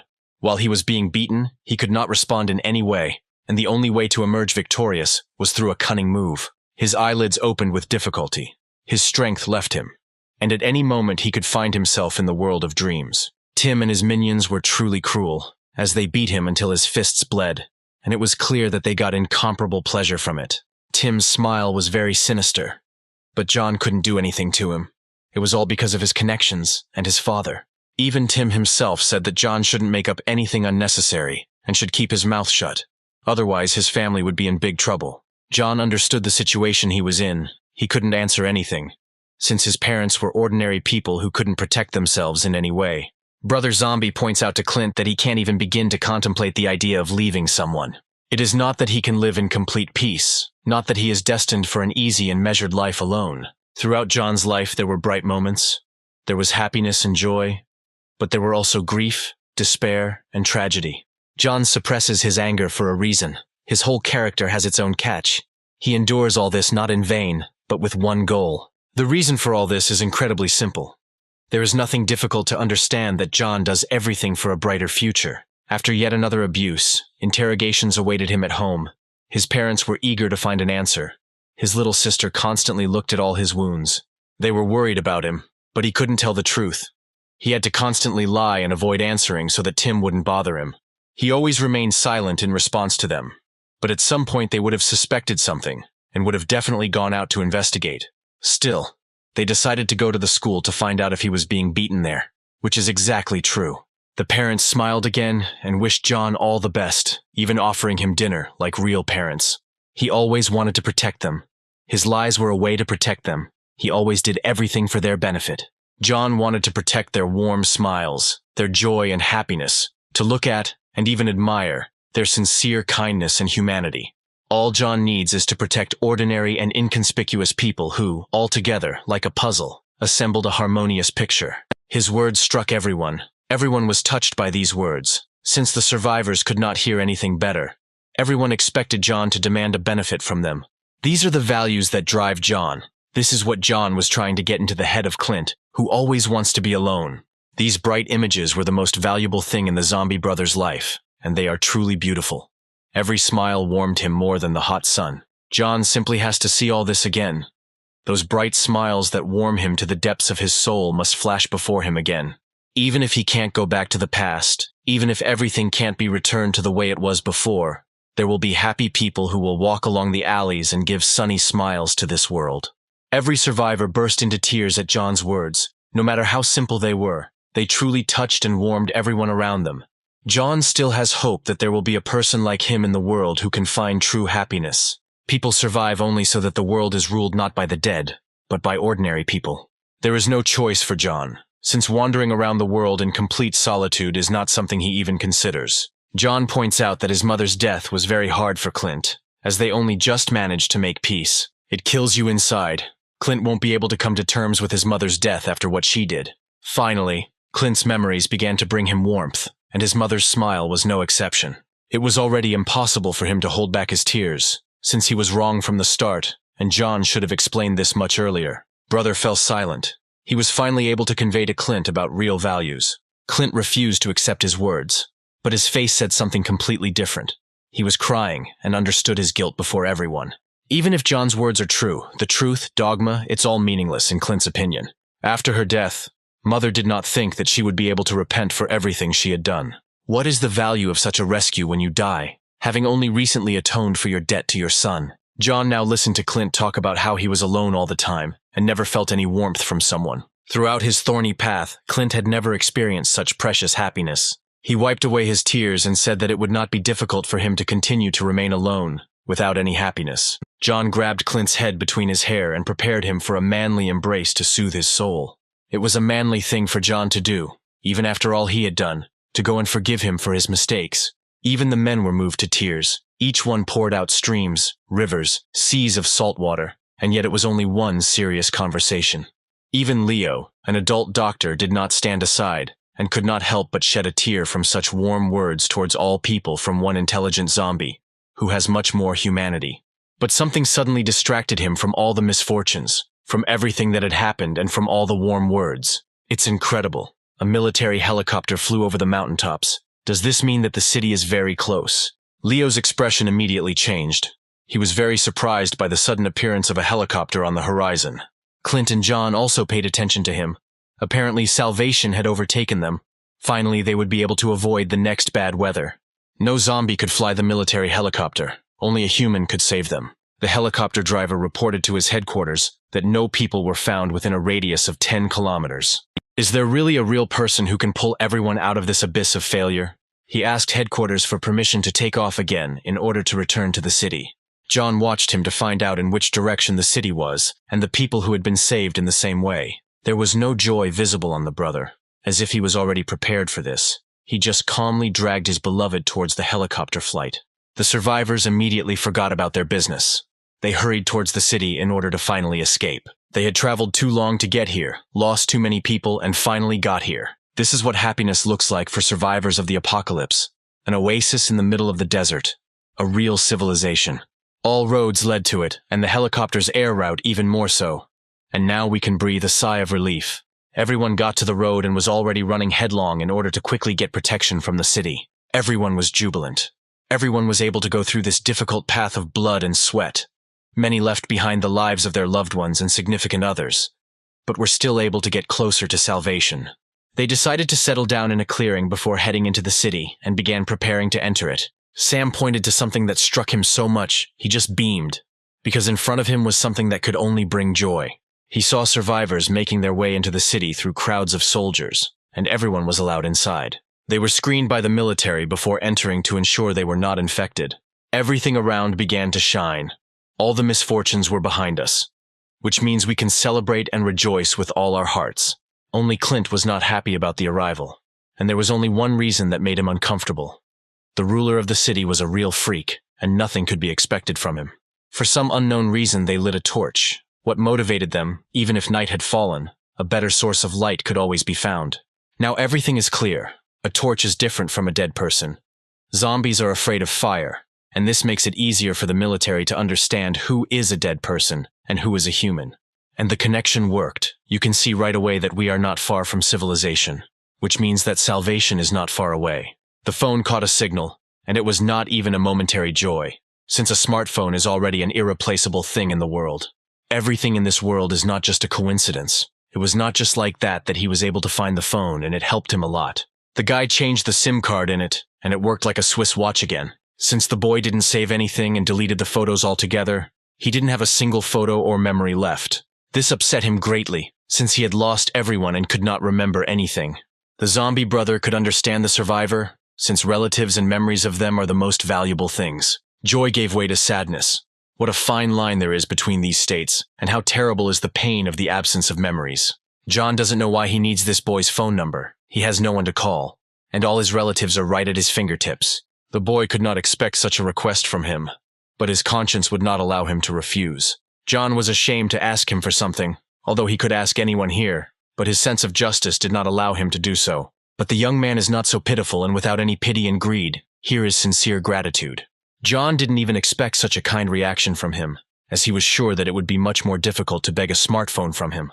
But still, the smile showed that he understood that it was not all over for these people, and that future generations could be safe. After such journeys, people truly begin to value their own lives, and the one who saved them will be a kind of deity for them. The stars sparkled between the trees, and John didn't know why he needed Clint, who probably wasn't expecting him very much.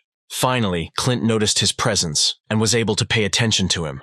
Clint pointed out to him that he would be going into town, and John knows this better than anyone. John also knows what kind of person Clint really was behind the mask, what his nature was and who he was. From the very beginning, John was right.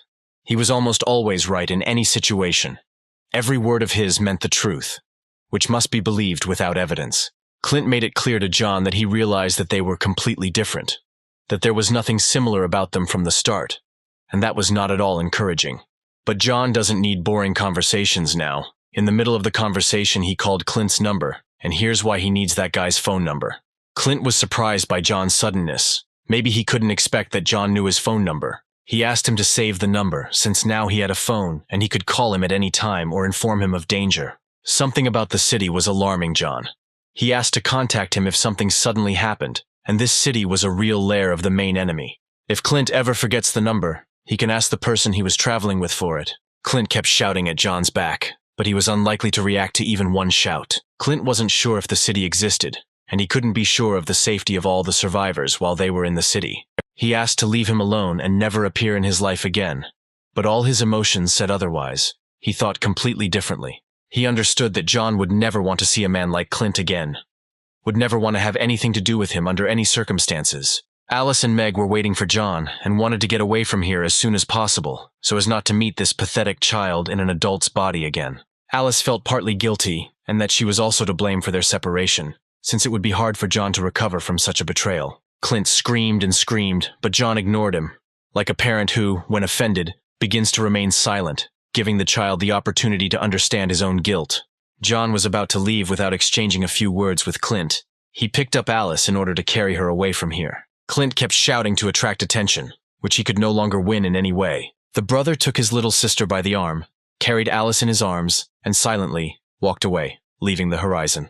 If the city suddenly didn't exist, Clint asked John to take him with him on a big journey where everyone would finally become friends. He stood there for a long time and waited for an answer from his zombie brother, but he never got anything.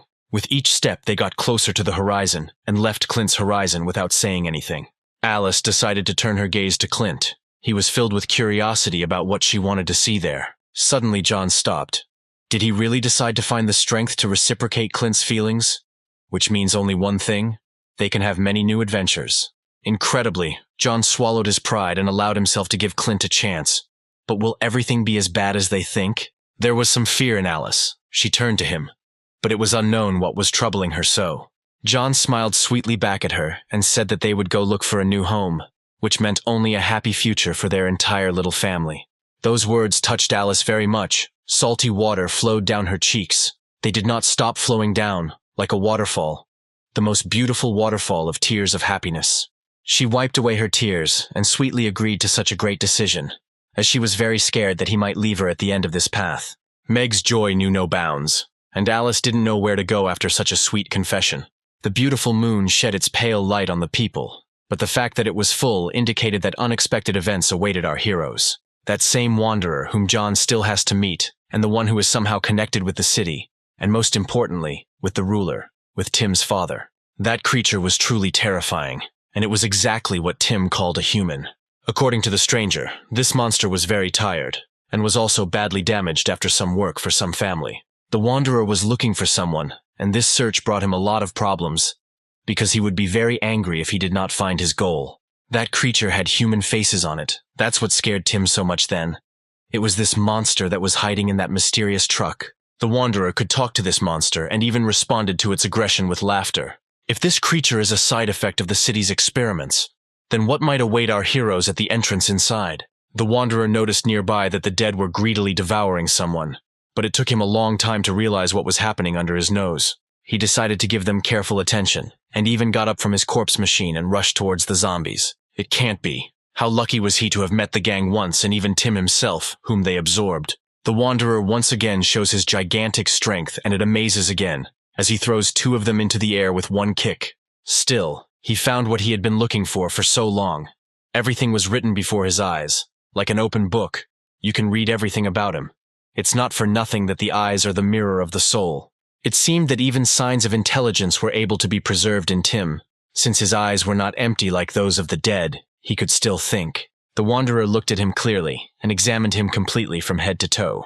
The chains and handcuffs that he is shackled with do not give him any peace, and the bandages that are wrapped around his entire body are even worse. From his cloak, he began to pull out a certain photograph. Could that family really be Tim's family? He held up the photo and compared the dead man's body with the photo of the one he was looking for, and it would be really bad if Tim was the one he was looking for. All fears were confirmed. The wanderer is directly connected to the ruler, and it is for his family that he works. He still found it, which means Tim still won this battle with John, since he was able to get out of this situation dry. It turns out that the stranger had previously known Tim, but they hadn't seen each other for a long time, which is why he almost didn't recognize him. They were supposed to see each other for the last time before his birthday even arrived. It couldn't be. The wanderer called Tim his older brother. But Will had been killed long ago, and that was exactly what Tim couldn't believe. The younger one asked him to shut up, and not to irritate him with words about how his brother had been dead for a long time, and that he had no more brothers. He didn't want to spoil his good mood, which is why he shut Tim's mouth in advance, so that he wouldn't say anything unnecessary. The wanderer's goodwill still needs to be earned, so Tim will have to be a good boy to win his love. He pulled the gloves over his bandaged hands and confirmed everything by saying that they were still one family. You can't quarrel from the very beginning. First you need to become friends, and later you can quarrel like children. Initially, it is necessary to break off relations with Tim. But for what purpose, and why does he need a needle? Will Tim really become part of this creature connected into one? Suddenly, the monster began a dialogue with the wanderer, and he immediately noticed their intervention. They said something incomprehensible, which only this strange stranger, who was unusually strong and had a character unlike anything else, could understand. Everyone's faces became too talkative, as if they were humming something, like an orchestra. The wanderer pulled out a thread and a needle. He certainly didn't prepare them for knitting, or Tim would become his new material. He threaded the needle, which couldn't mean anything good for Tim, since he would be the next product. He was very scared for his life. He couldn't even save himself. His father is a real psycho, since he allows such things to happen even to his own son. The survivors were already stepping towards the gates, and each had torches, which together shone much better than any lantern. The soldier noticed a crowd of people in the darkness in front of him, and torches really helped to see them in such darkness. Leo was responsible for everyone and led and was in front, and also reported for them all. The soldier does not lose his vigilance and takes a stance to react to an attack or an enemy. The people here are unusual. Each one was equipped with different technologies to analyze their enemies or allies. Apparently, they were able to pass the selection, and the passage will be open to them. After all, doctors are very valuable at such times. Everything in this city is very serious, and at such a time you always need to be on guard, and so it is with the military in the city. The man forwards all the received data and asks for permission to enter to these people. His look is very tired. Could this indicate something bad is happening in the city? Finally, the gates to the city are open to them, and they will be able to escape from the crowds of the dead. Everyone froze in front of the gates, as if they had entered the afterlife, and the guard of the scales gave them passage into heaven. The guard let them in, which would have been a real blessing, but something was bothering them. That creature that worked for the ruler of the city. The survivors did not expect such an easy entrance to the city, and froze a little in surprise, as they had experienced a lot during the time it took to get here. The guard was tense at this reaction, but Leo calmly decided to finally enter the city. Some rejoiced, others were happy, and some expressed gratitude for the warm welcome.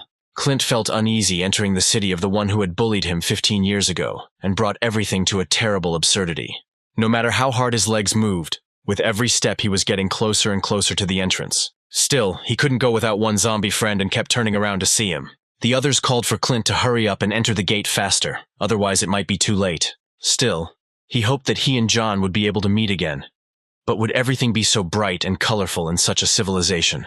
It was very hard for Clint to enter this place, and every step became more and more difficult, as if he was chained to the car and dragging it on his back. The full moon did not say anything good. Complete distrust of the city because of the strange incidents with the Wanderer and the ruler. It transported him to John and the girls. John still couldn't forget Clint, and he kept remembering him and everyone else.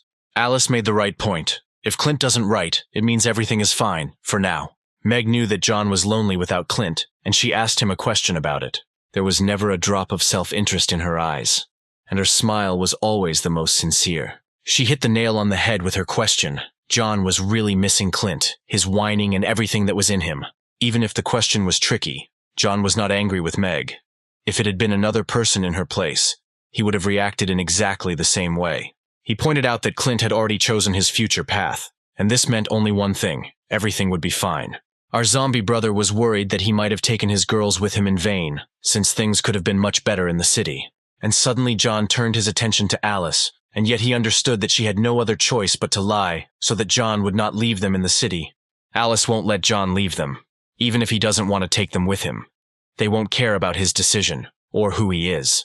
Silly John still had some conflicts about this, and it bothered him a lot. Alice is far stronger than all of John's enemies, as she can stop John with a flick of her finger, which she often uses to stop John from saying too much. In her opinion, people are thirsty for a new life in order to get rid of and forget about the old sufferings that torment them with their presence at the present time. Alice's words amazed John. Now both are able to throw around beautiful words. When people lose a loved one, they start looking for a replacement to take away the pain of loss. But they haven't been able to lose John yet, so they're not going to look for a replacement. Her genuine smile is much more pleasing than its absence, and until this moment John may not have realized this. Appearance is not important to her. What is important to her is that, having become so strong and powerful, John remained himself, without changing his priorities.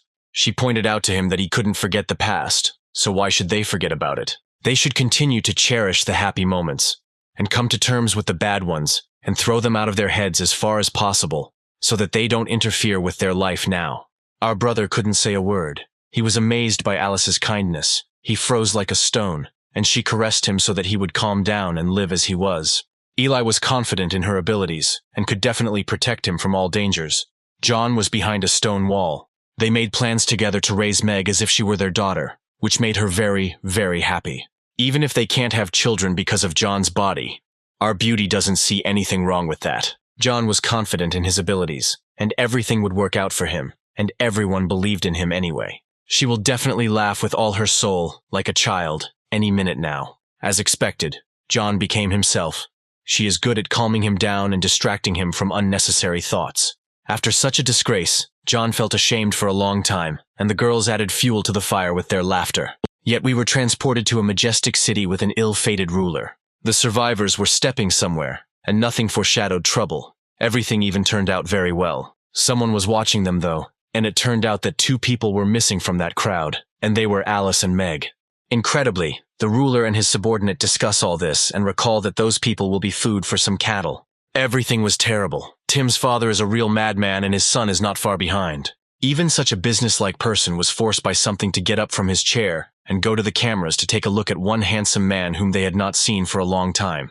Even after so much time, he did not forget about him and waited a long time to admire his beloved boy again. Even now, he thought it was beautiful. The ruler saw a lot of energy and sensitivity in his eyes. All this made his animal instincts awaken. Clint is like a barrel of wine, only getting sweeter with age, and only this pervert has such feelings for him. He wanted to see something that over time became even more interesting to him. He wanted to know the reaction of the weak animal, who had lived in the darkness for a long time, and he would plunge him there again. The guard opens the gate for the survivors, and apparently the feeding has already begun, with the worst for dessert. The crack in the gate emitted a strong light, and it was this light that Tim's father was talking about. The gap became wider and wider. The light became very strong. What was stored behind these doors? All the people were blinded to the point of burning in the eyes, and no one could see anything in the rays of this radiance. The smoke dispersed throughout the room. According to the ruler, the reaction of the people would be darker than he could have thought. They broke through all his perverted expectations. Leo was shocked for a reason. He was scared. He didn't understand what was looking out of that door. It was a real nightmare, the likes of which they had never seen before. Something that could destroy all hope for the further development of civilization. This is the real horror in everyone's life. A circle of white chalk on the floor will not save you from this. Such evil spirits, which were kept locked up, will reap all the survivors from minute to minute. Clint froze. Surely he hadn't expected to see something like this. Although yes, he had never seen anything like this. It was a real horror for him. The reaction was truly gloomy. That's what kind of a beast our ruler is. This madman turned out to be an experimenter, just like Tim. This is exactly what he wanted to see. This kind of reaction was priceless to him. He laughed evilly, like the main villain. Yet the city turned out to be the lair of the enemy of humanity, who wanted to achieve immense power through experiments. Millions of people have already fallen into his trap. Each one was given over to be eaten by the dead, and he considered each one a naive friend. At the same time, John was putting Meg to bed, and she finally went to bed. Clint didn't call them. Everything was calm for them. But that creature that stuck its hand out of the gate didn't give them any peace. While their friends and acquaintances are dying, they just want to have fun when their little sister is lying nearby. They almost touched lips. Finally, everything was fine. They were together and everyone was happy. But suddenly they are interrupted for the second time. But John still calls Clint and summons them to his place. The brother lifts the smartphone closer to himself and realizes that his fears have been confirmed. It can't be. Clint is in complete danger and he urgently needs help. John needs to hurry already. They were placed in a cage and perhaps they will soon be experimented on or simply sent to feed the dead. They fell right into a trap. John himself put everyone's lives at risk and almost set up his girls. The dead were already greedily reaching for their future food. Their number was astonishing. They had clearly been collecting them here for a long time. He is completely satisfied with his actions. A real villain who made everyone understand how harsh the world is in the apocalypse, and no one can be trusted. But it is too late to say anything. John and Alice were already preparing to run to help their comrades, as they had promised them that they would get them out of any trouble. The shadow of the city, a cruel father, a tyrant ruler, a pervert with a terrible character and a madman. When he was put in charge of the city, no one thought anything of it. The saviors of this city have already arrived and are ready to administer their justice in it.